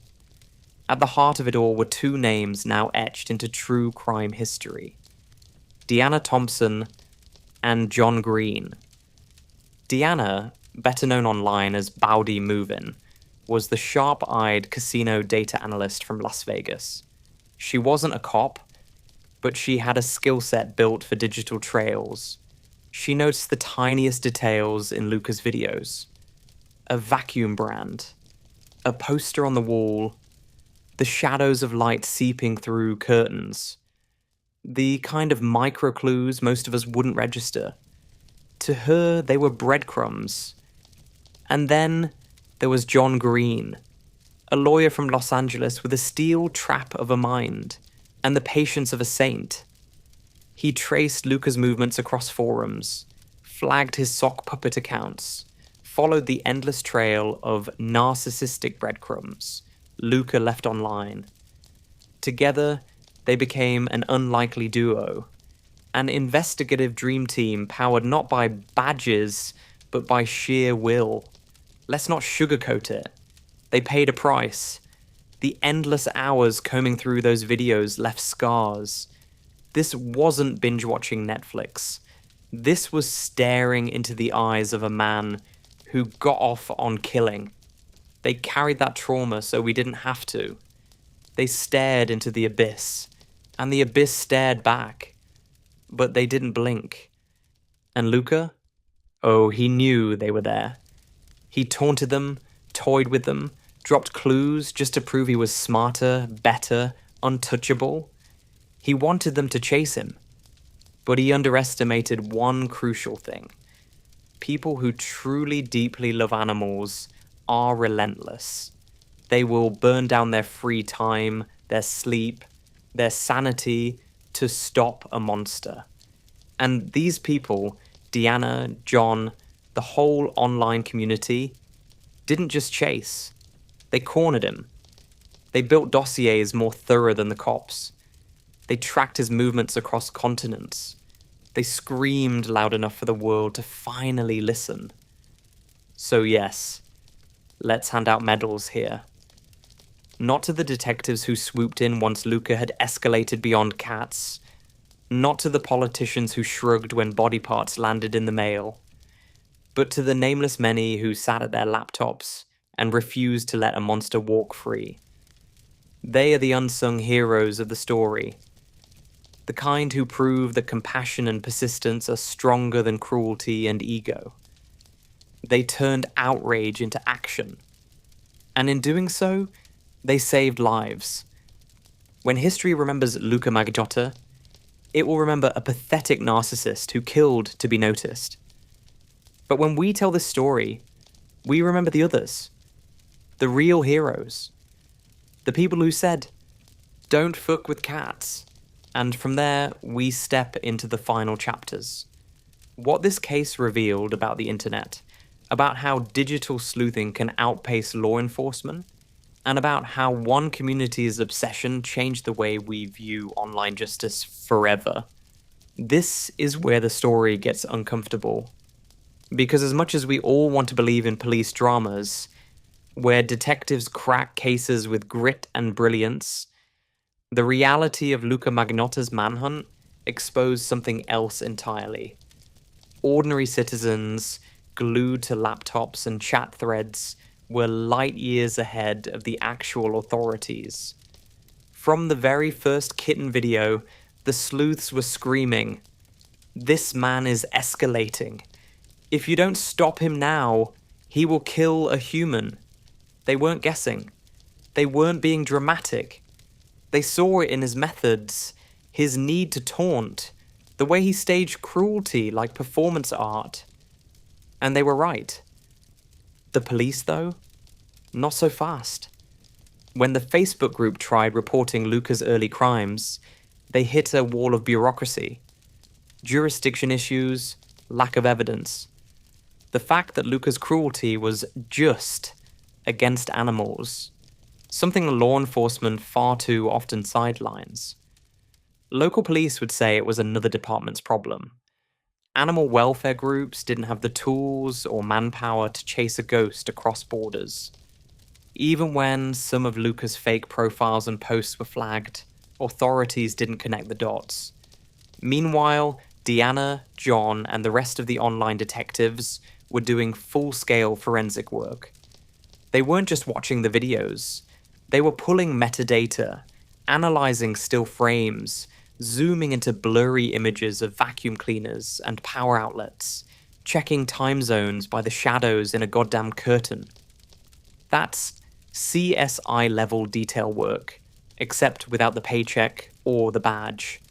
And here's the kicker. When Luca finally did escalate, when Junlin was murdered, when body parts showed up in the post, the internet sleuths already had a profile on him.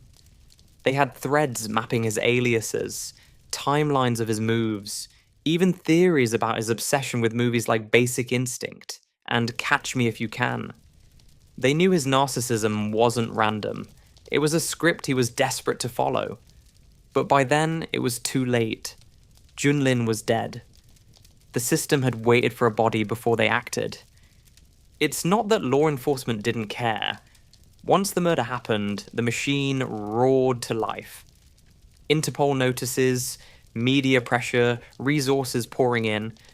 But what this case proved, loudly and brutally, is that the internet, for all its chaos, is sometimes faster at identifying danger than official channels. Crowdsourced justice saw Luca clearly years before the system did. That's the double-edged sword, though, isn't it? Online sleuthing can solve cases. It can outpace police, but it can also spiral into obsession, paranoia, and witch hunts. In Luca's case, the sleuths were right. In other cases, Innocent people have been falsely accused, their lives wrecked by Reddit mobs convinced they've cracked the code. The internet is powerful, but it's messy. Still, let's give credit where it's due. Without the Facebook group, without Deanna and John, Luca might have slipped further into the shadows, maybe escalated into multiple murders before anyone caught him. They were mocked at first, dismissed as cranks with too much time on their hands, but in the end, they were the ones screaming the truth into the void, and the void finally answered. Tragically, too late for Junlin. Which brings us to the final question this story forces us to ask. What did Luca Magnotta really want? And what does it say about us that, in some twisted way, he got it? Here's the sick punchline. Luca Magnotta got exactly what he wanted. He wanted attention. He wanted to be remembered. He wanted his name burned into the internet forever. And he got it. But not the way he dreamed. He imagined himself as a glamorous anti-hero. The kind of criminal whose crimes are whispered about like legends. He wanted the same aura as the villains in his favourite movies. Hannibal Lecter, Patrick Bateman, Sharon Stone's Catherine Tremell in Basic Instinct. He wanted to be cool, ironic, iconic. Instead, he became infamous, a meme of evil, a case study in narcissism. His name is permanently glued to phrases like cat killer and Canadian psycho. When people remember him, it's not with fascination, it's with disgust. He's not Hannibal Lecter. He's not a dark genius. He's the lonely, pathetic creep who thought killing kittens on camera would make him famous, and then escalated into real murder when that wasn't enough. But infamy works in strange ways on the internet. Luca's story is now permanently etched into digital culture, not because of who he was, but because of what his case revealed. Netflix made him the subject of a globally streamed documentary. His name trends every time people discuss the ethics of true crime. Even TikTok has spawned micro-communities dissecting his videos and trial footage, kids born years after the crime still horrified by his audacity. And then there's the darker side, the groupies. Yes, he has them. Every notorious criminal does. Somewhere in some corner of the web, lonely women and morbid obsessives write him letters, defend him, fetishize him. Luca thrives on that trickle of attention like a plant starved of sunlight. Even in prison, he's still chasing clicks. But what makes his legacy really disturbing is this. Luca Magnotta wasn't unique. He wasn't even smart. He was a blueprint for something we're seeing more of. People willing to cross moral lines for internet fame. Today, it's TikTok stunts, YouTubers staging crimes, influencers faking their deaths. Luca was just an early extreme version of that same hunger. A warning of what happens when attention becomes more important than humanity. And yet, here's where we flip the script. Luca may have wanted to be remembered, but what actually endures are the people who stopped him. Deanna, John, the Facebook group, the activists who made sure the phrase "don't fuck with cats" became a rallying cry, a line in the sand. His legacy is their victory. His story doesn't belong to him. It belongs to the ones who refuse to let cruelty slide. That's the paradox Luca can't escape. Yes, his name lives on, but it lives on as a cautionary tale, as a punchline, as the eternal reminder that the internet doesn't forgive cruelty to the innocent. And most importantly, Junlin's name lives too. In vigils, in memorials, in the memories of his friends and family. Junlin was a real person with a real life, dreams and laughter that were stolen. He deserved better, and remembering him, not the man who killed him, is the only way to close this story with dignity. Because at the end of the day, Luca Magnotta didn't get what he wanted. He got what he deserved. a lifetime in a cell, remembered not as a dark celebrity, but as a coward who picked on the most vulnerable beings and called it greatness. And we remember the cats. We remember Junlin. We remember the heroes. And we repeat the one line that echoes louder than Luca's ego ever could. Don't fuck with cats. And that's it. Sleepless rabble. The twisted rise and fall of Luca Magnotta. From kittens to murder to the biggest internet manhunt the world has ever seen. It's a story that proves one thing. You never, ever mess with people who worship cats. The Netflix documentary gave us the framework, but you've now heard the details they left out. The obsessive clue hunting, the sleepless heroes, the warnings ignored, and of course the part nobody tells you, what this monster is doing today. Locked away in a Canadian prison, still trying to pull strings, still writing letters, still craving the spotlight. He wanted fame, and he got it, but not the kind he dreamed of. So now it's your turn. Smash that like button if you stand with the cat army. Drop a comment and tell us, what punishment do you think he really deserved? And hit subscribe, because this channel is young, hungry, and we need you if we're going to keep unmasking the monsters. This is Napmax True Crime. Thanks for staying with us through the darkness. Sleep tight, and remember, don't fuck with cats. Hey there, sleepless rabble. If you've been searching for a calm, true crime story to drift off to, you've come to the right place. Tonight, we're stepping into the quiet, unsettling world of Jeffrey Dahmer. The man who seemed ordinary, but hid something the world would never forget. No gore, no shock, just a slow, hypnotic retelling of how an awkward boy from Ohio became the name whispered in every true crime conversation. Before we dive in, do me a small favor. Hit like, tap subscribe, and if you want to support what I do, you can at kofi.com/NAPMAX. It keeps the stories coming. And here's my question for you tonight. What unsettles you more? How long Jeffrey Dahmer went unnoticed? Or how normal he seemed on the surface? Drop your thoughts in the comments, because I read them all. Now, settle in. Let me take over for a while. This is Napmax Sleep Stories, and you're listening to Jeffrey Dahmer, the quiet boy who became a monster. Chapter 1. The Boy in the Backyard. Bath, Ohio. A postcard town if there ever was one. Tree-lined streets, kids pedaling bikes until the streetlights blinked on. The kind of place where a summer breeze carried the smell of fresh-cut grass and charcoal grills. And somewhere among the baseball games and lemonade stands was Jeff, a quiet boy with sandy blonde hair and a gaze that never seemed to settle on the world around him. He wasn't loud. He wasn't trouble. If anything, he was the kid you forgot was in your class until roll call.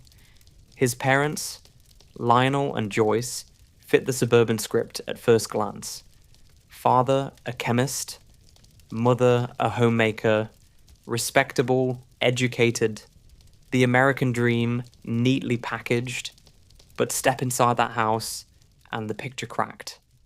Arguments that escalated into shouting matches, Joyce battling her own demons, anxiety, pills, endless complaints of illness.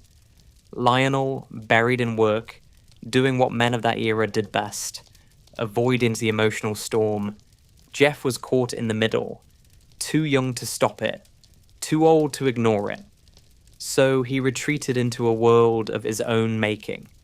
While other kids ran screaming through sprinklers, Jeff wandered the woods behind his house, alone, looking for things that didn't run away. It started small. Bones. Tiny, harmless bones. The kind a curious kid might find and toss aside. Except Jeff didn't toss them aside. He collected them. study their shapes, their clean geometry. There was something calming about the order of it. In a house full of chaos, these bones didn't argue. They didn't yell. They just existed. Soon, his fascination grew. Roadkill, dead squirrels, a raccoon struck by a car. Things no one else would look at twice. Jeff dragged them home like trophies. Not for cruelty, at least not yet, but for control. To take apart, piece by piece, and understand what made them what they were. Neighbors never noticed. Teachers chalked his quietness up to shyness. Even his parents missed the signs, too busy fighting their own battles to see the storm gathering in their son. And so, Jeff kept collecting, kept dissecting, filling jars with remnants of things that once lived.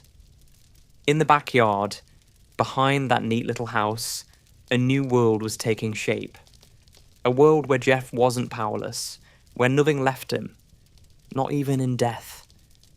But darkness doesn't appear overnight. It seeps in, slow and silent, until it feels normal. And for Jeff, this was just the beginning. Next, we'll step into his teenage years. The drinking, the fantasies, and the moment those quiet shadows inside him start demanding more. Chapter 2. Teenage Shadows. High school. For most kids, it's the age of first crushes, awkward school dances, and pretending you actually care about algebra. For Jeff, it was different. He was there, of course, sitting in those fluorescent lit classrooms. But it was like the world was on the other side of a glass wall. He could see it, hear it, but he wasn't really in it. Jeff wasn't the kid you bullied exactly. He wasn't loud enough for that. He was the kid you overlooked. The quiet one in the back row, staring out the window, while the teacher explained quadratic equations like they were the secret to eternal life. If anyone noticed him, it was probably because of the drinking. Not at first, but soon it became his thing. Where some kids carried Walkmans in their backpacks, Jeff carried rum, vodka, whatever he could get his hands on. By 16, he was sneaking sips between classes, numbing that endless hum of emptiness that followed him everywhere. Why drink? Maybe because it silenced the noise, the constant fights at home, the ache of never fitting in, or maybe because it made everything feel less real. The problem is, once you start escaping reality, reality finds new ways to get your attention. And then there were the fantasies. They started small, like flickers at the edge of his mind. A thought here, an image there. At first, they were just ideas. Controlling someone, making sure they never left. Because everyone left Jeff, didn't they? His parents couldn't even keep a marriage together. Friends? He didn't really have those. Alcohol stayed. Alcohol never walked away. So, maybe people could be like that too, if you just made them stay. This wasn't something Jeff talked about. He didn't have a diary filled with confessions or a best friend to whisper secrets to in a dimly lit basement. These thoughts lived in silence, buried under layers of awkward smiles and drunken jokes in the school hallway. On the outside, Jeff was still forgettable. He'd show up to class half drunk, laugh too loud at things that weren't funny, and fade into the background. Teachers assumed he was just another lost teenager. They weren't wrong, just not in the way they thought. By now, the collection of bones and dead things had slowed down. Not because the fascination was gone, but because it wasn't enough anymore. Jeff didn't want to just take things apart. He wanted something different. Something alive, maybe. Something that could look at him and never leave. But for now, those ideas stayed locked in his head, hidden behind a fog of cheap liquor and quiet resentment. No one knew what was brewing inside that pale-haired boy in Bath, Ohio. Not yet. And as Jeff walked across the stage at graduation, wearing the same awkward smile as every other kid. No one clapped any louder or softer for him. Because why would they? He was just another face in the crowd. Another name on a diploma. Except he wasn't. Next, we moved to the summer after graduation. The night that turned a fantasy into a reality, and a quiet boy into something else entirely. Chapter 3, Graduation Night. Summer nights in Ohio have a certain stillness to them. Crickets humming, the smell of fresh cut grass hanging in the warm air. For most kids, graduation night is a blur of laughter and cheap beer in someone's backyard. For Jeff, it was quieter, lonelier. The diploma didn't feel like an achievement. School was over, and with it, the last thin thread of structure in his life. No more teachers, no more bell schedules, just emptiness stretching out in front of him like an endless highway. His parents were done too. Lionel and Joyce had finally called it quits. The marriage that had been crumbling for years was now officially rubble. Lionel moved out. Joyce drifted somewhere else. And Jeff? He was left in a house that felt like a hollow shell. The walls didn't echo with arguments anymore. They just echoed. So, Jeff did what Jeff always did when reality got too heavy. He drank. A bottle, then another. Anything to blur the edges of that endless, yawning void inside him. But alcohol only dulls the pain. It doesn't erase it. And when the buzz faded, the thoughts were still there. The same dark fantasies that had been creeping closer for years. That night, something shifted. Maybe it was the silence, maybe it was the liquor, or maybe it was the realization that nothing in his life was going to change unless he made it change. And that idea, the idea of control, sparked like a match in the dark. He got in his car. The night air was heavy, thick with humidity. The road stretched ahead, empty except for the occasional glow of headlights in the distance. Jeff drove aimlessly, music playing low, his mind spinning faster than the tires. And then, like something out of a dream, there was a figure on the side of the road. A hitchhiker. Young. Alone. Thumb out, hoping for a ride. What happened next? Well, that's the point where the story bends. The part where the quiet kid who spent his childhood collecting bones takes his first irreversible step towards something far darker. But we're not going there yet. Not in detail. Because this isn't about the shock. It's about the why. The slow burn of obsession turning into action. When the sun rose the next morning, nothing in Bath, Ohio looked different. The streets were still lined with trees. Neighbors still waved as they watered their lawns. But for Jeff, the world had changed forever. And once you cross a line like that, you never go back. Next, we follow Jeff into the drift, the failed attempts at college, the army years, and the slow realization that no matter where he goes, he can't outrun himself. Chapter 4. The Drift. The summer after graduation should feel like freedom.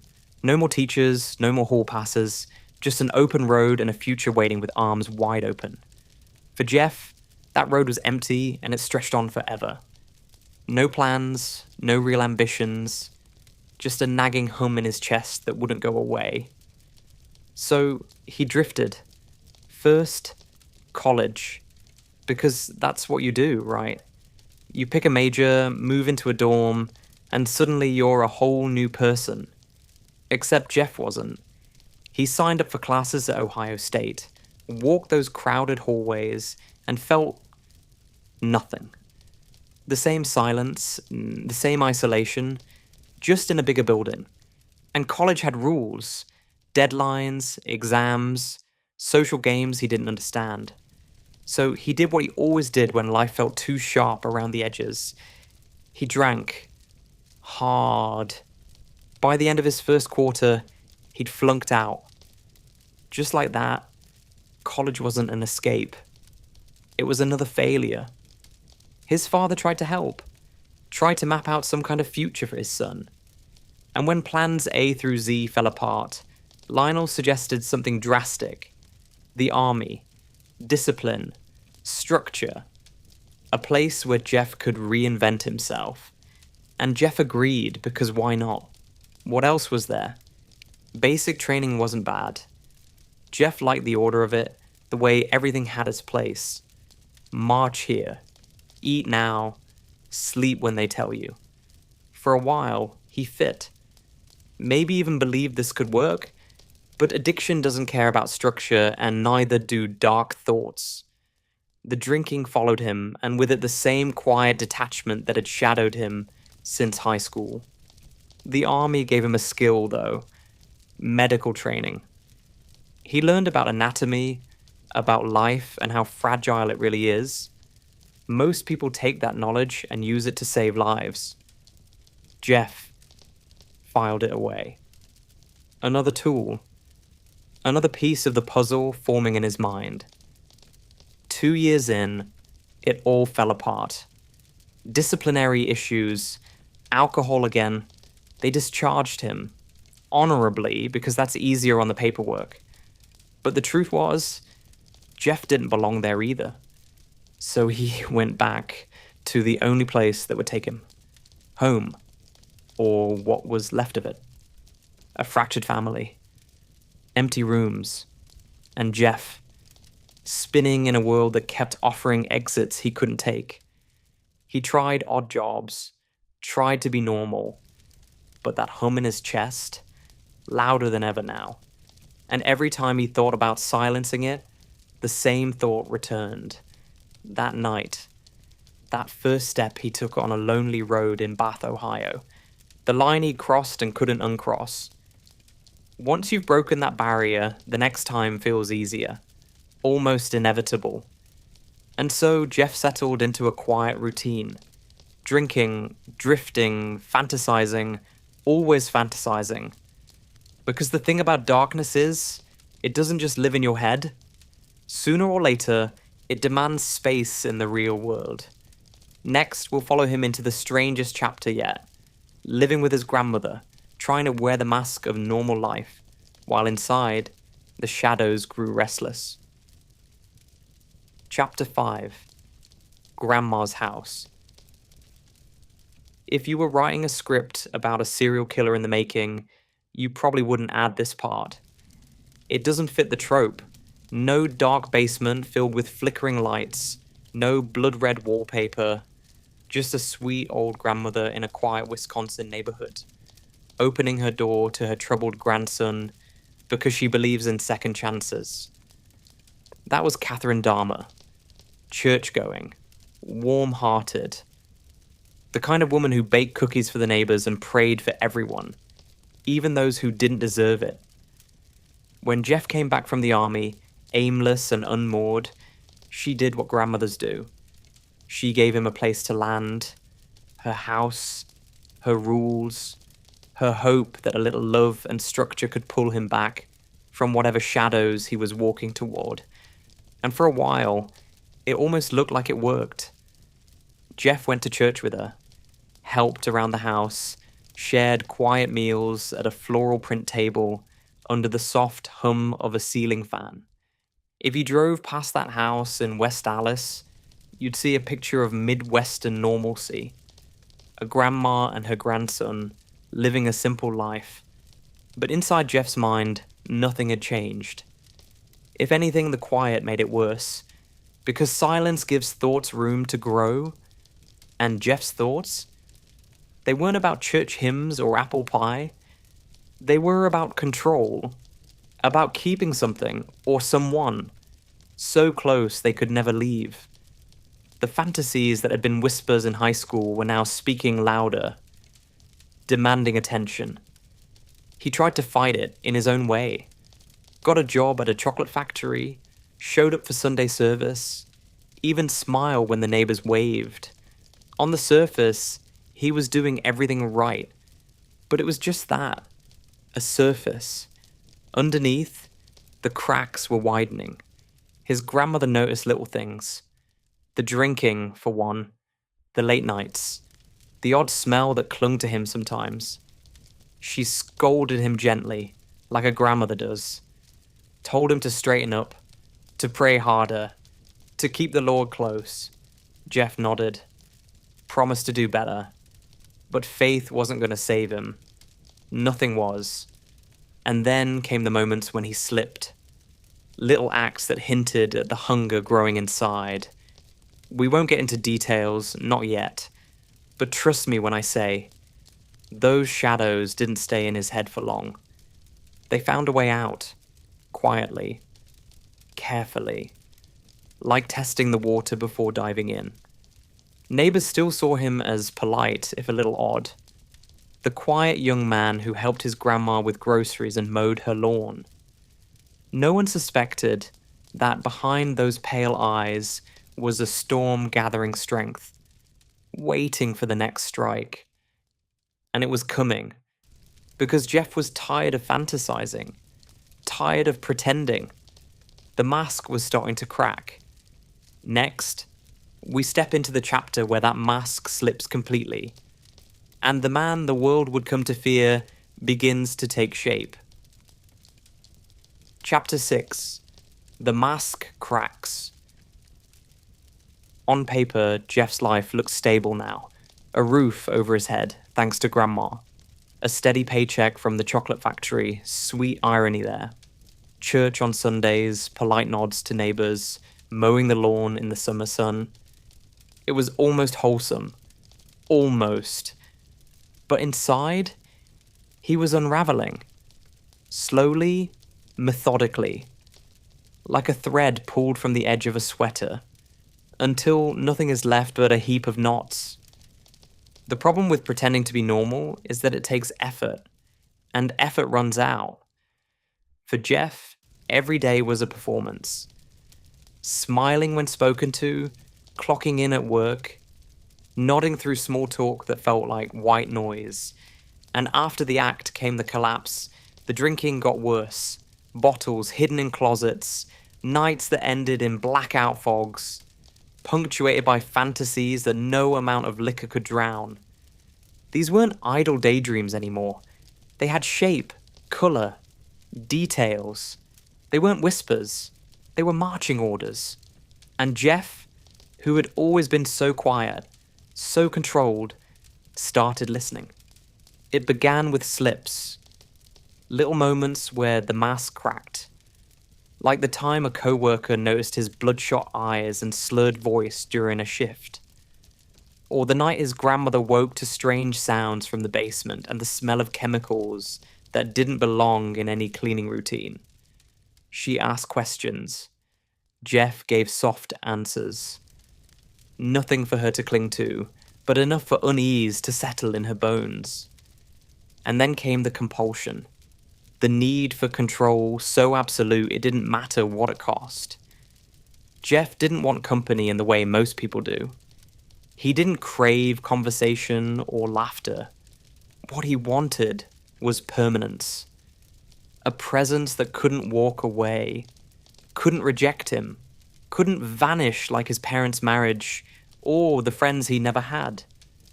That idea took root. And once it did, everything else faded. Church, work, promises. They were just set pieces in a life that was no longer about survival. It was about desire. Dark, twisted desire. Wrapped in the thin disguise of normality. Soon, Jeff's nights stretched longer. He prowled bars, not for beer, but for someone to fill that void. And when someone said yes to a drink, a glance, a smile, Jeff felt a rush that no amount of alcohol could match. Because this wasn't just fantasy anymore. This was real. Flesh and blood, real. And here's the chilling part. It didn't happen in an instant.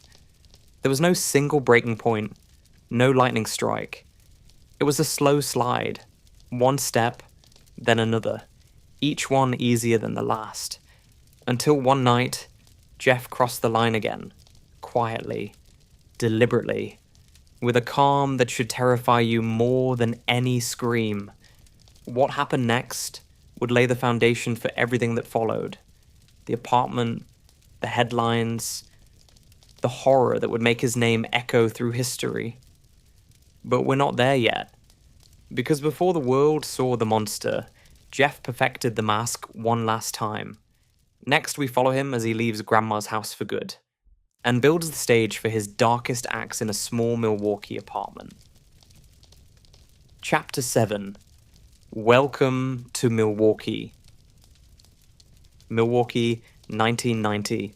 A city like any other, busy by day, humming quietly at night. Neon lights buzz over corner bars. Trains rattle past aging apartment blocks. To most people, it's just life in the Midwest. Unremarkable, ordinary. But for Jeff, this city was an opportunity, a fresh start. After years of drifting, from college to the army to Grandma's house, Jeff wanted independence, freedom, or at least that's what he told his family. Lionel thought it was progress, his boy, finally standing on his own 2 feet. Even Grandma believed it, relieved that the strange smells and late-night noises would be someone else's problem now. Jeff moved into a small apartment on 25th Street, a 1-bedroom box with beige walls and a view of nothing in particular. It wasn't much, but for Jeff, it was perfect. Quiet. Private. A space where no one would ask questions. Where the only rules were his own. He decorated sparingly. A few thrift store chairs. A fish tank bubbling softly in the corner. A bed against the wall, made just neat enough to look normal. It looked like a bachelor's apartment. Nothing more, nothing less. That was the point. By day, Jeff still played the part. He clocked in at the chocolate factory, exchanged polite nods, laughed when he was supposed to. By night, though, the mask loosened. The bar scene in Milwaukee was lively enough. Faces in and out, names forgotten as soon as they were spoken. For Jeff, it was the perfect hunting ground. And here's what makes this chapter of the story so chilling. Nobody noticed. Not really. The neighbors heard music sometimes, maybe a drill now and then, but people mind their business in cities like this. Doors stay shut, eyes look away, and Jeff knew it, counted on it. The fantasies that had haunted him for years weren't whispers anymore. They were blueprints. He didn't just want someone to stay. He wanted control, permanence, possession. And in that little apartment with its humming fish tank and cheap curtains, Jeff had found the stage for his private play. There were close calls, of course, times when neighbors complained about the smell, times when someone almost saw behind the mask. But Jeff had an answer for everything. Bad plumbing, rotten meat, excuses delivered in a calm voice, with those pale eyes that never quite gave anything away. If you passed him on the street, you wouldn't look twice. He was quiet, polite, even charming in a shy, awkward way. And that, more than anything, is why this story still grips us. Because monsters don't always look like monsters. Sometimes, they look like the guy holding the door for you at the laundromat. Next, we move into the spiral. The point where control becomes obsession. And obsession becomes a pattern no one stops, until it's far too late. Chapter 8. The Spiral. Patterns have a way of forming quietly. One choice becomes 2. 2 become 10. And before you realize it, the choices are making you. For Jeff, that's how it happened. What began as a craving had become a routine. Not overnight. Slowly. Like water dripping on stone until the surface gives way. It started small, nights out at the bars, meeting strangers. At first, it was about company. Or that's what he told himself. A drink shared, a few words, maybe a smile that lasted longer than most. But Jeff wasn't looking for conversation. He never was. What he wanted was something deeper, something no one could give freely. Control. That hunger grew louder each time. The nights stretched longer, the spaces between them shorter. What had once been fantasy became habit. And Jeff, quiet, awkward Jeff, was living a life no one suspected. On the surface, he kept up the act. He still worked at the factory, clocked his hours, cashed his paycheck. He still smiled at neighbors when they passed in the hallway, carrying groceries. If anyone asked, he was fine. Just a guy living alone in the city. No drama, no trouble. But the truth? His world had shrunk to a single point of obsession. He didn't think about the future, about careers or relationships or anything normal people worried about. His thoughts looped like a broken record. Control, permanence, possession. He wanted to hold something so completely that it couldn't ever leave him. The apartment reflected that shift. At first, it looked like any other small space, messy but ordinary. Then came the little changes. A lock added to a door. A curtain drawn and never opened. A smell that no amount of air freshener could mask. Complaints trickled in from neighbors. Something foul, they said. Something wrong. Jeff had excuses ready. Always calm. Always reasonable. The freezer broke. Bad meat. And people accepted it because why wouldn't they? He wasn't the type you'd picture when you thought of danger. That's what makes stories like this so terrifying. Danger doesn't always announce itself. Sometimes it smiles at you in the elevator and says, "Have a good night." The spiral tightened with every step. The fantasies that once lived in Jeff's head now demanded more. And each time he gave in, the line between reality and desire blurred a little further, until there was no line left, just the hunger. And so, while the world outside carried on, people laughing in bars, couples holding hands under streetlights, inside apartment 213, something unspeakable was unfolding. Quietly, methodically, like clockwork. Next, we're heading into the breaking point. The smell, the sound, the suspicion that finally grows too big to ignore. And when the door finally opens, the world will never forget what they find inside. Chapter 9. The Night They Walked Away. Milwaukee, late May, 1991. A warm night, the kind where the air feels heavy and time seems to slow.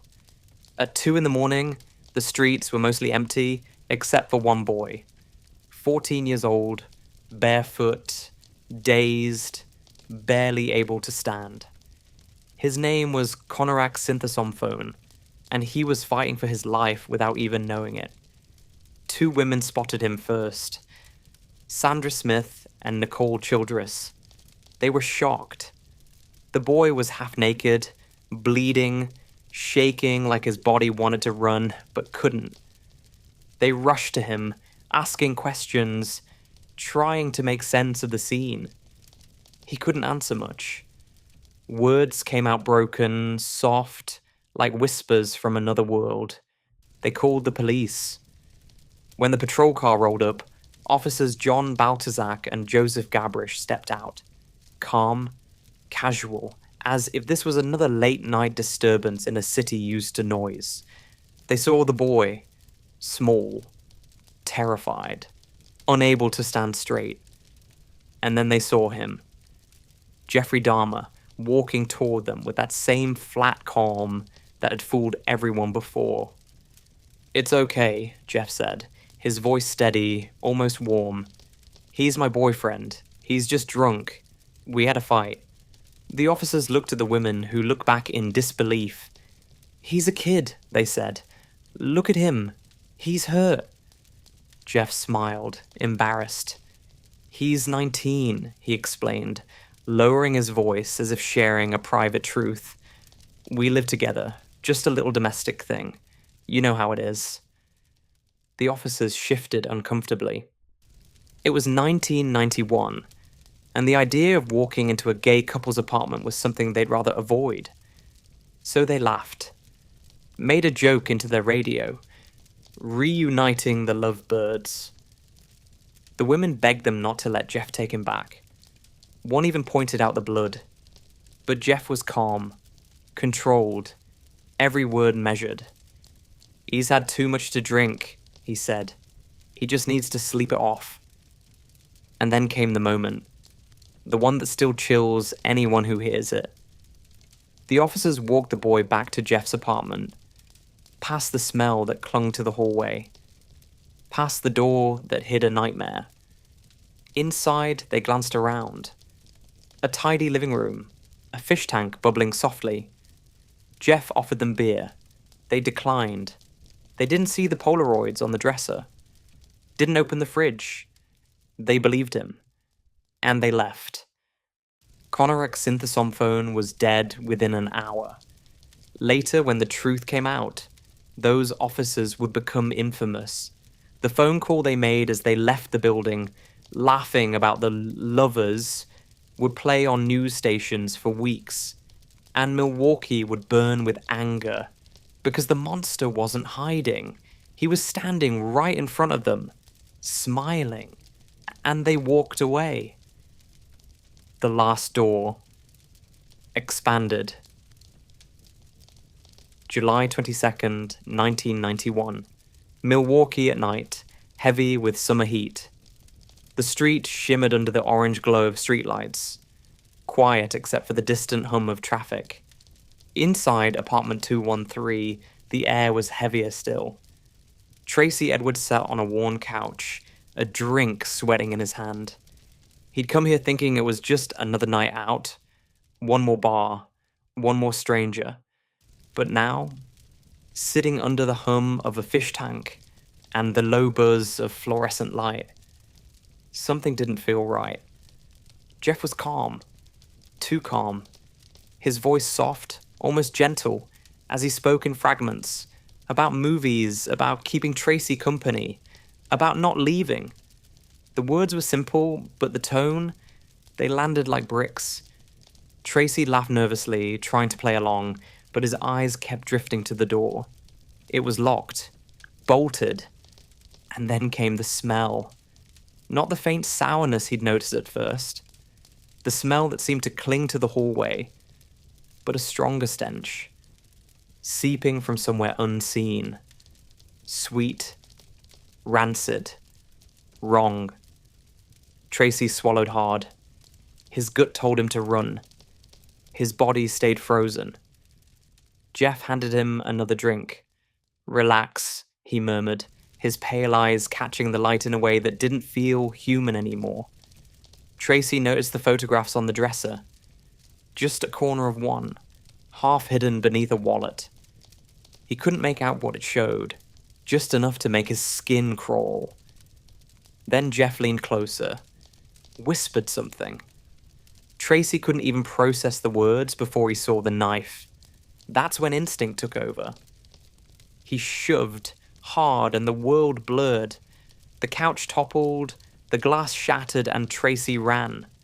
Through the door, bolt snapping loose, into the hallway, down the stairs two at a time. Bare feet slapping concrete, heart pounding like a war drum. Out into the night, into the open air, his voice cracking into a scream as he waved down a passing patrol car. Two officers, Robert Routh and Rolf Mueller, watched a man collapse against their squad car, gasping out fragments of horror. Words like knife and locked door, and he tried to, before the panic swallowed the rest. They drove back to 25th Street with Tracy in the back, still shaking, pointing a trembling hand toward the door of apartment 213. Jeff opened it calmly. No panic, no sweat. Just that same quiet smile. "This is all a misunderstanding," he said softly. He let them in. showed his ID, answered every question with measured politeness, the way he always had. The officers stepped inside. The first thing that hit them was the smell. Thick, clinging, almost alive. Their eyes swept the room. Fish tank, bed, dresser. A normal apartment almost. Mind if we look around? One asked. Jeff nodded, stepping aside. Then came the Polaroids. At first, just one. Then a handful. Then dozens. Photos so precise, so deliberate, the air in the room turned colder with each frame. Muller froze. "These are real," he whispered to his partner, voice tight, almost breaking. The cuffs came out. Jeff didn't fight, didn't beg. Just looked at them with the same flat calm he'd worn his whole life, and said, almost tenderly, "For what I did, I should be dead." And with that, it was over. The last door had opened, and the world was about to see what had been hiding in plain sight. Chapter 11. Inside apartment 213. The smell didn't just linger, it clung. Even after Jeff was cuffed and let out, the air inside apartment 213 was thick, almost sticky, with the kind of stench that lives in your clothes long after you leave. The officers stood in the doorway for a beat too long, like their bodies knew before their minds could catch up. This was no misunderstanding. They began to search. At first glance, the room looked almost ordinary. A small couch, a fish tank bubbling gently, a few framed pictures on the wall. Beige carpet, beige curtains. Nothing screamed nightmare. But then their eyes adjusted to the details that made the hairs on their necks stand up. On the dresser, Polaroids, not hidden away, stacked, layered, each one more impossible than the last. Poses too deliberate, bodies too still. For a moment, the officers thought, hoped, they were fake. Then the truth sank in like ice water. They opened a drawer, more photos, a box beneath the bed. Inside, something wrapped in plastic. The shape was unmistakable. And then came the fridge. One officer hesitated before pulling the door open, as if some small part of him believed not looking could make it untrue. But the smell told the story before the door did. He slammed it shut, his stomach flipping, his brain trying to file what his eyes had seen into a category that didn't exist. They found a barrel in the corner, industrial, blue, filled with chemicals. Gallons of acid lined up neatly beside it, labels peeling in the heat. A set of power tools resting in perfect order, like instruments laid out for a symphony no one should ever hear. As the evidence techs moved in, they worked in silence. Gloves snapping, cameras clicking, each flash illuminating something worse than the last. Polaroids, bone fragments, skulls tucked away like collectibles. And with every discovery came the weight of the numbers. 17. 17 lives erased inside these walls. Men who walked in smiling and never walked out again. Each one lured with promises of easy money or a drink after dark. Each one reduced to an object in Jeff's obsessive quest for permanence. Why? That question hung in the humid air as officers documented every square inch of that apartment. Later, Jeff would explain it in words as flat as his tone. I didn't want them to leave. That was it. 6 words that carried the gravity of hell. By the time the last piece of evidence was bagged, the story had already started to leak. Reporters gathering outside, microphones buzzing, the name Jeffrey Dahmer rolling off tongues like a curse. The quiet man at the end of the hall, the polite neighbor, the factory worker, was now something else. Something the world would never forget. And the strangest part? Apartment 213 didn't look like the lair of a monster. It looked normal, ordinary, like any other one-bedroom in Milwaukee. Maybe that's what kept everyone awake at night. The realization that evil doesn't need shadows to hide in. Sometimes it sits behind beige curtains and smiles when you say hello. Next comes the trial. The cameras, the headlines, and the man at the center of it all, sitting as calm as if none of this was real. Chapter 12. The Trial and the Myth. When Jeffrey Dahmer walked into the courtroom, the world was already watching. News vans lined the streets like soldiers. Cameras flashed from every corner, their light cutting through the dull winter grey of Milwaukee. Reporters barked questions that vanished into the cold air. Inside, the tension was a living thing. Thick, electric, humming under the sound of shuffling papers and creaking benches. And then came Jeff. No handcuffs now, by court order. Dressed in a plain shirt, glasses perched on his nose, his expression as flat as a frozen lake. He didn't scan the room, didn't flinch at the sea of faces staring back. If he felt anything at all, it didn't show. 17 counts of murder. Each charge read aloud like the toll of a distant bell. 17 lives, 17 echoes, each one heavy enough to crush the air out of the room. The families sat behind him, clutching tissues, photographs, fragments of lives that no verdict could restore. The prosecution laid it out clinically. The Polaroids, the remains, the confessions so detailed they sounded rehearsed. There was no question of what happened, only why. That was the battlefield now. The defense argued insanity. They spoke of obsessions, compulsions, a mind bent and broken beyond repair. Experts testified for hours, dissecting his brain like a puzzle that might explain the unexplainable. But the prosecution countered with something colder. Choice. They said Jeff knew right from wrong, that he planned, concealed, evaded, that he wasn't insane, just monstrous. And through it all, Jeff sat motionless. His voice, when it came, was calm, almost gentle. I didn't want them to leave, he said. And later, for what I did, I should be dead. No excuses, no theatrics, just words that hung in the air like frost. The verdict landed like a hammer. Guilty on all counts. Life imprisonment. 17 terms, stacked like bricks. As if numbers could matter in a life like his. Prison was the end of the story. Almost. Jeff spent 2 years behind bars, quiet as ever, until November 1994. A mop, a bathroom, another inmate with a steel bar. And just like that, Jeffrey Dahmer was dead. Beaten beyond recognition in a place built to contain monsters. Some called it justice. Others called it irony. Jeff, for what it's worth, once said he welcomed death. Maybe he meant it, maybe not. But the story didn't die with him. It never does. Documentaries, books, podcasts, Netflix binges.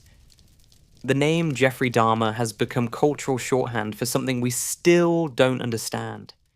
We say it like a ghost story, shiver at the details, and then press play for the next episode. Why?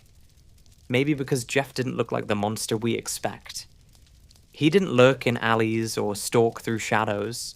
He held doors open, cashed paychecks, shook hands. He smiled at neighbors and offered the cops a beer. And that ordinariness is the part that keeps us awake at night. Because if evil can look that normal, that human, how safe do you really feel? Jeffrey Dahmer, a name that still sends shivers down the spine, not because of monsters in the dark, but because of the quiet faces we never suspect. If you made it this far, thank you for listening. If you enjoyed this, hit like and subscribe. It helps more than you think. And if you'd like to support these stories, you can do that at kofi.com/napmax. I want to hear from you. Why do you think stories like this fascinate us so much? Drop your thoughts in the comments. I read them all. Until next time, stay curious and stay safe. This was Napmax Sleep Stories. Sweet dreams, sleepless rabble, if you can.